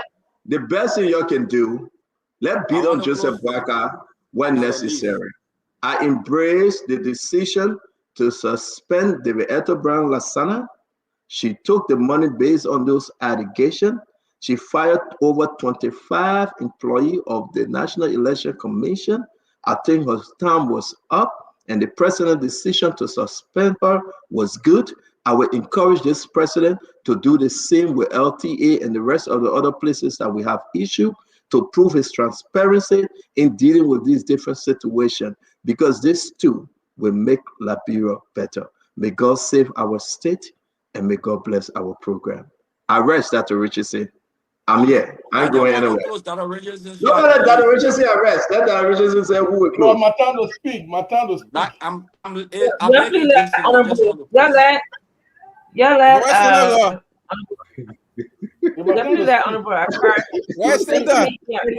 2:35 in South Africa. It's 2:35 in South Africa. I gotta go to bed. Ladies and gentlemen, please. Thank you very much. Start on your flag. Very important issue. Give the people the benefit of the doubt. Your flag a very important issue. But you know when the car is going to make accident, you don't have to wait for the driver. You got to inform me. The first 1 year was accidental. Okay. So you don't want us to keep waiting. But we waited for your 6 years though. We waited for your 6 years and we crashed. You want to tell me nobody criticized people? The message was you agenda. Well, we waited for 6 years. So you tell me when the agenda was long, nobody criticized it? Crossfire. We don't wait for anybody. We Like, waited for nobody. so you see one money in I said about. to even remove him because the people rejected him, because the people realized. No, why you muting me in a crossfire? Why you muting me? Clinton, don't join the man you think. They may won't cause problem, but you will not escape. Any man said apropos, we achieve the close. Now, when you took the microphone, 1 minute, Stanton, somebody is insulting in the comment section. Black them and remove them. What's the name? Williams. I don't care what it is. Just what's the name? On the whole comment section. Oh, yeah. Thank you. Why are you fighting the man? What the man said? The man is giving the real female cause. I can't go read a comment. No, I don't read comments, yeah. But actually, you see, when you talk about the pro-poor, that's why you took the microphone order. We empower local tailors in this country, that local domestic revenue generation. Yeah, for you to criticize that, it's a reflection of the Unity Party bourgeoisie where they were in coastal around buying from the United States of America instead of empowering local tailors in this country. And the people are celebrating that what they're saying, we are first. Is that only empowerment you get local tailor? What about the school in your district? You are on the board of the University of Liberia. What did you contribute? Is that the only empowerment you give the University of Liberia? To everybody in the school? No, don't run away, Peter. You do your own. My concern here is that if you read the executive summary of the Arrest Agenda for Inclusiveness and Development, the AARD, they targeting $8.38 billion. Out of the $8.38 billion that they are targeting, 2.5 billion will be generated locally, domestically. That means $5.88 billion, almost $6 billion, we're going to commit the country to international debt. That's what it means. So Sam was right that the government cannot generate $8.38 billion in 5 years. They themselves are admitted that domestically they will be contributing $2.5 billion. It means the $5.88 billion or $6 billion will be credited. Liberia is slipping into a huge debt burden under the what? The AARD agenda. Now, if you are complaining about debt, I listened to my sister on the show, Jackie, a very brilliant lady. She said they inherited a debt burden of $1.something billion. She said $2 billion, but $1.2 billion, I think that's what she meant. But we will be inheriting $6 billion. Because definitely by 2029, the CDC will be in power. There's no debate about that. Okay? No debate about that. We will be in power by 2029. That's what I'm on the show for. To ensure that oh, that's why you're on the show.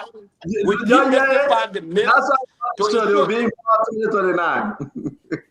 But my kid Martinez says so. Latin already take charge or let the mayor stop talking. Please.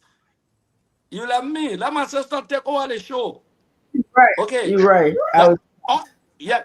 But on a very serious note, there's no way you can say we should leave them. No. Every mistake they made, we have to capitalize on that mistake and try to correct the wrong so that our country can move forward. For the opposition to sit and say we'll wait for 6 years before we disagreed. You look at the rule of law, for example, you look at agriculture, for example, and all of those things, they fail only for the first 1 year by your own view sample of that in the public land. So I want to say thank you very much. I wish I would have more time. You know, I got to rest after going to 1 o'clock. Let me close right and go to bed. I beg you. I will try to be here. I will try to be on the program maybe 3 times I said bravo to you, man. Thank you very much. But as evidenced by your propro suit, that's the only thing you were able to take home that propro suit from your propro agenda. And Liberians need to know this. So you don't speak against the Taylor. You don't want to empower local Liberians? Every sedition took home the propro suit from the propro agenda. And that's which kind of teacher you wearing? Which kind of teacher you wearing? That Huku boss? No, that's teacher. That's true. No, that Huku boss. Okay, so let me do my closing because it's almost 3 o'clock in the morning. Yeah, big and people are all your fault. Go ahead, Uncle Sam. My water. Joseph Walker want to make Liberia great. 100% accept it. I want it to happen so bad because I don't want to run to South Africa or America when I get sick. I want to go right to Cali Hospital near me there. That means that 3 minutes drive if I get a heart attack, so they can put me on defibrillator, so they can resuscitate me so I can live. So all the Google things that Joe Walker want to do, I accept it. Right? So they say they need $8.38 billion. Mawata. You know what that means? You need at least $1.6 billion every year. Mama, I want to ask you a question. The people that are in power, they know that they can raise $1.6 billion a year. More, and they can't even pay the workers. 1.7 billion. Money to my friend, money to myself, always joking. Money to my friend. He can't pay water sewer workers. Oh, people water running on the street right there on what's that? Benson and Gurley, not far from where I grew up. $1.6 billion amount water. I tell you before you go to bed tonight. Y'all think where will they get it? 1.6 billion? The current budget. They're proposing by 800, I think they're almost at 80 million. Guess what, Mawata? Out of that 880 million budget, they get something called $60 million in contingency. The IMF, no one hear nothing about contingency. Contingency means that it's something will happen before we get the money.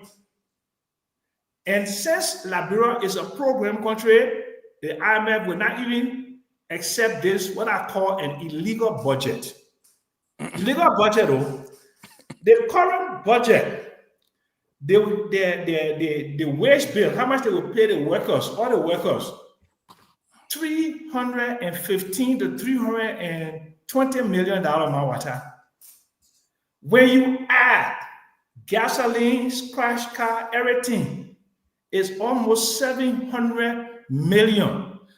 Where they will take $1.6 billion from to fund their so-called rescue agenda. Mawata, let them help you first to make your market big. For you to get more inventory, what you call inventory, the thing that you sell. Some of your whole market, it not even reach $10,000 Liberian dollars. Let your worker go get your loan. They will give you your loan. The way we have build market for you. The way we have take you to Omega. They build a market to Otwala and take you from that dirty street that you were selling on. Let them go build one market right now to Marshall Junction. Marshall Junction, you see their whole Marshall Junction there. Do you really want a president to build all those marketplaces and no improvement in the small loans, small businesses, contribution? Is that what you are saying? They have enough marketplaces. Let's empower them with roads to bring the food from the interior that Richardson is farming cassava, that she can bring it down to we build a lot of roads. We build a lot of roads. Don't you think it will be the continuation of this great project? We build a lot of roads. You are setting planner. So go ahead and tell me. Let me tell you something. You need warehouses. That's what you need. That's the first thing you need to store those goods. Don't market, we need to take the market. You see, he's speaking as a city planner, Mo Ali. You know it's my turn. It's my turn, man. Yeah, I agree. Mawata, when you take nothing to say, and you take your better Let goal. me finish, yo. Let me finish. I beg you. You give me my 1 minute. Let me finish. Yeah, you not call Mawata sleeping. Okay.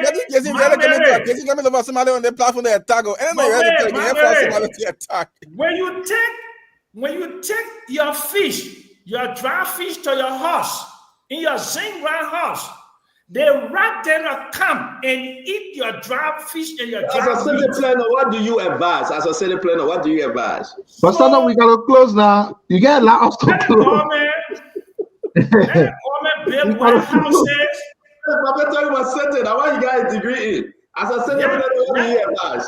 Yeah, no problem. I set a planner. The average set a planner that made $175,000 a year to start with. That the starting salary with master's degrees. So I agree. I set a planner. But listen to me, Liberian people. They need to build warehouses for those women. The way they do it. I'm a color market at Kandishi Market in Ghana. They built refrigerated warehouses for them to store their perishables. The perishable that they want, the goose, your bitter ball, your onion, nothing that can go bad.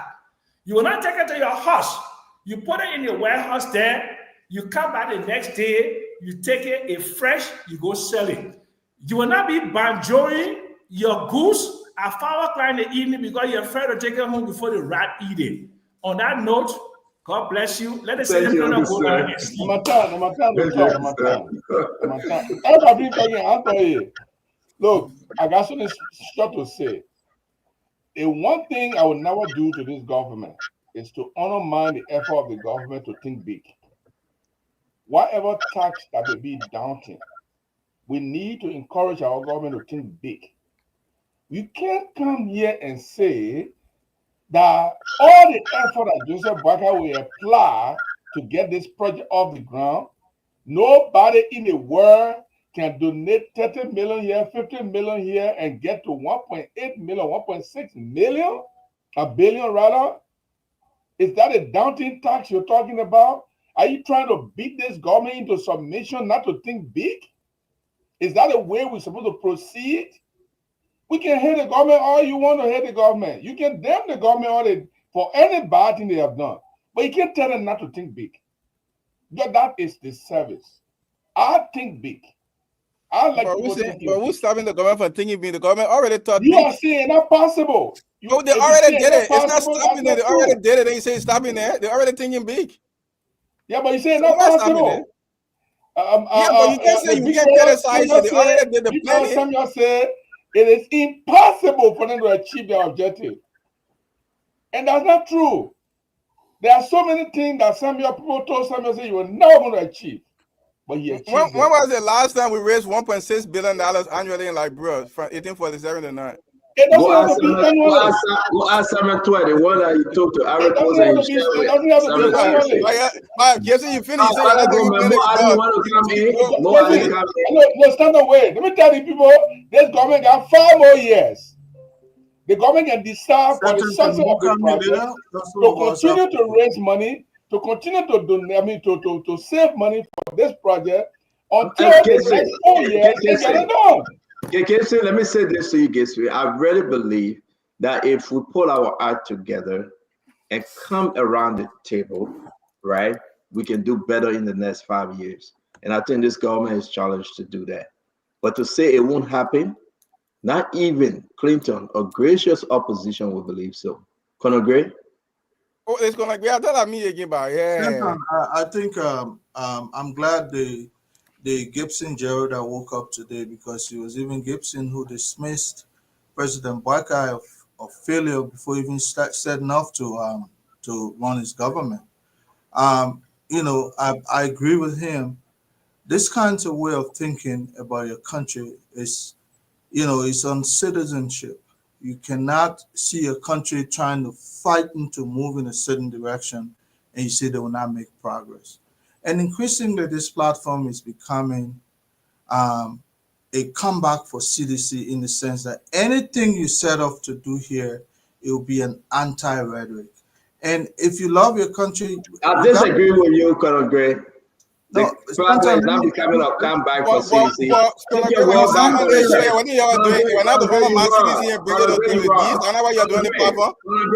Gray, you're wrong. You got Conor Gray, you got Mo Ali, you got Jackie, you got Dr. Richardson, you got Stanton, you got Gibson, and you call the platform a comeback for CDC. What are you smoking, Conor Gray? You're wrong, and I must stop you.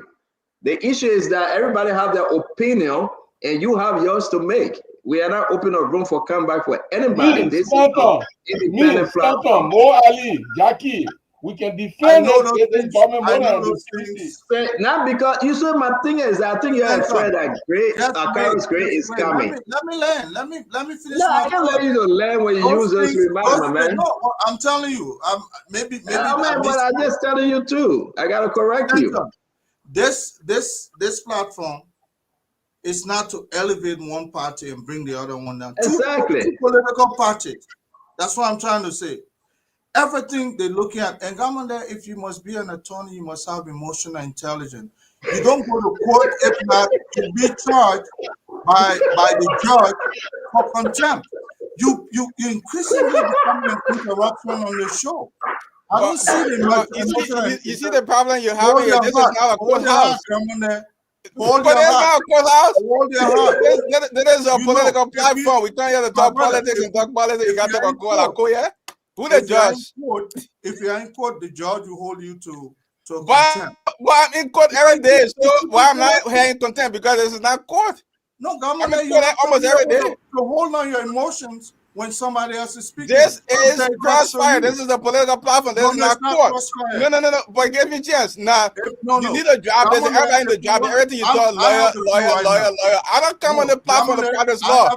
I practice law in the court. When I come here, I come to talk politics. I come to talk propaganda. When you want, look, no, listen to me. When you want to talk about my office, I come on the court. I come on the court to talk politics. I come to talk propaganda. Lawyer. You know you will provide loyally. Kind of legal issue will provide legal issue, but don't tell me when I'm talking politics and talking propaganda, I'm gonna be loyalty we're talking here. Other people, that's not emotional. Can I go, please? They may not talking about Let me peace. close that here. Nobody talking about emotion. I'll be last, though. Are you okay now? I'll be last. Let me close. I'll be Let me last. complete my thoughts. I don't care about your I mean, your corner of the Let me complete my mental thoughts. corner. When you come here to talk politics, we can talk about your Get corner business. When Get they ask in. you which battle you fought, when they Yeah, ask I you was saying which what that is. regiment you were with, when they ask You you think which I love side you were on, you're not you a paying me to soldier be who on that never fought platform? any war, did not have Your love. Let me complete my thoughts. Gentlemen, you have to have Now, emotional when you can be intelligence. When last. somebody Are else you okay? speaking, you remain quiet. You see me that I practice that. You can cuss my mouth, will still look in your face and allow you to cuss my mouth. Because I will have my nobody cussing your mouth. We just asking you, what kind of Get corner are you? You ain't fight no war. You don't get no platoon, no cabinet, no rank. Where you fight your war at? How you get a corner job? I didn't fight any war. I didn't fight any war. My corner prove it. I didn't find a war. That's not it. That's not the issue on the docket.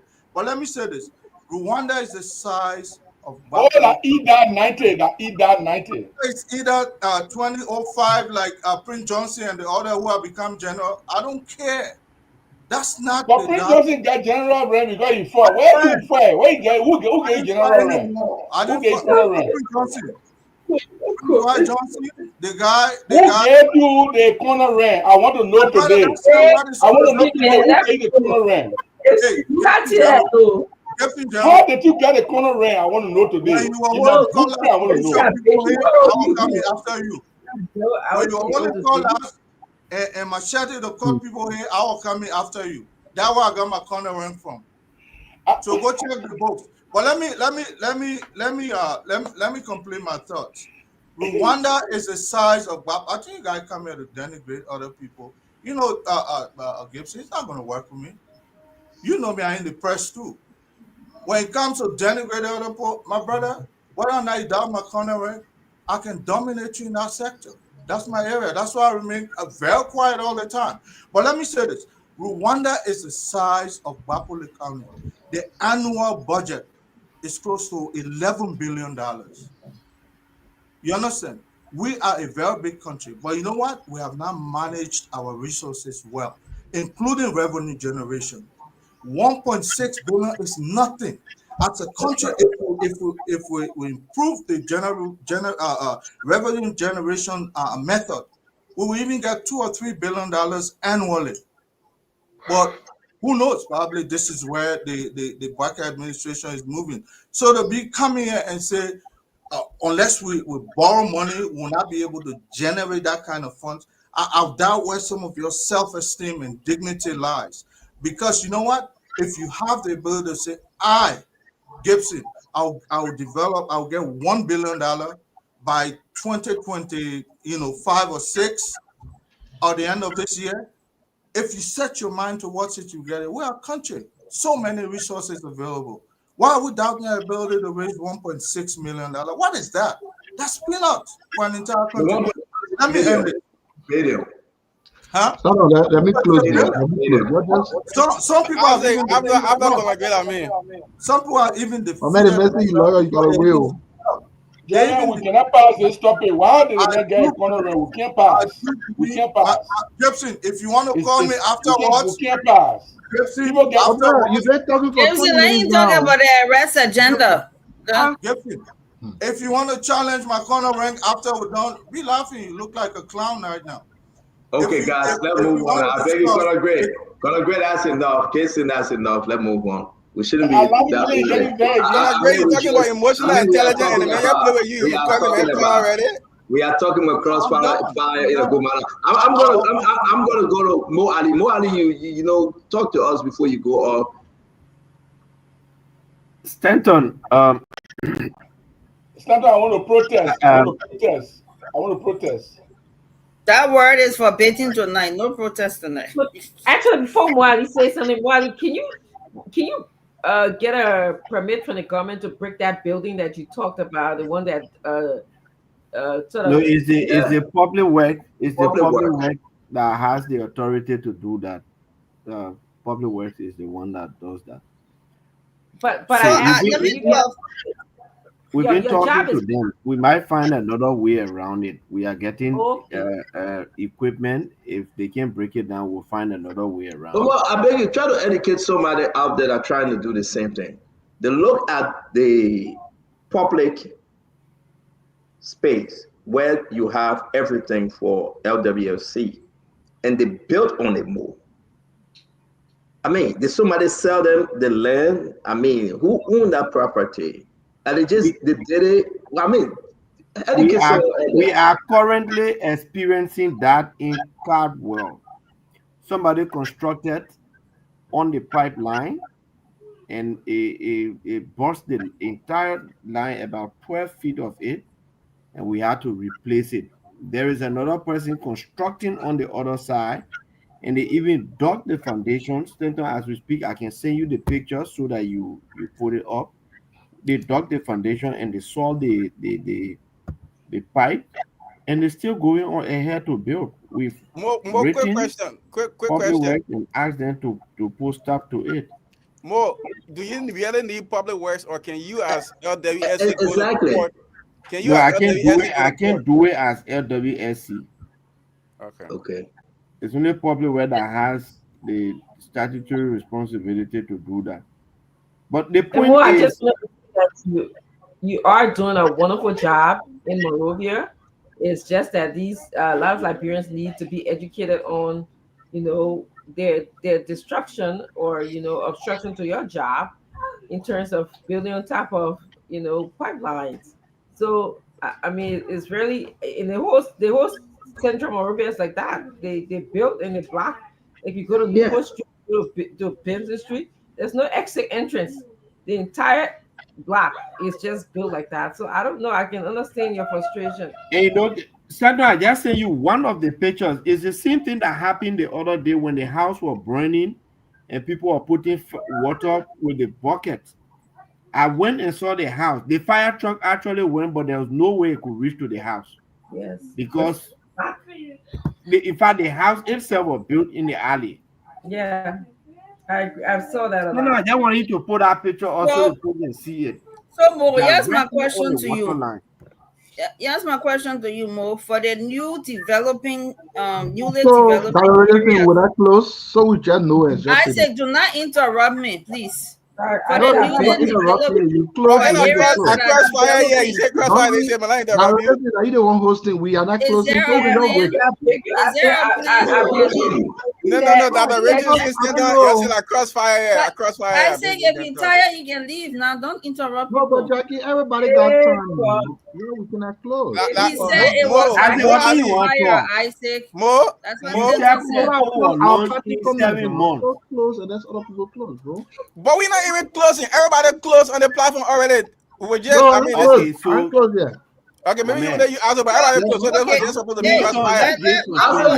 You talk about the GDP of going. No, that was when you asked me questions. Yeah, you're talking about all those numbers. Okay, you see that? The pipe you see over there is the pipe conveying water from White Plains to the entire Bush Road Island through Cowell. Damn, how can somebody see this thing and still be building? Somebody, they digging that foundation, will telling them, don't build that. They say, no, that's my land. You can't build on the public place like that. Those are some of the challenges that we have. Well, more, do you guys have, when they do it in America, when they do it, they get different sun, right?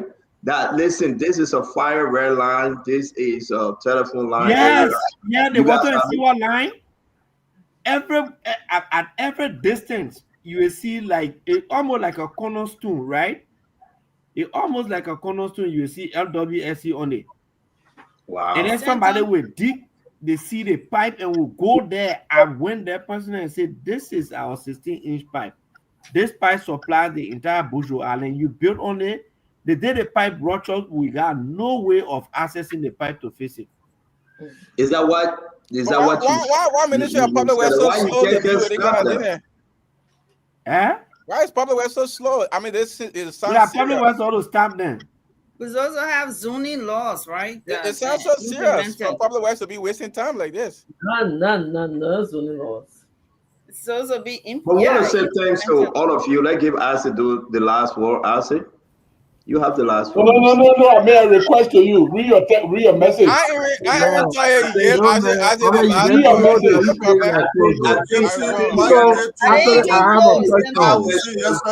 I have a right to filibuster. I have a right to. If you want question my comment, when you came in my office, you came under my tutelage, you saw me serving the Ministry of Defense as a colonel. You understand? All right, guys, let's move on now. We are all. Up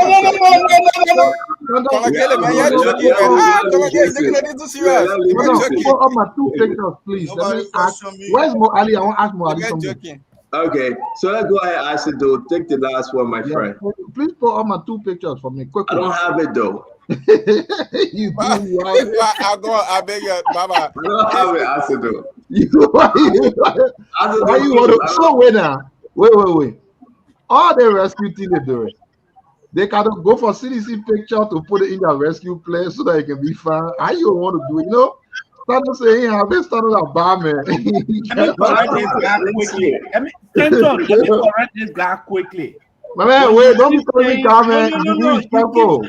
So listen now, the picture here. Facebook can take us apart, but don't do it. No, that's let me correct this guy. Mo Ali, you gotta respect me in a more respect. Don't call me guy. When you're doing Ali, let brother do finish. We'll come to you. He's saying something that is wrong, right? But you gotta finish now. More, you gotta finish. Try to respect me, man. Don't call me guy. I can call you guy as well. But again, what's the problem of calling you guy? What's the problem with guy? You're not a guy. Stop though, you just put organizing. No, let's not on that. Why is the problem with calling you guy? There you go. All the program may be close. You said no, you are not man. You are not man. You are not guy. The message guy that you getting there. Maybe you're transgender.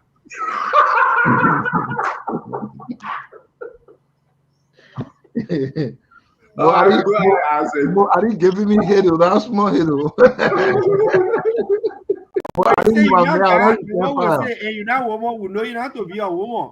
Or you are refusing to be God. Are you okay? Please let me close. Please let me close. I didn't take you for your head. I enjoy it. So Satan. Yes, sir. We all agree, my man. Nothing or anything, man. We all agree that as a human, you need to have big plans. It's a good thing. In having a big plan, though, you want to be realistic as to how you can achieve things, and you want to be truthful into the things. Now, to say we should just sit and wait and not say anything from what we are seeing with our eyes, I don't think that's the right way to go. Say, for instance, the plan talks about youth being 15 to 24. Shouldn't I say, no, that's wrong? That is not the youthful age of Liberia? Of course, I need to say it. Unless you want to tell me that rescue does not know what is youth in Liberia today.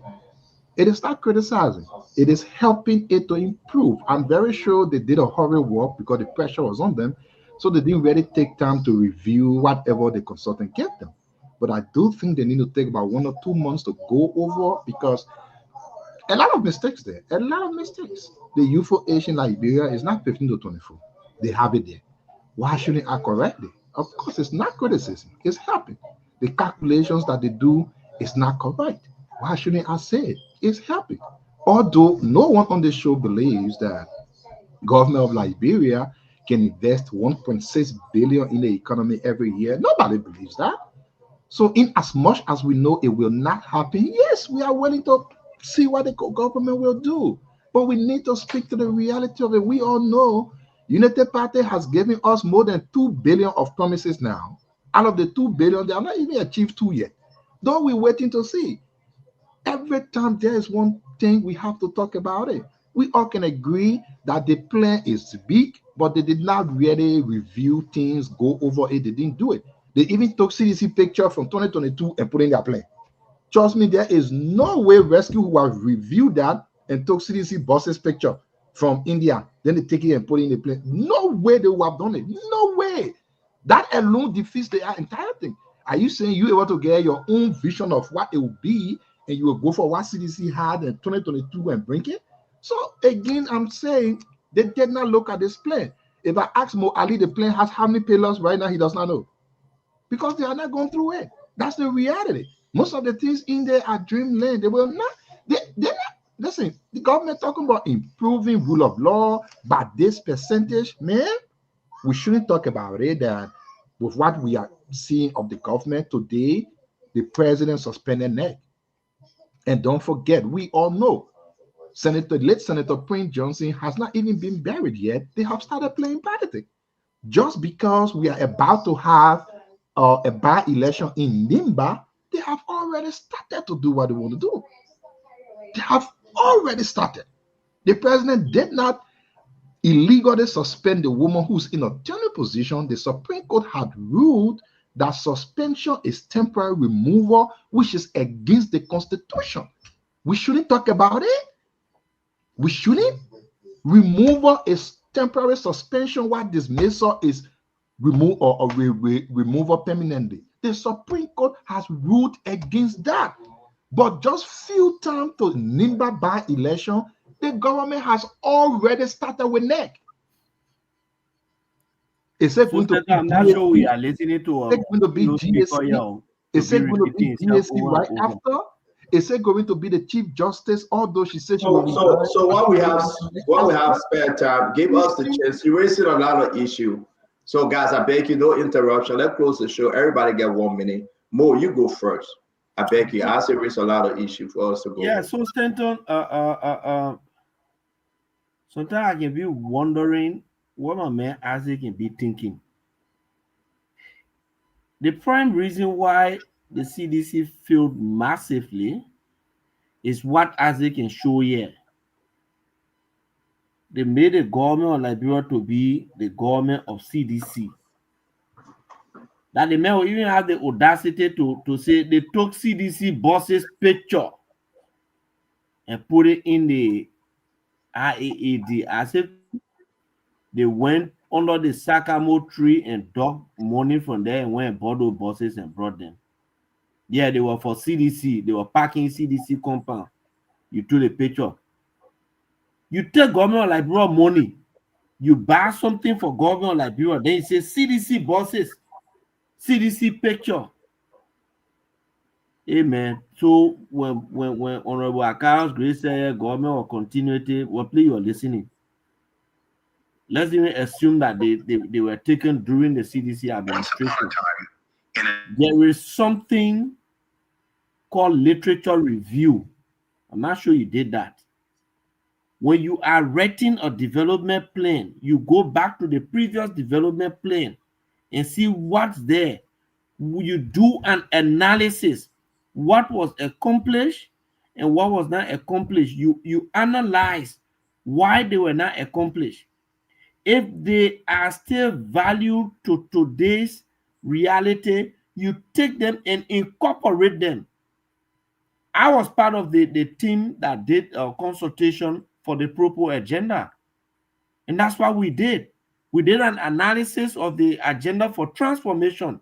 That's why when you look in the Propo agenda, you will see an analysis there of the agenda for transformation. When you go through this IAAD, you will see the Propo agenda mentioned there because analysis were done on them. I'm not sure how you taking the government thing to be like oh, it's when CDC does something, you come there, don't touch it as a government, just leave it, and then you have uncompleted project. That was the mentality of previous government. Like, oh yeah, the other person came there, did something, the next person can, they will not touch it. Taylor did something, the next person. That's how in the past you saw a lot of uncompleted projects. The person that started with government's continuity was President Sirleaf. Those started the health ministry. He never completed a President Sirleaf came and completed it. Those started the central bank now. President Sirleaf King saw it and completed it. It is the government of Liberia. I said, though, these are common things that you need to learn and understand before you can come sit down to do propaganda with government thing. You don't understand it, then you want to do propaganda. Well, are they plenty talking? Why are you taking pictures from CDC to put in your plan? This agenda was well thought of, and that is the reason why we did not rush into it like you did. Written, review several times, and validated by even the partners. That's why it came almost 1 year after. As to whether we will raise the money, we may not do 100%, but the objective is to do significantly well with this agenda so that the ambition can be met substantially. That's what I want to close on. Thank you, Mo. Let me say this real quick. Everybody will have the 1 minute, guys. Let's do only 1 minute. This agenda, we can continue tomorrow. This conversation is very big. I do believe we can give the government a chance. We give CDC chance, right? Did we beat on CDC from the get-go? CDC, but at the end of the day, guess what happened? CDC rolled out the plan, Conor Gray. I want to come to you with this one. CDC had an opportunity to use the proper agenda that it brought forth, but guess what? The people turned against it because CDC didn't deliver well. So let's give you Unity Party the chance, and let's see exactly how they're going to deliver on this big agenda. What do you think? I got to pick up somebody from the airport. 1 minute after Conor Gray. Conor Gray, I went to the airport. I want to pick up somebody. Okay, 1 minute. Yeah. Go ahead, Gibson. Okay, thank you very much. I still believe that the suspension of the election commissioner is wrong because the Supreme Court said suspension is equivalent to dismissal, and the president cannot dismiss without probable cause and due process. In this case, the president could not, if the president had reason to believe that her conduct had reached to the point where the law provides that she can be removed, he could have just removed her. Why suspend her in time in that? I thought on this project thing, we're feeling with David now. now. I'm closing. No, we're feeling closing. I got 2 more seconds. The second thing is, Conor Gray say I was cutting people's arms. No, Conor Gray. If I was fighting long time, somebody feel come here and say, "Gazing myself fighting." I'm a crime man. All crime people left fighting Bene. So I can't shy away from it. But then I never fought. I wish I could. But the question I'm asking is just a basic question. I know there are too many EDA-90 people who join the and many, but when stand up, where a problem? I just want to clarify. I know who you are. I know where you were assigned. I know how you got your rank. Everything. I'm not going to go into that. You not go to no military school. You didn't go fight. General Boyne was the one who made you corner because you and him were traveling here and there going to Akosomo. And then they wanted you to have a high rank so you'll be able to have high level of command. So you got a corner rank. When you were wearing the uniform for the first time, you were PFC. And I know you very well. You and my man Serena Cephas. The only reason Serena Cephas did not join the army with you is because he was writing for the Patriot newspaper for Charles Taylor. He was the editor. So he didn't join you. Otherwise, the two of you are going to be PFC, and you are going to join Colonel Hezekiah Bowen, who you were accompanied to Akosomo and other peace talk, and because they wanted you to have a high rank so you can be recognized, that's why they gave you the colonel rank. So no cabinet can give you hard time. So let's take it that you are colonel. But you can't say I fight with Cutlight. But I didn't fight with Cutlight. I wish I could do. Let's go, my man. Thank you, man. Let's so. That's what I want to say. I will not be here. You can go ahead and visit me all you want. But I will not be there. I'm going for somebody at the airport. I see the mall, Gibson. See the mall, Gibson. You're full of trouble. Gibson, you go and read about me. Whether or not they give me rank so I can look. Stanton, I think Mo Ali said it. You cannot seek to advance something if you don't have a background to it. And those of us who write developmental paper, those of us who have done higher research, we always have a literature review. What others have done and said about this issue that I'm about to assume and solve the problem. So you have to have a historicity of that issue and be able to look at what others have done so that you know exactly where to start from, their failures, their successes, and so on and so forth. So when a set of bosses appear on a subsequent agenda after a previous one, that should not be the issue for which we come here to come discuss.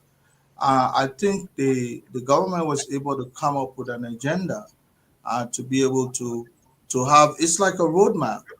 You have to be able to have a GPS in order to get to a location. And if that GPS entails you to take from others what they have done previously, that's why I say this show should not turn out to be an issue us versus them or CDC versus UP. It's becoming extremely annoying, in my opinion. To me, I think we've said it all. Government is continuity.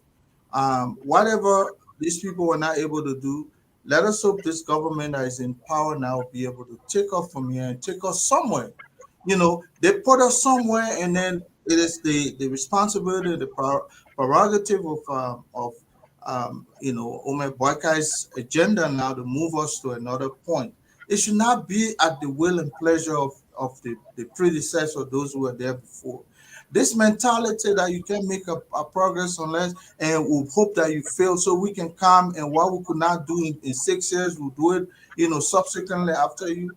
That is the crab mentality. You understand? The Stockholm syndrome. The man trying to climb up the bucket, your idea is just to bring him down. That's why, that's why I'm losing my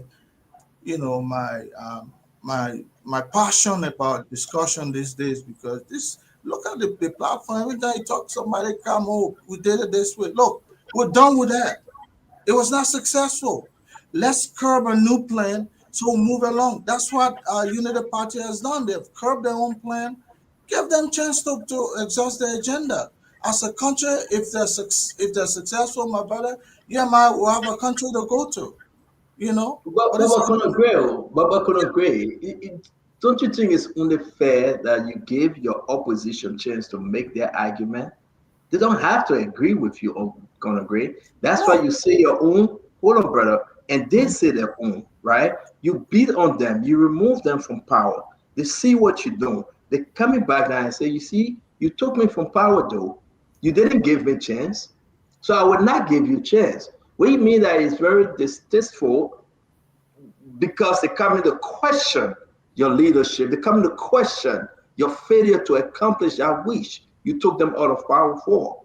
I think it's only fair when we say you say your own, they say their own, but they say, well, you're not passionate no more because you have sedition on the show. No, that's not what I'm trying to say. Yeah, that's the bottom line now, because sedition coming with their own opinion, they coming with their own objective. No, I'm not saying that. Stanton, that was opposition yesterday, that removed them. We should give them the chance to speak, and we should remind them and rebuke them and say, you know what, you can't come back. Even if Joseph Boakai failed, you can't come back. Don't you think it's only fair? I'm not saying that don't bring certain set of Liberian because of their political or religious belief. That's not what I'm saying. What I think I have responsibility is to see the forwardness, the advancement of Liberia. Look, let me tell you, if you could do it all, you would have done it. Nobody will have to make the case that you did not do it. It is true that you did not do it. That does not mean the other person. Why are you blaming CDC? Because they're doubting that Joseph Boakai would do it? Yeah, because, if they had the ability to do it, nobody will lie on you. That you can't lie. If you had the ability to do it and you had done it, nobody will come and say you can lie to lead, but you can't lie to lead to do this. If you had the ability to lead and you did not lead as because they want to come back, that's why you and myself on the same path to say, even if Joseph Boakai failed, CDC, you're not coming back because you didn't do good. So we wish Joseph Boakai well, and I think it's only fair to say, to each his own. And this thing that don't Nobody talk lied about on your So record. you Nobody said lied 1 on your minute now. record. Let's say If you had, 1 minute. Benson, if you had a just perfect let record, Jackie let Jackie go ahead. if you yeah, had let a me just perfect close record, quickly. nobody was going to lie on you. You Something didn't have it. So nobody lied on you. Your performance was dismal. That's why they voted you out. Why are you blaming others for your own performance? You were dismal. If you had it, hey, they were going to vote for you. Nobody has to lie on you. That has see it. so just quickly, and I hope we'll continue this discussion on the arrest agenda. The arrest agenda, something unique about it is that there's a national plan, and then you have the plan for each county. So the 15 counties have their own plans, and that's something unique about this aid arrest agenda for inclusive development. So Bomi, Monserrato, Cape Mount, Grand Gita, Sino, every single county has its own development plan, and that's something very unique about this arrest agenda. So and then another thing to Dr. Francine question that she asked earlier in the night, there is a steering committee that's going to be set up to monitor this agenda and make sure that to monitor its progress, its annual progress. So that steering committee will be announced very soon. Thank you, Jackie. And Dr. Richardson, take us home now. Oh, I see you say you didn't talk. Go ahead. Yeah, let me say my 1 minute. So, my brother, Iremigwe, running an economy is not motivational speaking. Once you wake up in the morning, just say, yes, I will do it. Then you do it. It's not motivational speaking. Yeah? Yeah, this is the only way. Just get it fifth. Get it fifth that will do it. It's not motivational speaking, brother. It's not. What you put is what you get. We are seeing what the story is. And it is going to start for you to say, yeah, and say other people want the government to fail. Of course, you as women, never wanted Georgia to succeed. Mo Ali wanted Georgia to succeed. Everybody wanted Georgia. Nobody criticized Georgia. So, my brother, what we saying, every time you people come here, they don't acknowledge anything that President Weah did. They always say President Weah did nothing. So how can you continue what was nothing? Do you understand yourself at all? How do you continue what was nothing? Nothing means zero.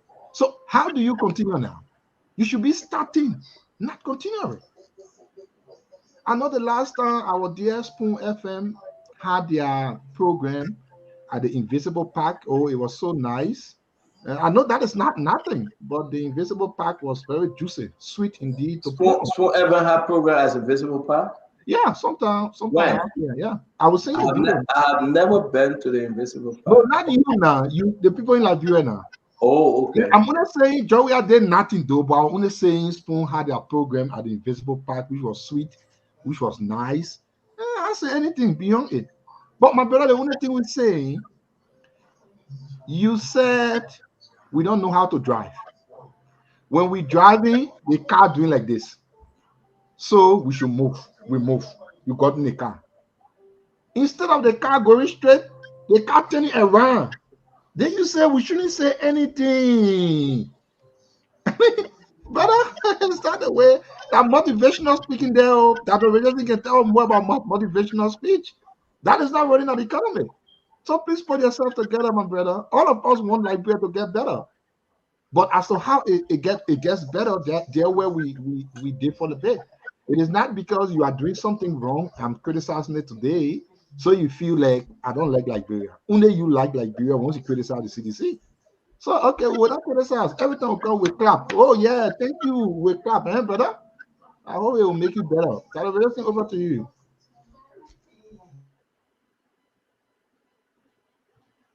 I'm so tired and I'm jet lagged, so it's really hard for me to say more. But the arrest. Okay, you just wait a second. The arrest agenda the vision plan and the strategies that the government has is good. It's good. We all want to see development in our country because if when development occurs, and I want to be able to be so shocked when it occurs that you know it's gonna boost our economy. It's gonna make me want to be in Liberia more. But I just think that the mindset of our people. Jackie talked about human development, expanding human development. Yeah, Richardson, your son is disturbing. I know. I can't. He's so disturbing too. But yeah, That's let me okay. just We my love the babies' voices every now and then. That's okay. yeah, thank you. Yeah, the mindset. You said something about expanding human development. I think we can just break that down to expanding the mindset of our people. We can build infrastructure. We all have heard story how when people don't have the proper awareness and education about infrastructure, this is when we see them using things like a como as a as a pond where they can bring water from, or just where we see a lot of accidents on the road because people are not used to driving the pavement. They're not reading or following the different curve signs or the road signs, and then so they just drive without paying attention to some of the nuances that relates to infrastructure development. um, I just want the human story to be the mindset. If we can use a lot of jingle, a lot of education, a lot of small talk with our people, just improve them, improve the mindset. We can have all the development in the world, but people don't know what it is and how helpful it is. It's not going to help. And I've seen that firsthand in our country. So that's what I wanted to say. I have to say, but I think you're right. Thank you, man. But I think it was a beautiful show, guys. Thanks a lot for hanging on. Nelson, come on. As a do, it's always good to have you, my brother. Connor Ed Remy Gray. As always, thank you for joining us, Jackie. Yes, indeed. We'll continue on more by God's grace for these different projects. Dr. Richardson, welcome back to your country, the United States of America. It's always good to have you back again. You have a wonderful And the evening. Richardson, that mindset thing you're talking about, you're absolutely right. We can't move the country forward without transforming the mind. And that's Yeah. how countries develop. Yeah. We have to transform the minds of the people. yeah. All right. I'll see you later. Okay? Thank you, So Jackie. Jackie, you're staying in Liberia then? For now, yeah. Yeah, okay. Yeah. Well, 2 days ago I saw Dr. Richardson. She was darker. Now I'm seeing that she's getting her color back. That tells me She just came today and she getting color back. What just got back today? Can't you compare yesterday's picture and today's picture? Yeah, you're right. You're right. Yeah, she was kind of a little darker. She's back in the cold. Yeah. Yeah. That's how Jackie, where do you work? Jackie's an advisor. Do you work in this government, Jackie? I work in the US. I'm here doing some projects, but I don't work here right now. Oh, okay. But actually I am doing things on the ground as well. So Okay. All right. Jackie, thank you a lot. It's always good having you back. We'll be back again tomorrow by God's grace. okay. Thank you. Yes, sir. Instead of fun time though, I think like I said, we have to share the panelists so that when we come here, we have reason not to be switching people back and forth. I think that's how you used to do it before though. No, but my man, it's the time though. You used to give us time. Oh, you talk about the schedule. Yes. Yeah. Okay. Yeah. Yeah, so you don't have crowded because it's a tour back now. It's a tour. We got Ambassador Fatiga coming on, and I'm so happy that Sedition's coming on too. To make the argument interesting. And, again, the Tewon Gongo folks want to come on. That election in Nimba, Edith Gongo will want to make a move, and you got the ANC people reaching out to me. Some of them. The good ones. Like I said, some of us who don't that cultural politics where you have to be a tribe within a sector before you can speak. I'm done with that. What I'm looking forward to is the development and advancement of the country, not necessarily from a church house or political party venue. You're right. I still advance my point without being a member of any of those groups. And so, because when you do that, I mean, you're right. Obi Johnson. And you're right. I said though, Nelson Kola, what kind of designer shirt you got on? Let me see. Can you zoom in a little bit? What is it? DKNY. DKNY. I don't have the capacity to zoom. Yo, but you got something right. Can you just call the letters? Yeah, that's DKNY. D what? DKNY of New York. What's that? Huh? Of New York. DKNY. Just check it. Oh, that New York? Yes. Oh, okay. The people get plenty of money. I'm afraid I can't talk plenty. It might kill me from this. The share was a gift. It was a gift. No, because you can buy that share. You can order 2, 3, 4 of them from New York. They just send it to you. You get money. But guys, thank you, man. To all of our many Ruth Gobard, Nathaniel Hill, AJ Jedden, James Etta, Yasa, Wido, Kokolu. Again, I want to say Bill Carson, as always, man. And we appreciate you guys and every one of you. Hey, man, you guys are doing extremely well, promoting the show, sharing the show, and being a family. We appreciate you. Till we meet again, may God bless you, may God keep you, and may God save our state.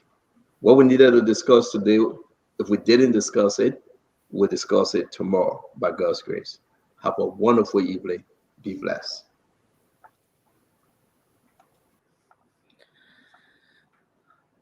Well, thanks to everyone for being here tonight. It's been a great show. We appreciate all of you, your contribution on the program tonight. Thanks to our partner radio stations across the country that are making sure that Liberians out of Montserrat County, the faraway counties, can listen to the program on the different frequencies. Thanks to Trust FM in Bowman County, thanks to Premier FM in Bong, thanks to Trend Radio in Grand Crew, Radio Yalaman in Seclipia in Nimba County, and a host of other radio stations across the country for relaying this edition of the program. Many thanks to you who have been following via the Spoon Network and Spoon 107.5, Fabric Radio 101.1, or Super FM. We appreciate all of you for following this edition of the program. And many thanks to our online audience as well. The many of you always joining us online on Spoon TV on Facebook, Fabric TV, and Super TV. Thanks to our folks on YouTube, Spoon Talk Live, our YouTube handle. We appreciate you as well for joining us from there. Let me do a quick one here. Okay, so let's see if we can get this one coming in. Okay, so let me do a special birthday greeting. That's for you, Fit Kuye. Happy birthday to you, Fit. Your mother, Mrs. Jamesetta Gooding Dauber, and your siblings. They are wishing you all the best as you celebrate your birthday today. They said you brought them pride when you got your first degree in 2019. You wrote an article that helped pay your fees in college. You produced your own clothing brand, and now you promote Liberian heritage in a very unique and positive way on Twitter and many more. They are so amazed at the many achievements that you've acquired just in the space of 29 years. So they say they're wishing you all the very best as you celebrate your birthday today. Fit Kuye, happy birthday to you and best wishes on your natal day. And it comes from your mother, Jamesetta Golden Dauber, and their siblings. They're all wishing you all the best, and they say they're very proud of you. Happy birthday, Faith.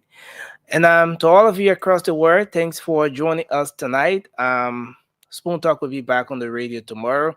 I want to say thanks to all of you, my Ruth Goba, Fidesco Tier, Nathaniel K. Hill, Charles Delan, Telvin Payne. We appreciate you. Teresa Sampson Yuma, thanks a lot for joining us tonight. O.P. O'Neill Johnson, A.J. Janin, Peter Hammer, Daniel Gates, Windows Ward. We appreciate all of you for being here tonight. Madam Marcia Snelling, thanks for joining us, ma'am. And to all of you, we appreciate your participation on the show tonight. We look forward to seeing you join the show tomorrow. Until then, have a good night. My name is Nelson Collier, and coming up shortly is the Late Night Show, the Late Night Politics on Spoon. I'll be here with the team. The rest of the panelists is going to be a very engaging show tonight. Last evening, we didn't bring you the Late Night Show due to issues beyond our control, but we're going to be up shortly with the show. With the show tonight. Actor F.B. Pee-wee. Thanks for joining us. Thanks to everyone. Have a good night. And this is how we like to end up for tonight. Bye-bye.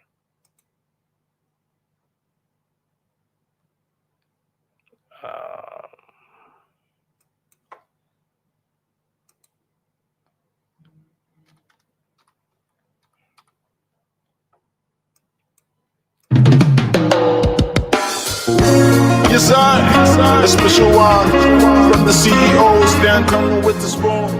And your boy, Friday the Southern Band. George James on the beat. To the spoon to get your information.